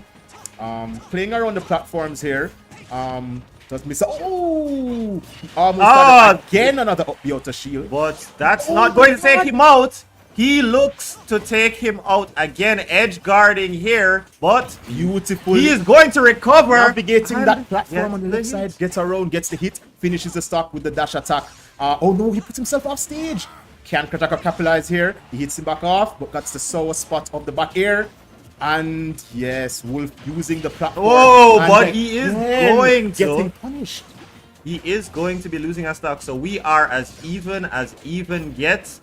Both players down to their final stock, and of course, the one who loses is going to be 1 point under, but I mean, not too serious at the first game of the set. True. Ooh, beautiful baiting.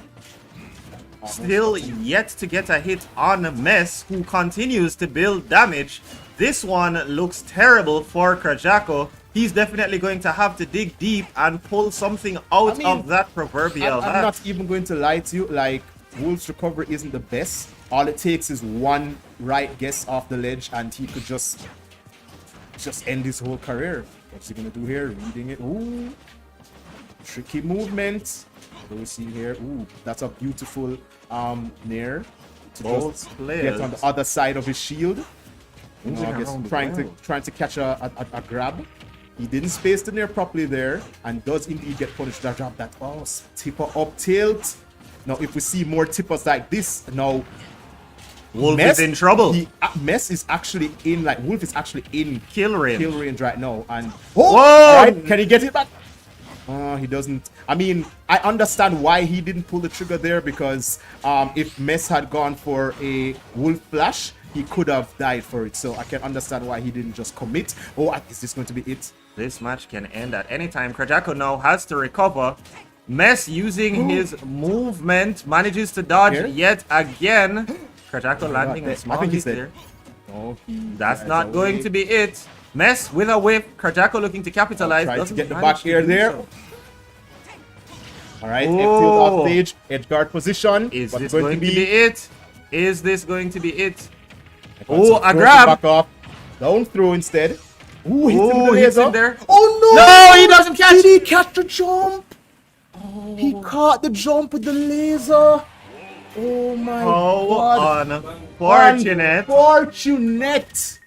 Unfortunate. And Krajako is going to lose for that. So Mess taking the early lead with a 1-0 point standing. But I mean, It was definitely It was not a anybody's blowout game. match. It was definitely- anybody's game. It just came down to that last interaction, and I mean, yeah, he Mess did the right thing. Like he called up the jump at that moment, and took Mark's jump. Mark didn't have any resources to get back to the stage from that distance, and there was curtains there. So I guess Mess not feeling too comfortable with that first one, heading for the Sora pick. Yeah, I mean, I guess he was pretty worried about the recovery, as in, I guess, with Okir's game. He decided that, Wolf's recovery was being exploited too much. He didn't like playing on the back foot, so he's gone to the Sora. Now, let's see if he can have a better time. It didn't really work out for him last time, but this is a different set. Different set, but Krajako definitely taking the early lead. Blizzaga, my apologies, freezing there, but nothing coming of it. Sora already hitting the 80 range, definitely in kill range for Mark. Oh yeah, he's very light. Very, very light. He's in kill range for a bunch of characters. Like, he dies ridiculously early. However, he does have the zoning options. He's pretty floaty, so he can kind of weave around certain characters. Ooh, beautiful spot dodge to the down tilt up smash confirm. However, But great recovery and counter attack there by Krajako. Looking to mount something, however, gets Meth off is the going ledge. to manage to get off the ledge successfully. oh man, is he going to get it? Okay, I thought for sure he was going to reset that. Does into a combo. Oh my Krajako God. make it back here? Great up B, he goes for it, but he's going to miss, unfortunately. Both players back. That wonderful What kind of move up B was there. that? Blizzaga not doing oh. anything. Oh, Oh, my God. he misses. He almost had it. He almost punished that. Oh my God. But again, just pick And things away. But he is eventually he seals the deal. He does seal it. Now what can he do here to He can do extend that. his lead? Oh, you meant Mark. I Yeah, mean, he cannot get killed. but Mess is not going to be Not standing having for it, that not though. having it. So we're almost even here, 23. Not much to write home about. Of course, Sora has Thundaga on deck, using that move very effectively, as we saw from the last set. He's been pretty accurate. Very good at it, but Kajako is the one mounting all the damage here, and as you had informed us, with Sora's weight, Yeah. I he mean, could die very soon. Mark could easily die to like a couple of hits, and being off stage, he could get bad DI on the Thundaga and go straight to the top of the screen. He could get hit by the freeze off stage. Yes, No, punish, he hit the You forward cannot there. let go of the ledge because you do not get invincibility when you grab it a second time. Krajako, very aware of that and punishing him, Capitalizing on it capitalizing, effectively. getting that stock. All right, now let's see if he can clean up this game, or if Mess will be able to claw his way back in. I mean, 70%. Sora can kill from this range. Oh, let's go to stage again. Oh, beautiful Tried to recovery. do the same thing, but it didn't work out this Right. time. Try to mix up the recovery by going for the side B. Have no idea what that move is. If you know in the chat, let us know. Trying to take the stock off. I mean, at 50, at 62, he's definitely in range of dying right now. But of course, Krajako definitely has lead. All right, I think he might be fishing for down smash here. That's not going to work. Oh, there goes the Does he get- Blizzaga! does he get the? No, he doesn't doesn't get the manage mix to up. capitalize, unfortunately. Up smash, beautiful. So he hits him with just one hit of the side B, set him up perfectly for a mistake on the platform, and just finished off with an up smash. Ooh, Krajako getting very Dangerous aggressive. territory there for Krajako just now. He Oh, can it's- afford to be a little more Oh. patient with it. He Deficit really that's just wants there. to end this and get to the next game. But yeah, he's But being getting one up, game he's behind, getting way too aggressive. Like, he's allowing Mess to mount the comeback, and that is not what you want. You do not want to be Okay. down. Oh, What does he do here? right. Thundaga, as always. getting Mess is antsy. going to recover, and Krajako is going to win. Oh, that one! Neutral. First hit of neutral air, landing neutral air into the tipper up tilt, taking game 2. So we're 1-1. 1-1. We are 1-1. 1-1. It is all tied up. How does Mess feel about that Sora pick? Does he stick with it? I'm wondering if he just did that to kind of, get Krajaka off his feet per se. Like, okay, you have to adapt to a new matchup now. So if I go back to the Wolf or another character, then you have to adapt again. Like I told, his pockets are pretty deep, and now you Here see he's comes switching to Snake. Snake. So 3 different characters that Krajaka has played already. So now he has to adapt to a new play style. So I'm wondering if this is Messi's style. strategy. This is his strategy. This is his thing. Yeah. So I mean, the opponent doesn't get to get comfortable. the thing is though that Marth can kind of, ooh, that was close. Funnily enough, that might have been the stop, even at 50 with Marth Stipper.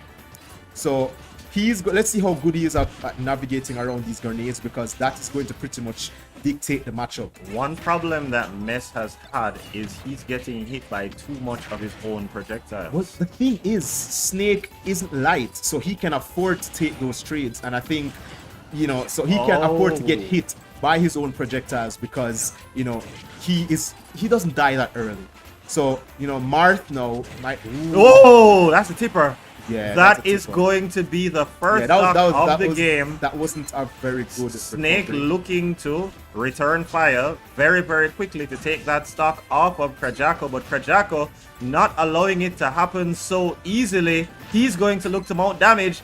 Here he goes. Can he control? No, Krajako is going to recover, but he is forced to do so again, which he does. Beautiful up tilt. I don't know how he knew that was going to happen. Like, he's spacing perfectly around Messi's shield.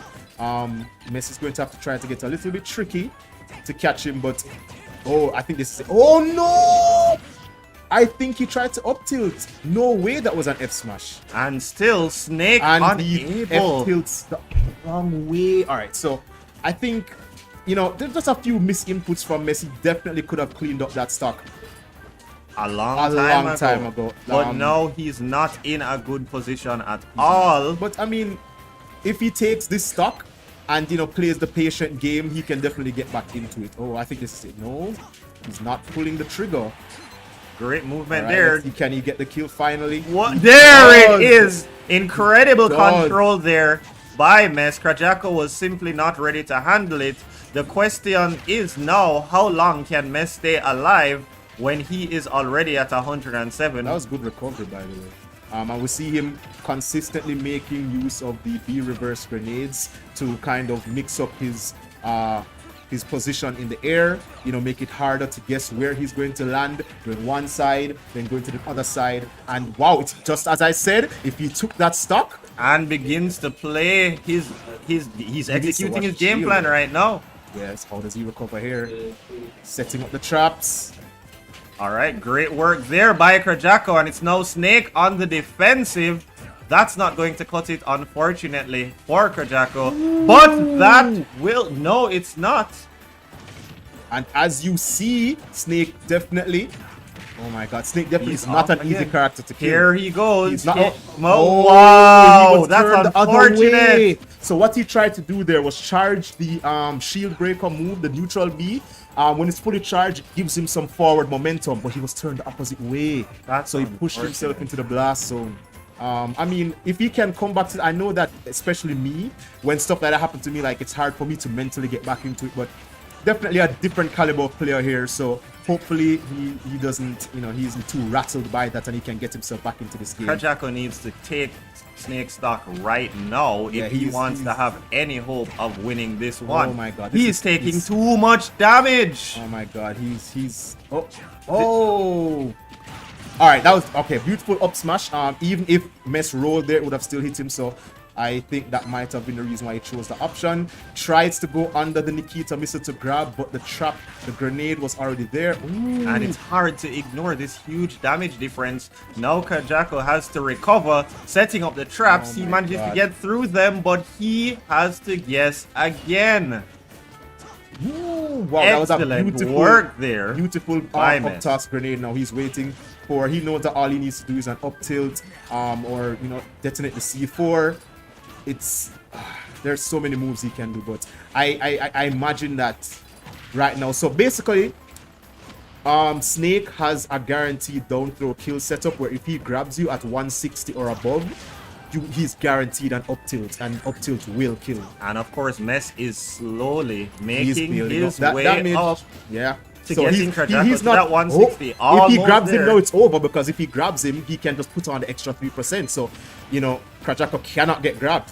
Like, knowing that you can't get grabbed, it puts a lot of pressure Okay, that was a All good right, dancing this blade. You is- can't let him come back here. You can't let him come down. No, it's How unfortunate for That Krajako. attack. That is going to do it and give Mess a second point on the board.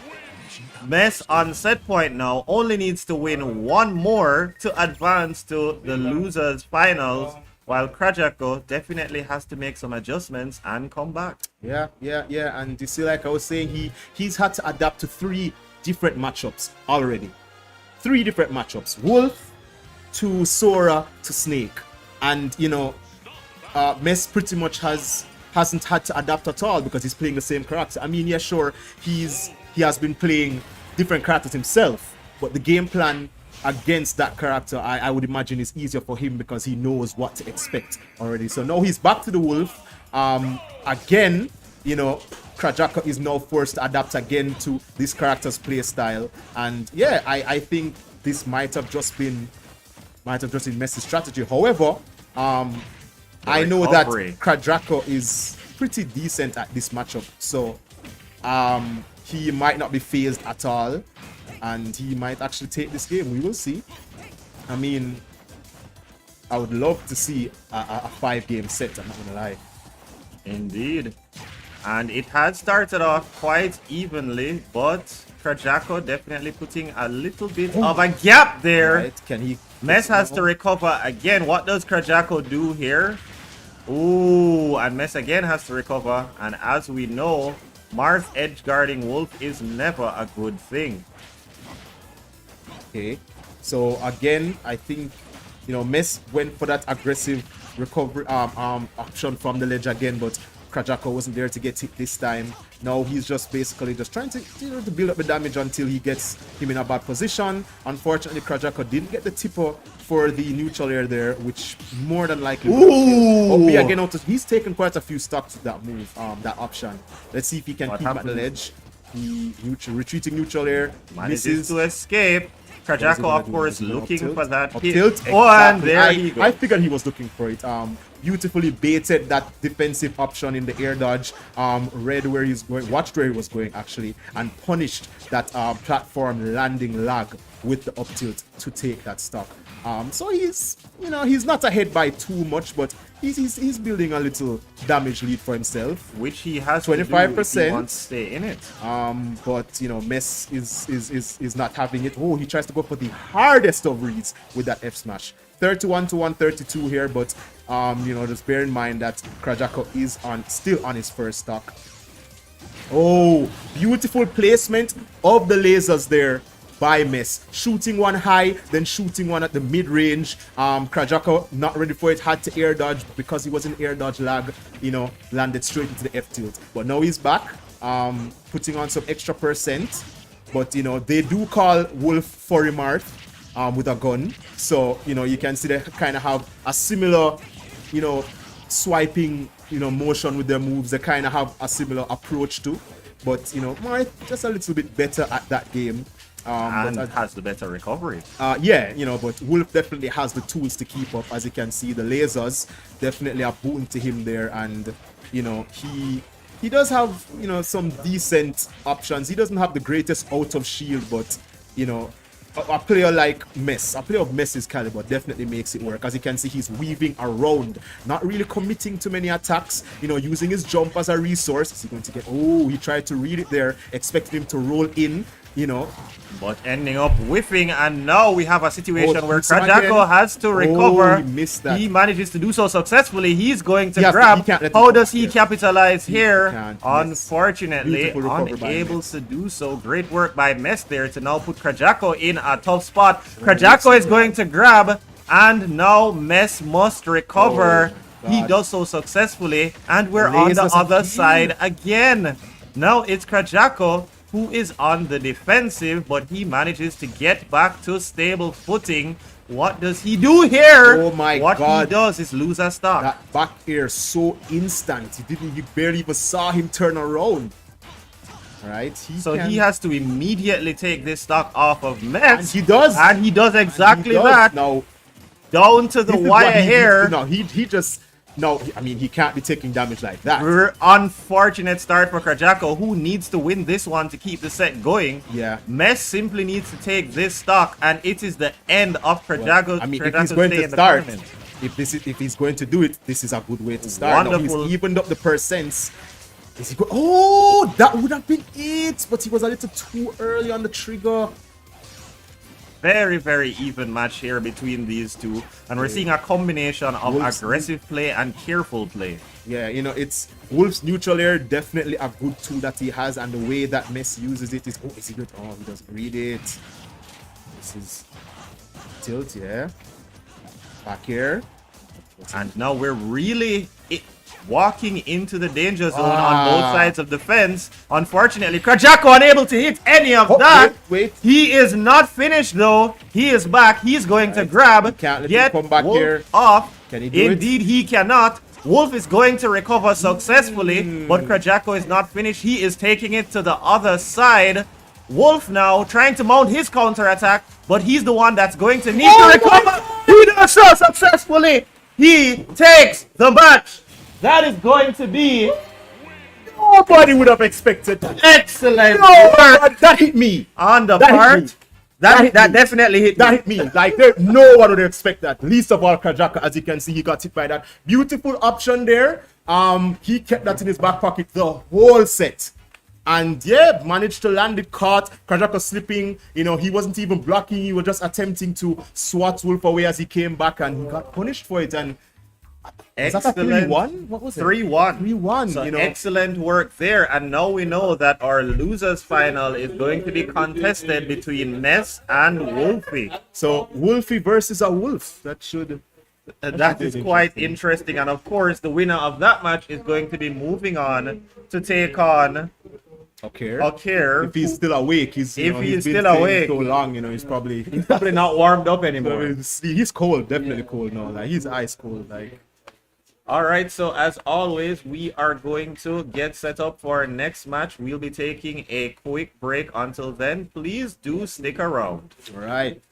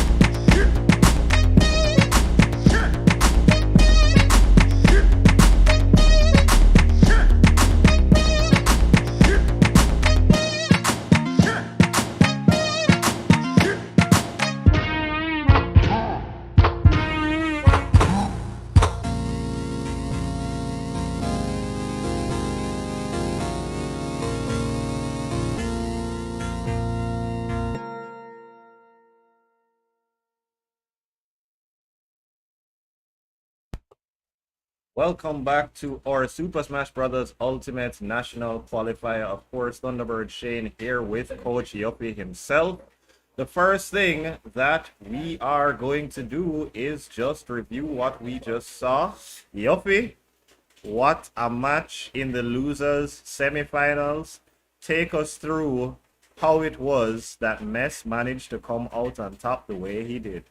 Well, it's like I was saying, right? I think that the strategy that he had going into it was to kind of keep Krajako guessing.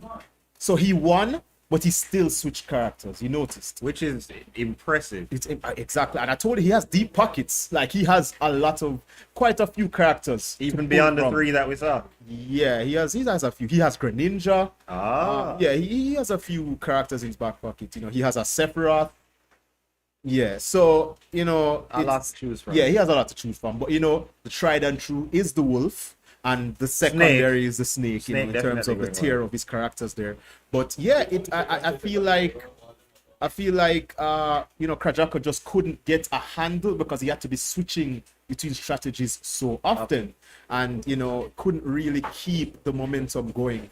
And I think that played a huge part in how the match turned out, because I'm not going to lie, for most of it Krajako did keep it pretty close. Yeah, he did. But yeah, I think the main issue there was having to switch between the different characters to fight and learn a new matchup on the fly.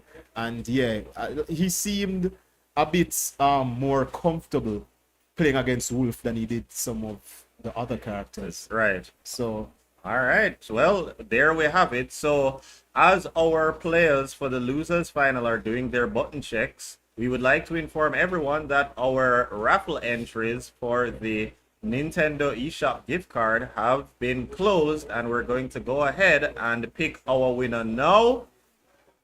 Drum roll.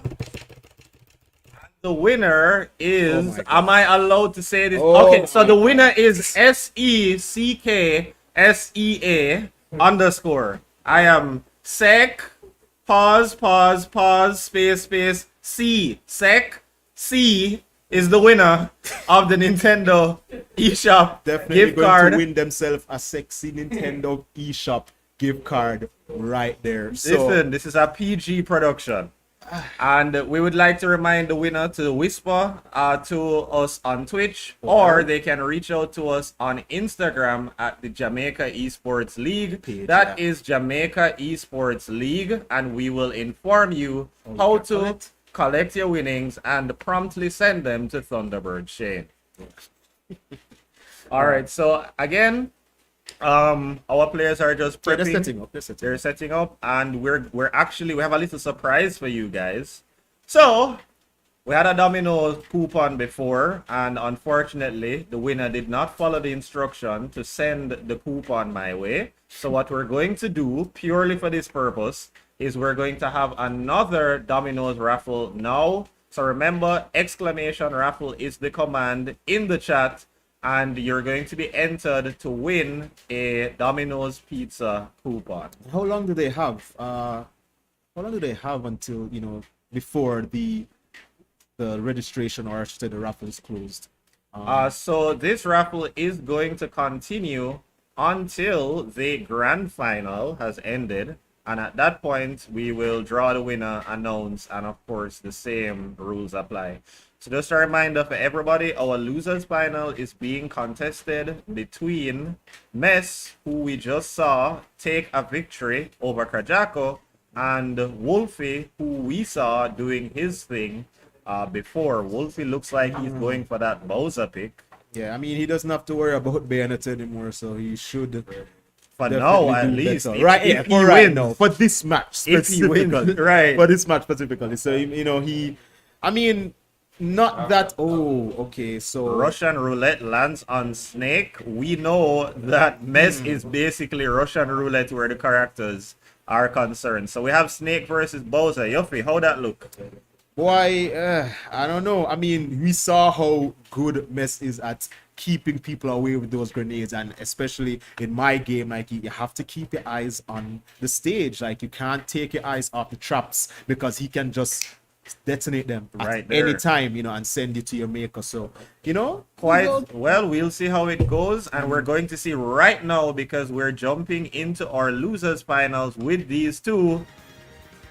Let's get into it. Man versus turtle thing, and we'll see who comes out on top. Bowser look like him get the whole of the chemical X. Yeah. Definitely have that X factor on deck. So yeah, I mean, if I was Snake, I wouldn't want him to get close to me either. I would definitely be throwing grenades. So all right, so they already did their button check, so I'm pretty sure this is the actual match. So we have started, and nothing too significant on either side, though Mess is starting to build the damage on Bowser. And he has changed his tag to represent his region, Ochi. Doing it big for Ochi, see if he can actually take it here. And for those of us who remember the popular meme from years ago, you still do need a passport to get to Ochi. Yeah, you definitely do. I mean, it's a little cheaper now, but definitely still need to get that visa and passport. So, I mean, right now, Bowser's at 95. That is nothing to Bowser. Because he's heavy. That's nothing to Bowser. Snake is also heavy, but they're not in the same class. Not in the same tax bracket at all. So I mean, if Wolf can weave around these projectiles properly and manage to get in close, I mean, Snake is no slouch. There goes the command grab, but that's not going to be it. Maybe a lighter character. That is going to be it, though. Back air, sending him to his maker there on the first stock. 143 now. He's definitely getting to that level, but his weight definitely gives him a bit of an advantage. Yeah, he definitely will need a pretty solid hit, to get knocked away. What he needs to do now is start building up some of that damage, and we know that Bowser is very effective at doing that quite quickly. Yeah. But that is not the way to do it, and Mess is going to look to close this stock out, but he doesn't manage to do so. Bowser with the up grab, and he doesn't manage to do that much of it. Now the thing is, Mess really, you see, he can't take your eye off those traps. Now Mess was pretty much in the driver's seat anyway, because really and truly all he needed was a grab. Like I said, once he reached 160 and above, Snake just has to down throw you and then just up tilt, and that's Bowser is heavy, but even Bowser is going to die there. Anyway, back to this stock though. Wolfie keeping it respectable. He definitely is not being great work to get past the projectiles there. Oh, beautiful attempt, but just a bit off the mark. Oh, and Snake gets saved there by his arsenal of incendiaries there. Let's see if he can get away from the ledge. Having Bowser sitting at 48, Ness has a lot of work to do before. Over, yes. So yeah, that was a beautiful flame breath at the ledge there. Kind of forced Mess to go straight up, and then he just punished with that up air. But now he's at the ledge. Oh, he manages to get away, retreats to center stage, which is very smart. He definitely do not want to be at the ledge. Great work to get away from that. Not against that one, and or against that one. All right, Mess definitely using Snake's arsenal very effectively. He's using booby traps and bombs and grenades. They're just everywhere, getting Bowser to that 140 mark. He's in his head. Let's see if he can. All right, so that's attack. Great work there, and of course, as he begins to mount more damage, Bowser, who is standing across from him with 2 stocks, gets ever so closer to getting that final kill. Of course, it's not going to come that easy. Definitely not. Bowser has managed to recover, but he will be taking the stock anyways. So now we have 1 stock versus 1 stock. Oh my god! Mess if that was a lighter character, 89. I think he's fishing for that grab. He's fishing for that command grab. Is he gonna get it? No. To bounce him off one of those platforms, and we know that that's the last thing that Mess wants. That up smash is not going to do it. Mess is trying to fighting for his life here. You do know that even though that first win doesn't guarantee anything, it's great to establish that position at the beginning. So it is all to play for. Snake firmly within kill range for Bowser. He has done a great job in getting himself back into this game. Like, he is he's whittled down the lead. He's whittled down the lead and continues to do so. It was literally Wolfie's. Oh my God! There again, beautiful F tilt. If at first you don't succeed, try again. I mean, I'm not sure if Mess meant to air dodge onto the stage or if he was trying to air dodge to the ledge. Either way, you know, Wolfie's going to clean up that stock. It looked very dangerous there for a second, but he managed to stop the bleeding, clean it up, and now we're going to go into game 3. So and it's unlikely for Mess to stick with the same character based on what we've seen out of it. It did get down to the last stock. So, I mean, he seems to have a firm control over the placement of the grenades, the C4, the Nikita missile to kind of trick up his opponent, get him to go where he wants him to go, you know, keep him out. So, I mean, it wasn't a dominant loss. So, I wouldn't be surprised if he stuck to Snake. So, just a quick correction there. That was actually our first match. That was the first match? Yes. That was the first match. So, Wolfie is up 1-0. So, no, Mess has actually not won just yet. So this what match was I thinking about? I am not sure. Okay. Well, yeah, so, I mean, still rocking the 4-0 tag. And, Duck Hunt? No, he's not. He's definitely not. I was getting excited there. No, I haven't seen it. No? He's not. Really? Why not? Is Duck Hunt good? No. I mean, that dog was invincible when he played Duck Hunt. Yeah, but he's It doesn't translate. definitely not invincible. I can tell you that. Unfortunately. Definitely Sounds kind of low tier. He is. I play a little Duck Hunt myself. You know, I like those kind of obscure, not really popular characters. Definitely takes a lot of brain power to play. Ooh, Mess sticking with the same character 2 matches in a row. Just kind of changing up the stage a little here. So they're going to Smashville. Not really sure who really, you know, benefits more from this, but I can't imagine that Bowser would ever, you know, be at a disadvantage with a platform. There's a platform. Yeah. So, I mean, the thing is though, the stage is smaller, so Mess has less room to set up his traps, but he's still doing a great job of mounting damage with them. So what he did a while ago, while Wolfie was on the platform, he sneakily jumped and planted the C4 on Bowser himself, which Snake can do. So that's why when Bowser was in the air, he suddenly exploded because Snake detonated it. So you have to watch out for that as well. You can't just hold your block because, you know, with the projectiles that can also, you know, break your shield eventually, Snake can just run up to you and plant the C4 on your character. Oh, there's a command grab, not getting the platform, and even so, at that getting damage, a bit antsy there, not and going to be punished. it. How unfortunate for Wolfie. Great start by Mess there. Of course, he continues to make Smashville his minefield. Yeah. Definitely setting up a lot of traps here. Gets hit with that forward air for his air dodge troubles. And yeah, I mean, Snake not looking good at 137. Well, he's looking pretty good to me since he still has a whole stock. He is mounting that damage on Bowser. So looking Bowser, like he wants to claim a second stock. It's looking like that's what's going to happen. Oh, miss there from Bowser, and he's going to fall into one of Snake's he's traps. dead. Come on, grab. That's he's going to be the end of it. Bowser has rage on him as well, so like his moves are going to be stronger. But now, you know, he's at such a deficit that he can die very soon, and he's over that 160. So we know I think this that is going the to be throw setup or that Nikita works as well. Yeah. So now Wolfie is on his last stock. Definitely not impossible to win this for a character like all it Bowser. takes is, you know, it's like one shield break. Bowser's right back into it, or a gimp, you know, hitting him off the stage, and you know, just bringing it back. Like he's doing a pretty good job. Like 56 is nothing to Bowser, and that back air very well placed. That if that had landed, that would have been a highlight reel. Definitely been a highlight reel, of course. Unfortunately, Mess reading that high recovery with the back air. Let's see if he can get off the ledge. And Wolfie has not managed to prevent himself from bleeding as he's trying to take the stock at this point. It's unsure if he's even going to be able to do it.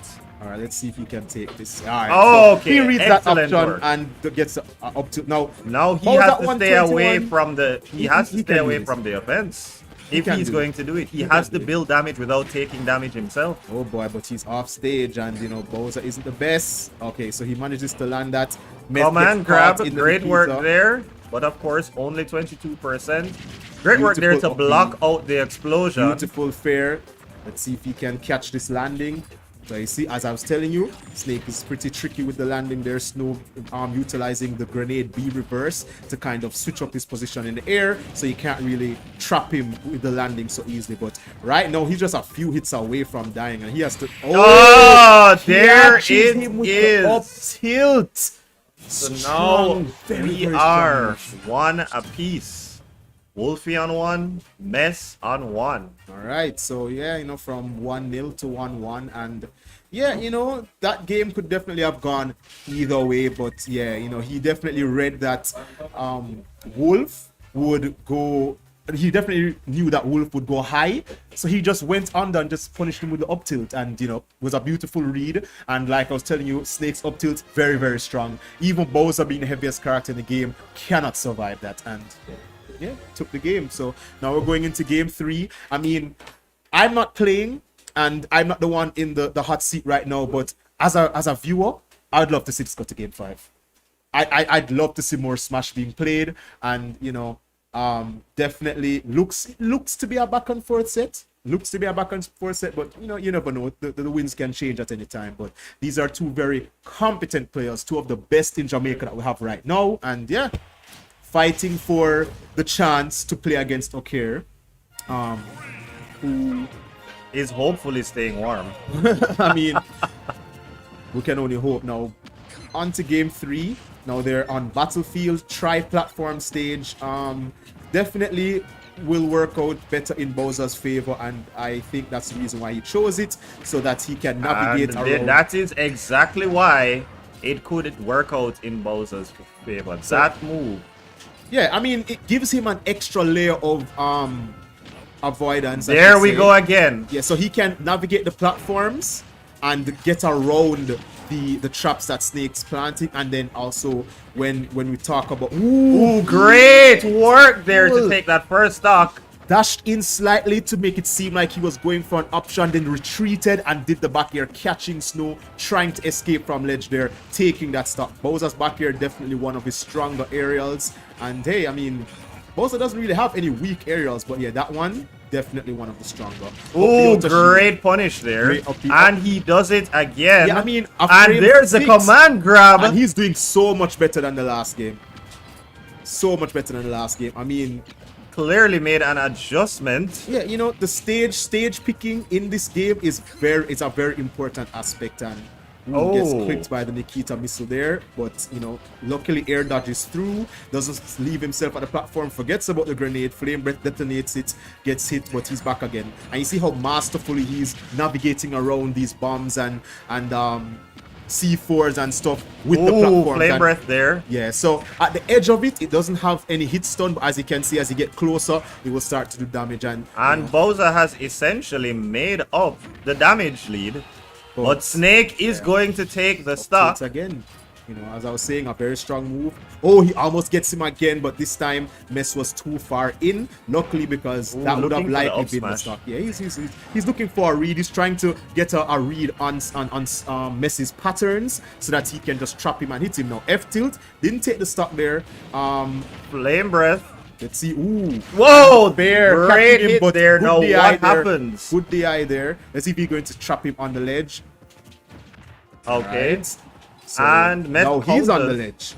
So now it's his turn to guess and recover. He does so, missing there with the up air. He can't block either because the threat of the side B is always on deck. So he has to be very careful navigating. His shield is not going to be a safe option for him right now. And you have to think that Wolfie is considering that command grab. Oh yeah, definitely.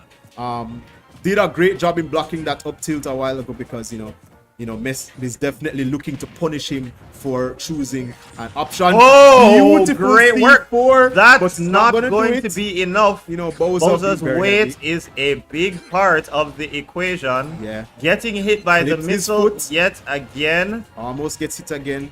Misses And that gets one. dash attack. Oh my, is he going to be able to recover? He Whoa! doesn't. Nikita missile coming in clutch there. And now Snow Mess is on the ledge. Sitting at 164, you had to imagine that that was going to happen. Yeah. Now There. we are Too good, too down good. to the final stock on each side. Not too much to separate the competitors in terms of damage. Right, gets hit by the dash attack, trying to go for the tech chase there with the forward air. You know, dash get up attack kind of has a little invincibility there, so it kind of goes through certain moves if you time it right.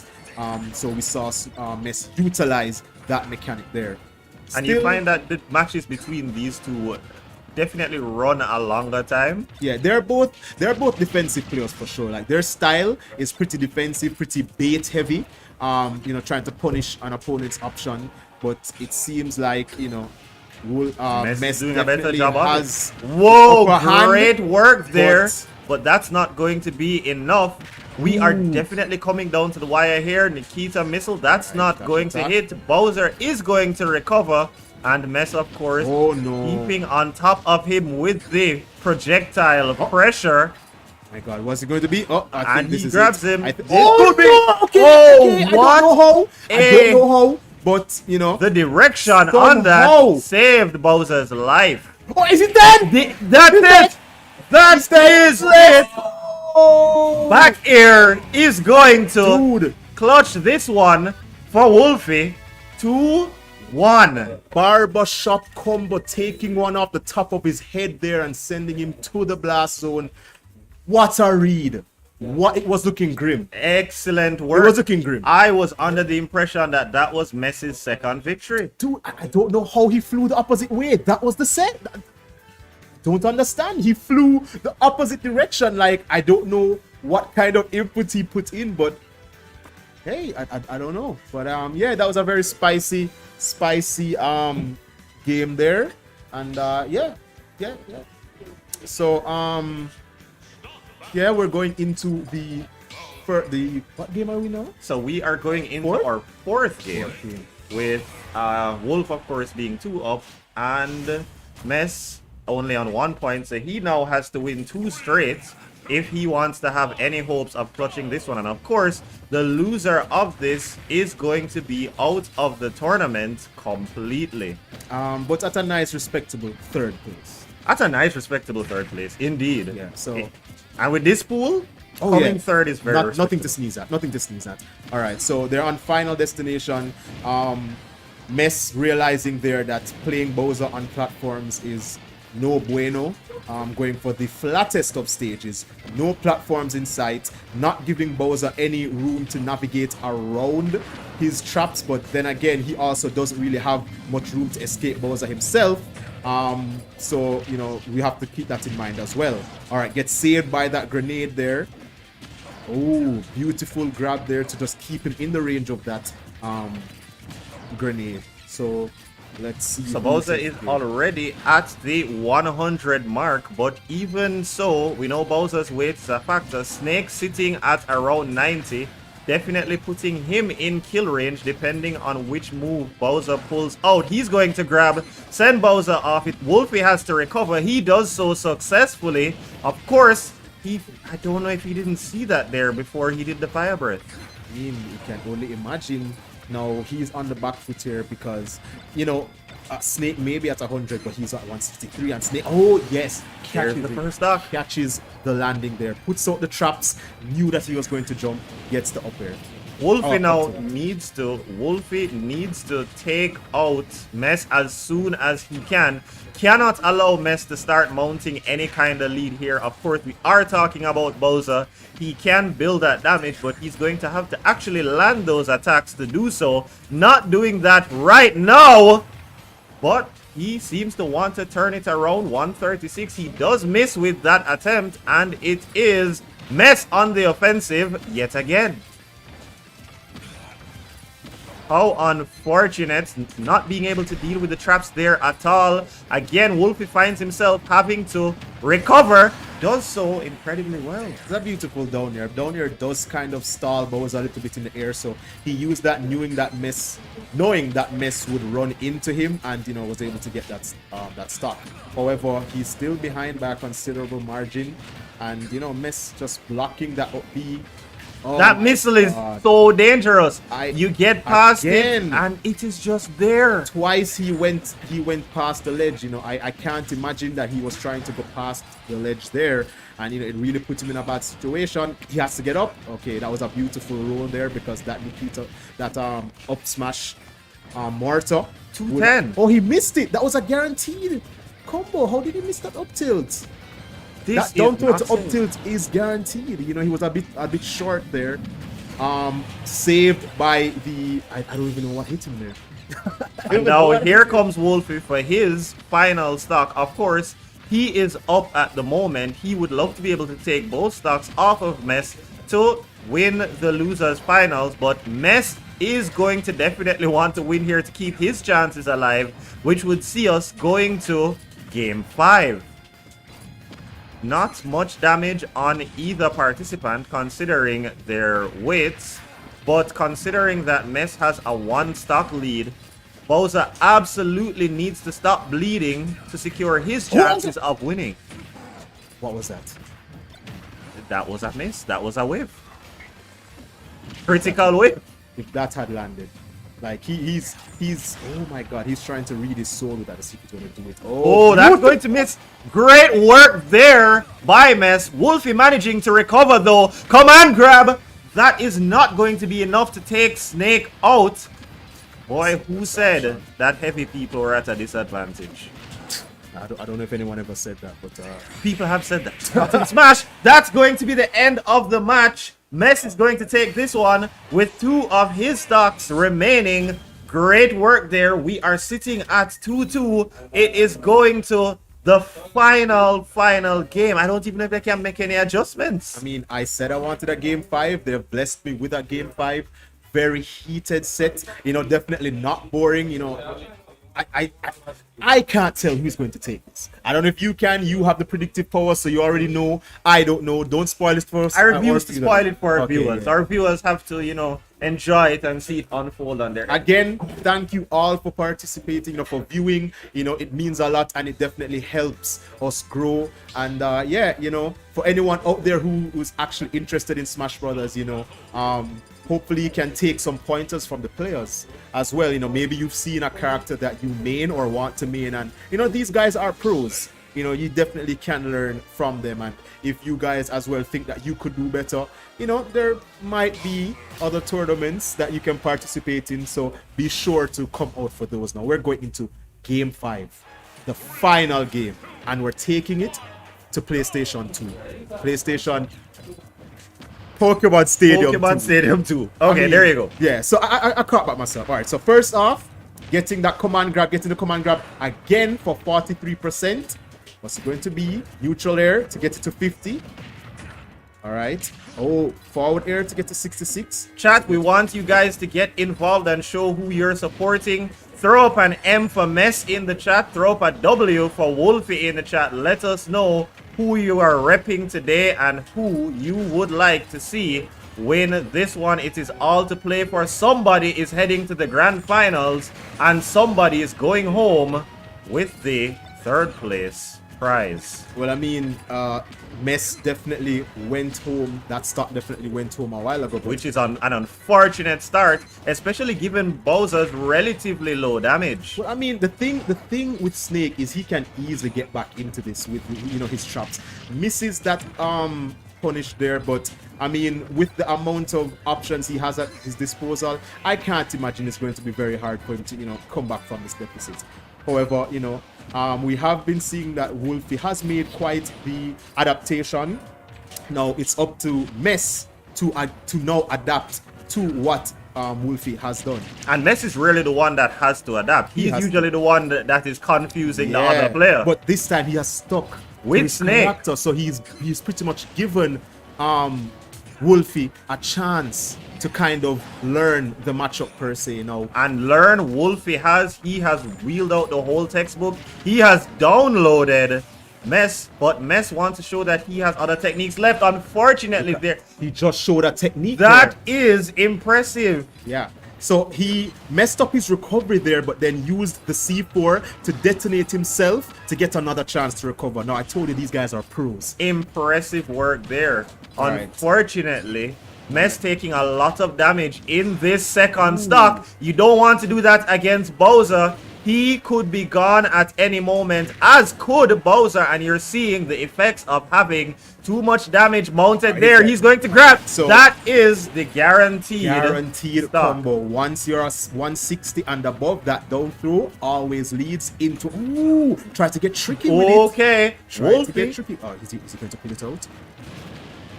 Playing breath. He manages to recover back here from ledge. Tries to go for the neutral. Oh, tries to read his sword, but unfortunately the grenade stops him from getting a meaty punish.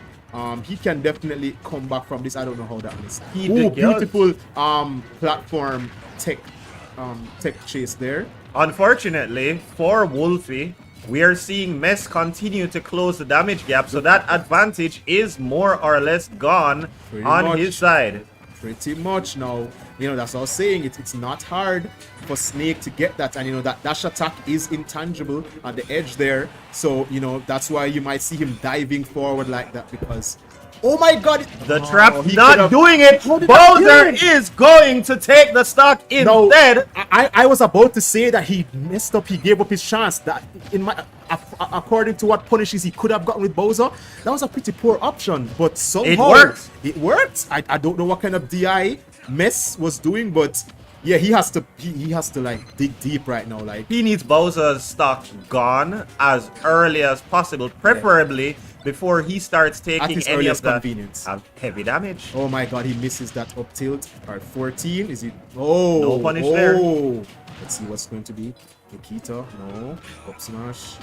Beautiful. Tried to read the option there and gets it. So you have to be careful. Just because Snake has a little issue coming down, it doesn't mean you can just pressure him all the time. He can drop that C4 to kind of cover his landing, you know, catch you slipping. No, so it's 31% deficit between these two. Bowser's at the advantage. You know, Mess trying his best to build up that percent, and he's doing a good job getting it to 26. And ladies and gentlemen, the position that we are in, it is 1 stock to 1 stock.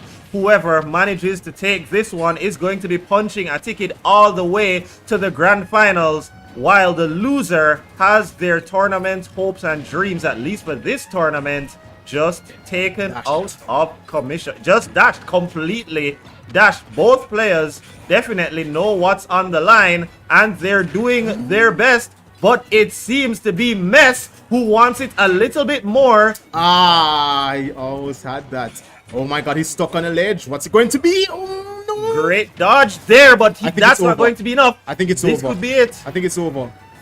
Oh, it was not. Wolfie not ready to give up on this tournament just yet. And who would be? He does hit the command grab, but of course, not enough to take Snake down.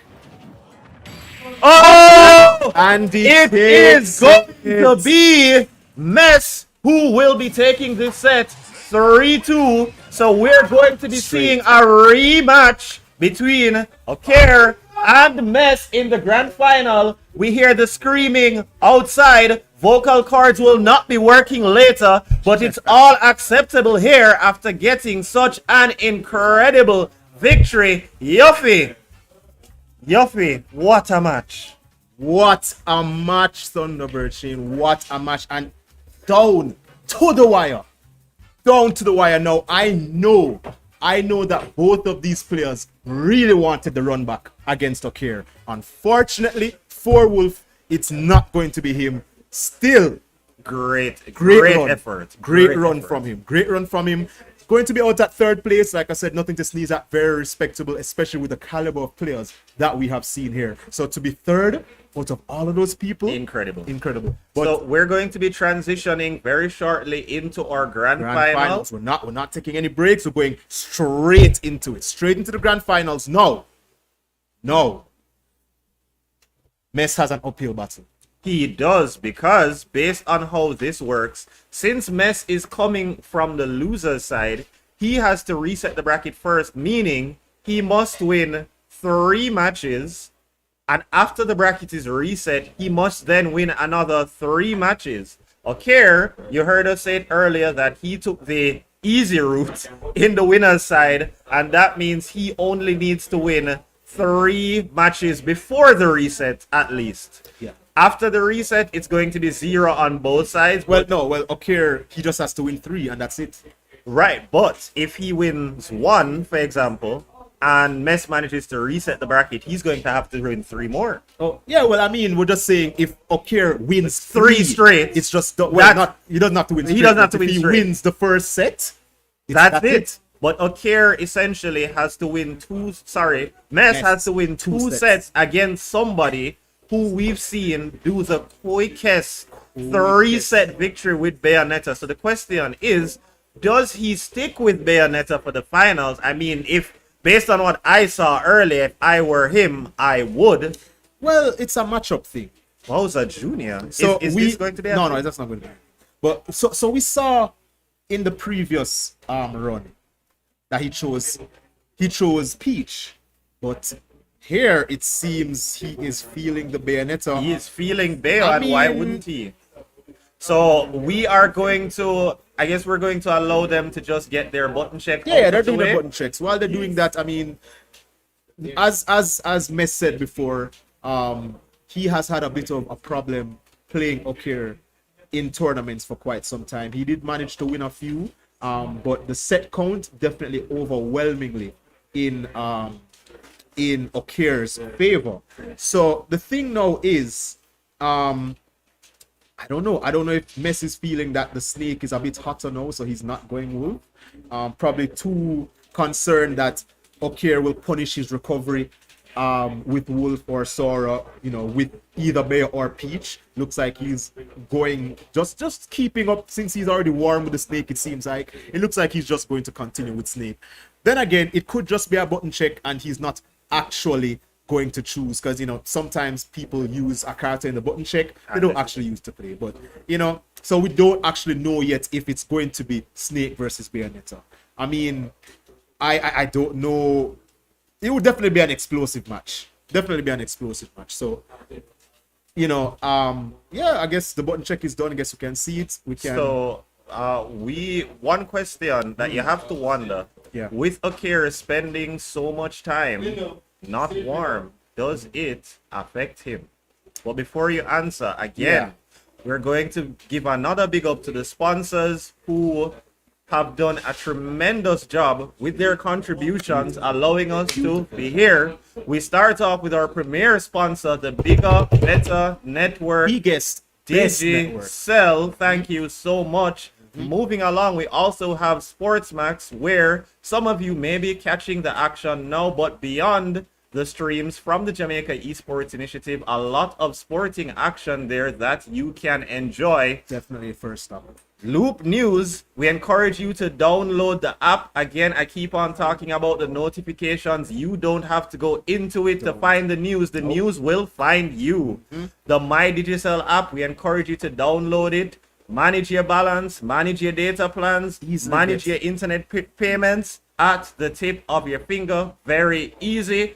Virtual Reality Jamaica, a great place for you to have some fun, throw on a VR headset and enjoy a couple of those games. Excellent experience, by the way. Excellent experience. And speaking from experience, indeed, Gilded is next on the list, and it is a lot like Discord, but we have to keep mentioning and bigging up the fact that we have one Jamaican developer in it, so we are very, very, very proud of that. Primus Gaming goes without saying. You see the headsets, you see the microphone, and there is a lot more that Primus Gaming does. If you're a streamer, if you're a YouTuber, even if it's just your Zoom meeting at work, get something from Primus Gaming. Moving on, we have Fresh Approach Supermarket, and fresh is more than just a part of the name. It does speak to the state of the groceries that you're going to be getting. Next, we have Domino's Pizza. We hype up the pizza before, and it was not pretend it was amazing. Again, remember that we have another coupon giving away raffle to enter yourself into that. That will be drawn after the grand finals. And you can also order your Domino's pizza online. Choose to pay by cash, choose to pay by credit or debit card at the door, or choose to pay online as well. Couldn't be easier. Couldn't be easier at all. The esports store, webstore.esportsja.com. There's a lot of electronics that you guys can procure from there. Check it out. If you're looking to buy something, you don't have to go all the way to Amazon. Check out webstore.esportsja.com.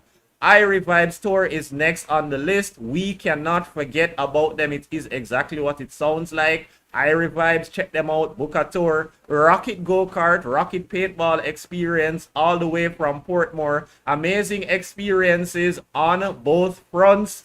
Go-Kart with a couple of your friends, family.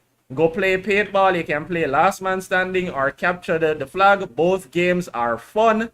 Buzzers Jamaica is next on the list. For those who like the token arcade vibe, Buzzers offers that in spades, and it is an amazing experience. And of course, where Andrew Pang spent most of his day, LOL, Snack Stop, he is back. Hopefully his dentist bill is not too large. And again, all of this, in conjunction with our sponsors, is thanks to the hard work of the dedicated Jamaica Esports Initiative. So we are going to.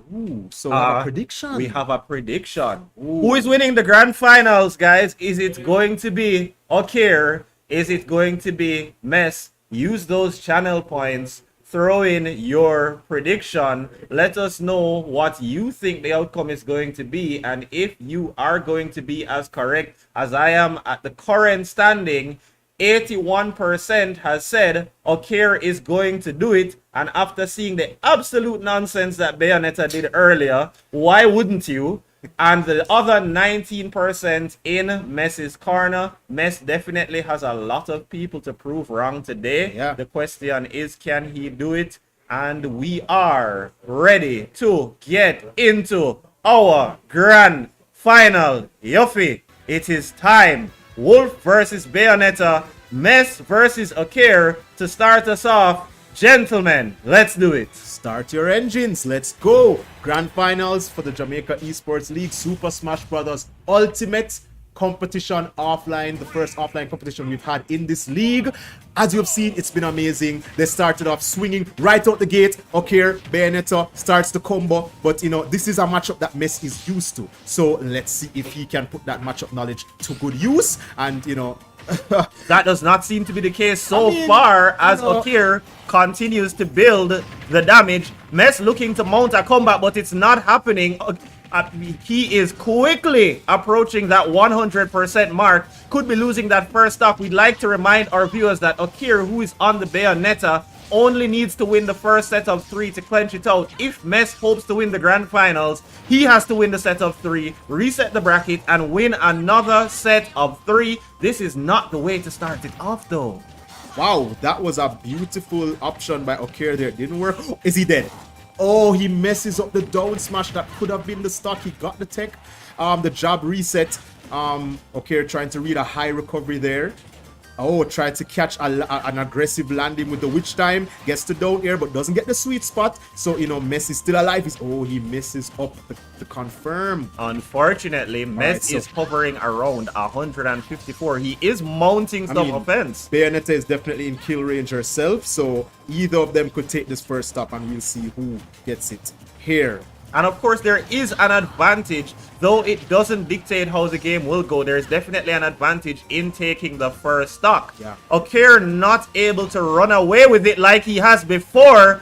Mess showing why he is here, why he has made it into this grand final. Okir with the grab. Are we going to see? No! Mess is not having it, but Okir still manages to take the first stock. All right, so as you can see, Mess is a little bit more proficient at kind of getting out of Bayo's combos. You know, he's been MVP with that dash attack from Wolf, you know, clearly a football fan. Luckily, that mess up didn't cost him the stock. did put him in a bad advantage, and he's still paying for it. Okay, really milking that combo, still going. Oh, almost read that air dodge, but a little bit too late or too early. Now he's put himself off stage.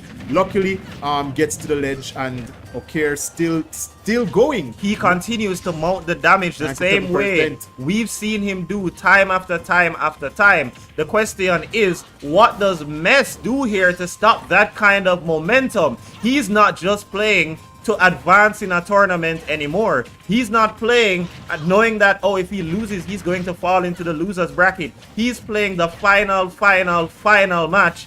It's all to play for. He could become the champion, or Okir could continue to steamroll as he has been doing with Bayonetta. Very, very, very even match we have going here.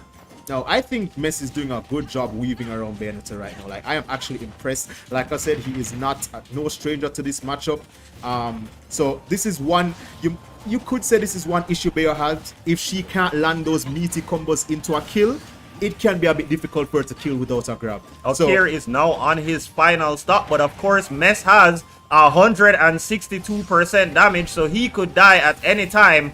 Don't think that Mess has a huge advantage over Okir. He's going to land the grab. That's not going to be enough to take Mess out of it, though.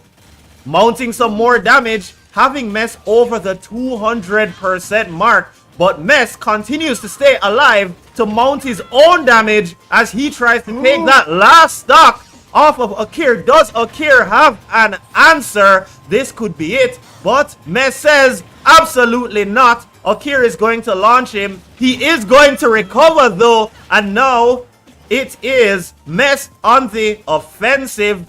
Okir definitely wants to get that stock off as soon as possible. That is still not enough. Down throw. I don't know who Wolf praised to. It just stopped working. Yeah, that was a. I know that was a mistake. That back throw. It should have been a down throw because that was a guaranteed kill.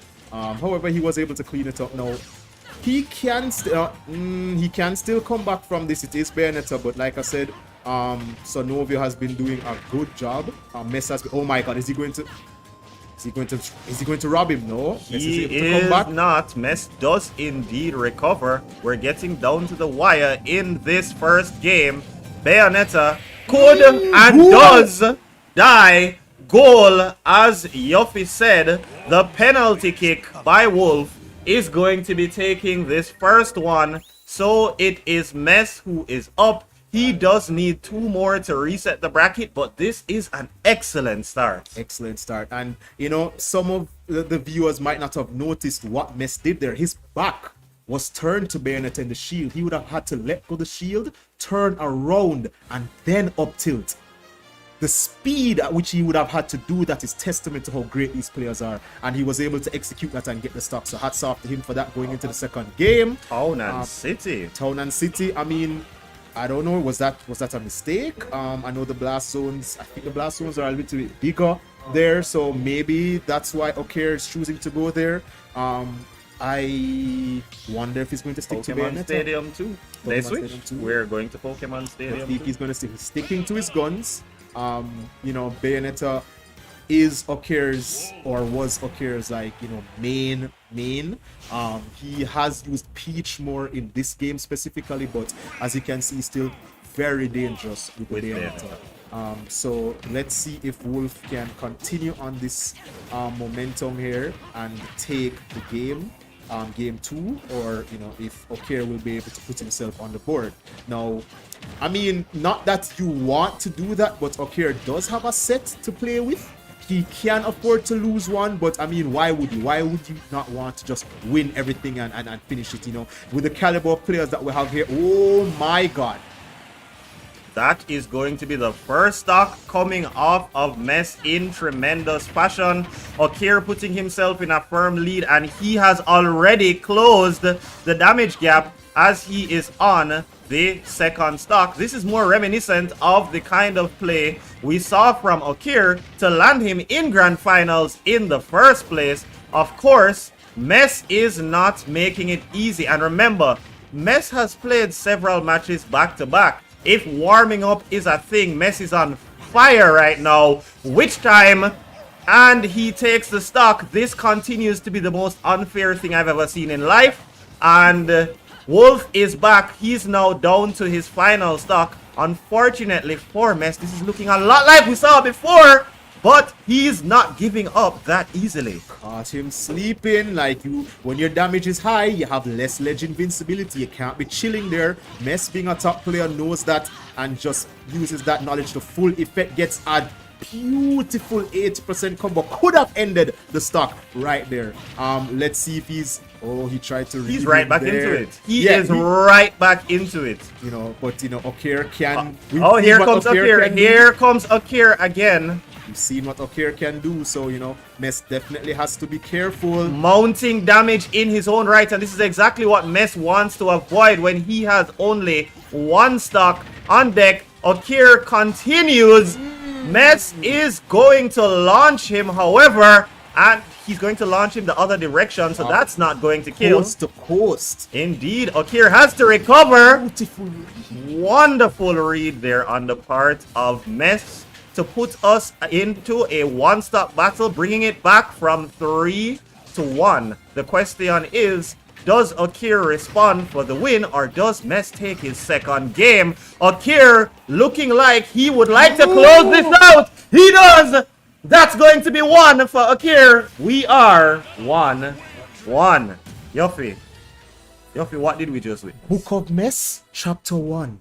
The hardest of reads. He knew where he was going. He opened that man's soul. He knew he was going to pick the high recovery option and punished him dearly. The biggest punish he can get to end the game. Beautiful from Okir, putting himself on the board right here now. I mean, amazing set. And this is exactly what you get when there is player familiarity. Yes. I mean, it's also matchup dependent that he knew that Wolf wouldn't want to recover low against Bayonetta. So he just, I mean, he wouldn't have really lost anything much from making that read, but what he had to gain was immense. And as you can see, it paid off for him right there. Low risk, high reward. We're going into... The reptile is back. Snake. It's Snake.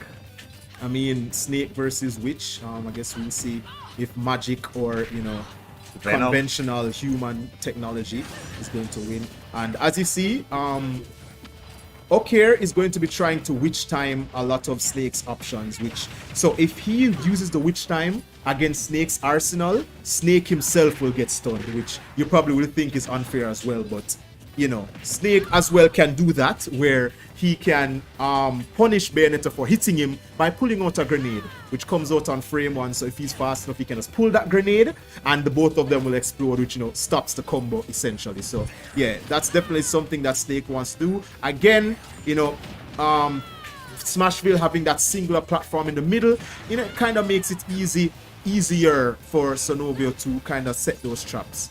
All right, Nikita missile is not going to connect there. Bale looking to mount some damage on Snake. That's not going to work. Snake lands the grab and he takes the first stock. I'm thinking that Okir might have thought he was going for the down throw there, and he just threw him forward. So that was a beautiful DI mix up there from Sonovio. Oh, tried to catch him sleeping up top there.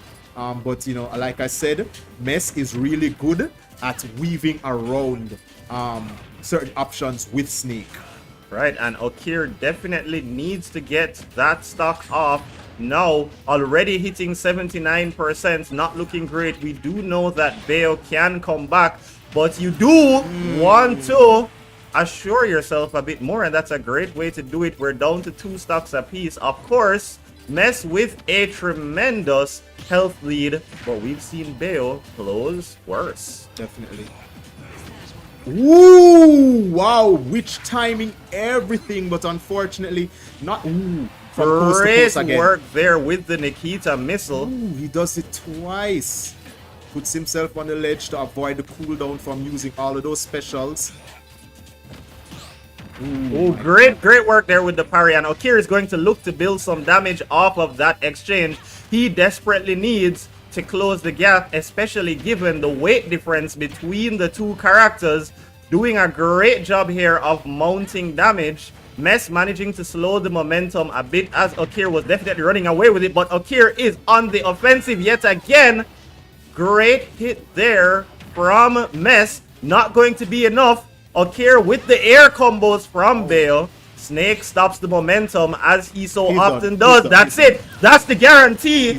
Bale is on her last stock. How quickly can she take Snake's stock? That's if she can. Let's see. He's trying to read his... Oh my god. All right. She can take it about that quickly. And we are down to the last stocks again. These two players always making the games interesting for us. Okir already on the path to closing that health lead, but Mess starting to go on the offensive again. Remember, both players are 1-1. Whoever takes this one looking to move into the lead, of course. Oh! I think he forgot. You can't just stay there. So he was expecting Mess to read an option because at that percent, it's not guaranteed. So since he was on the platform, he was expecting Mess to read him to maybe go forward. Stayed on the ground a little bit too long. Ill-advised. And of course, Snake not being afraid to kick a witch when she's down. Yeah. Won himself a ticket straight into the blast zone. So, yeah.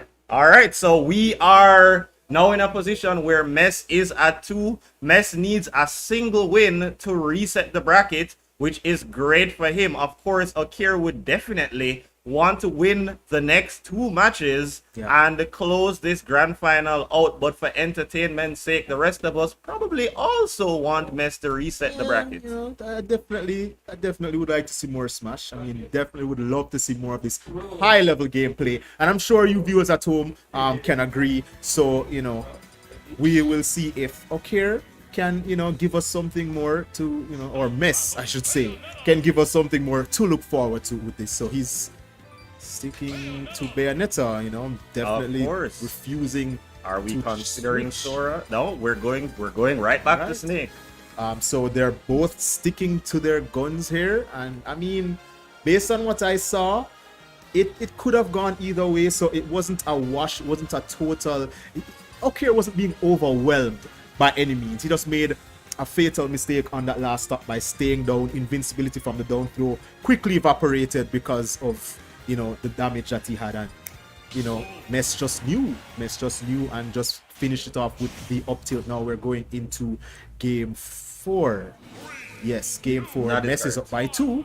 Okir has 1, so now he has to win 2 more to end this. Now let's see if he can start that comeback now.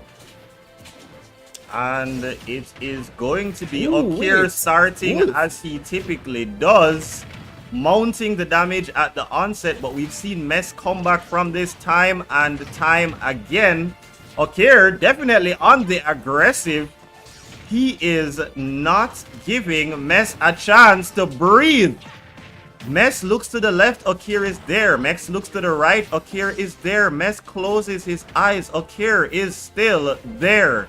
Okir continues to mount damage, and that's going to be the first stock. The aggressive playstyle definitely paying off at the onset.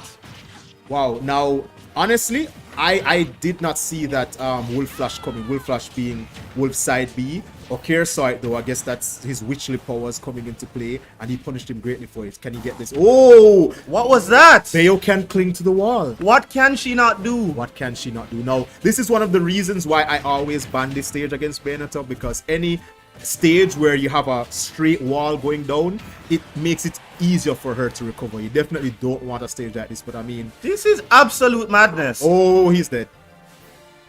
Yeah, he's dead. Oh, what happened there? So he air dodged because he thought because Mess didn't move.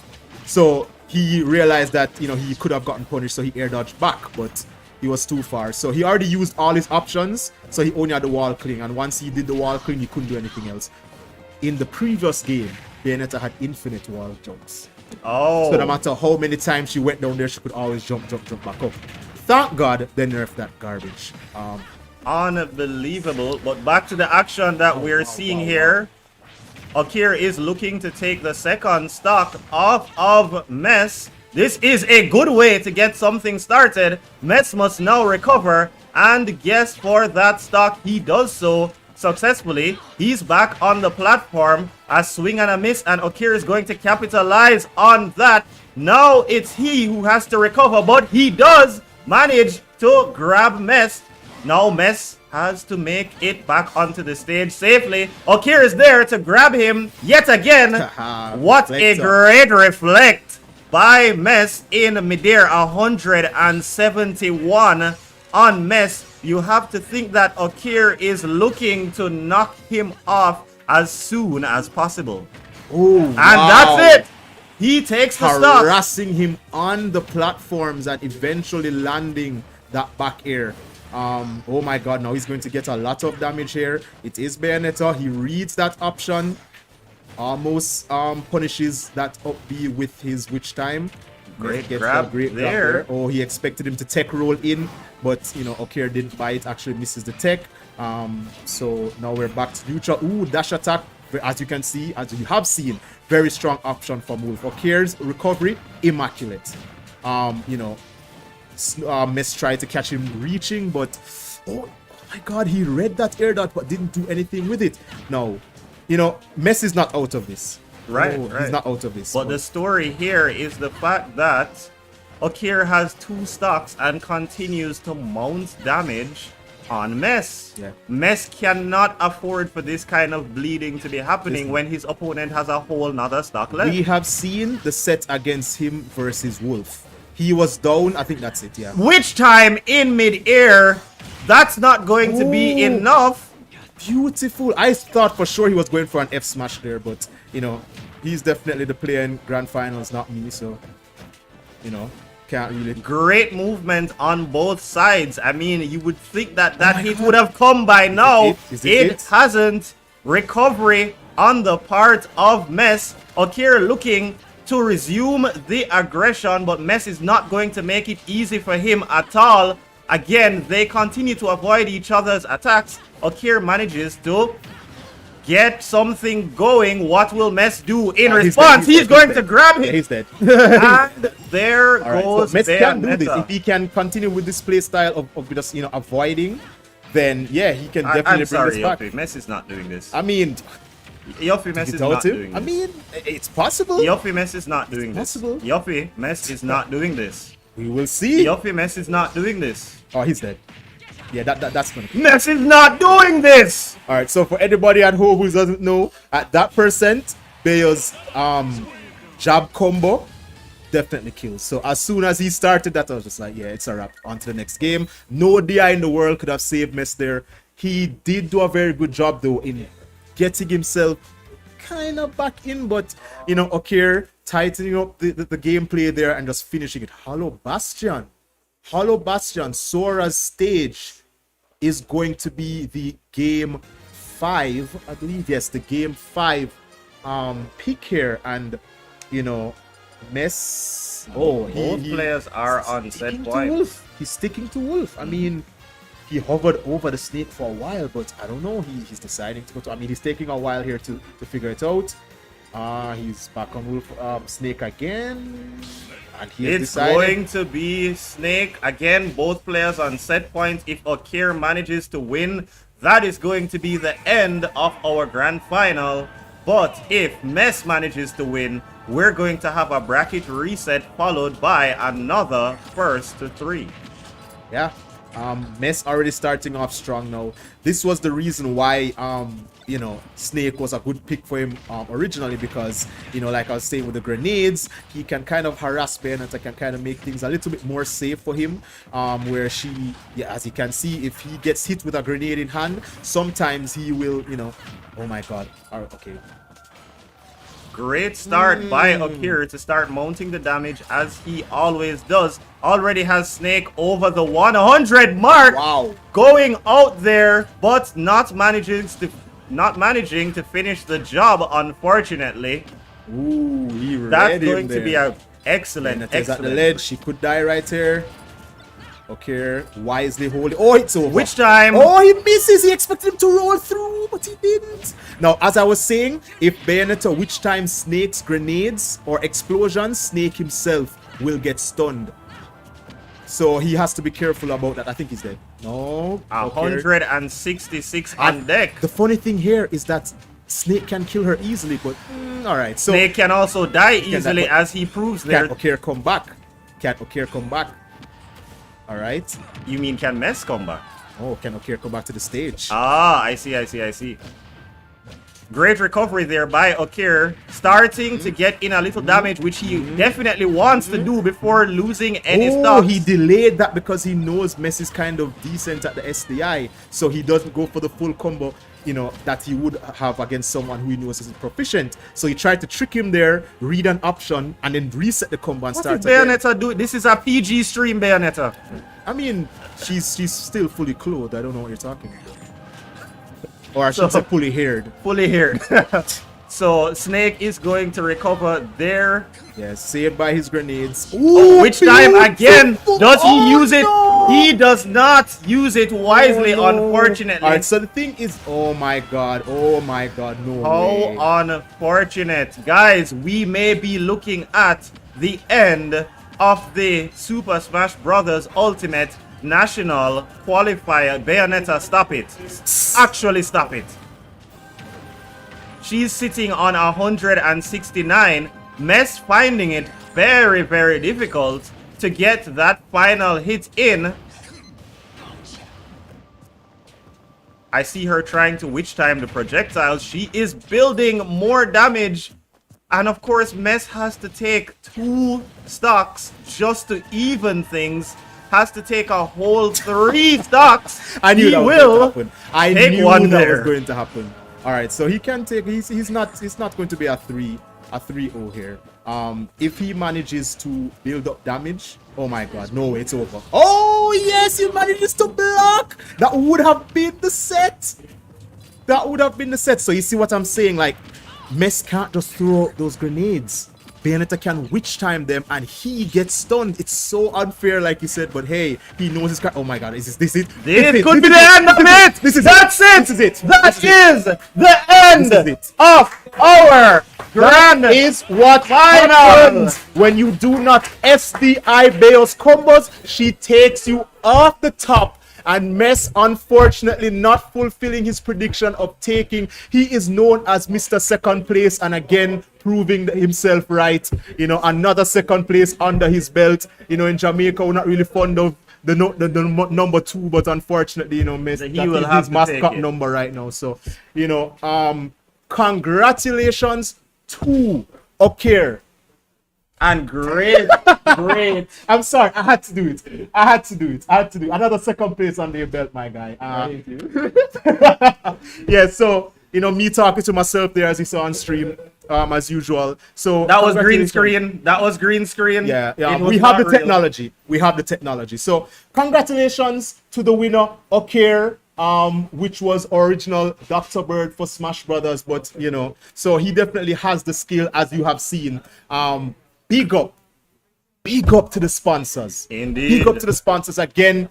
Digicel, SportsMax, Loop, the My Digicel app, so convenient for everything, bill payments, credits. You don't have to leave your home. You don't have to call nobody. Straight into the app, you can get it all. Virtual Reality Jamaica, bringing virtual reality to you. If you want to escape this reality and go into a virtual one, definitely check them out. Virtual Reality Jamaica on IG, Instagram. Gilded, like my co-host says, just like Discord, but better. And we have a Jamaican developer. Primus Gaming, as you see with the gears, Fresh Approach Supermarket, Domino's Pizza. You can order online, Domino'sJamaica.com. Esports Store, webstore.esportsja.com. iRevive Store, Rocket Go-Kart, Rocket Paintball Experience, Buzzers Jamaica, LOL Snack Stop, and you hear us say it time and time again. Also, the hard work of those in the Jamaica Esports Initiative. Now we are going to pull the raffle where you, the chat, will get a second attempt to right your wrongs and send me the pizza. Right. So now we're going to have a drum roll. The winner is Krajako! One of the contestants in our tournament actually winning this raffle. So, great work, Didn't win the tournament. Consolation prize there. Wonderful. So again, We want to thank everybody for joining us today. This goes out to the players. This goes out to the team that is here. And this goes out to those who are watching us live on Twitch, SportsMax, YouTube. We would like to encourage everybody to join us again on June 25th when we're going to have the PUBG Mobile IESF qualifiers. For those of you who are PUBG Mobile players, we encourage you to enroll. Remember that you do have to be a member of the Jamaica Esports Initiative to be eligible for the tournament. Registration is still open. Head to JamaicaEsportsLeague.com. The page is very intuitive. Registration is very simple. Very simple. We look out for you guys on the 25th, and that is going to be it for today. I have been Thunderbird Shane. Here with me, we have Coach Yuffie. Thank you again, and take care, everyone.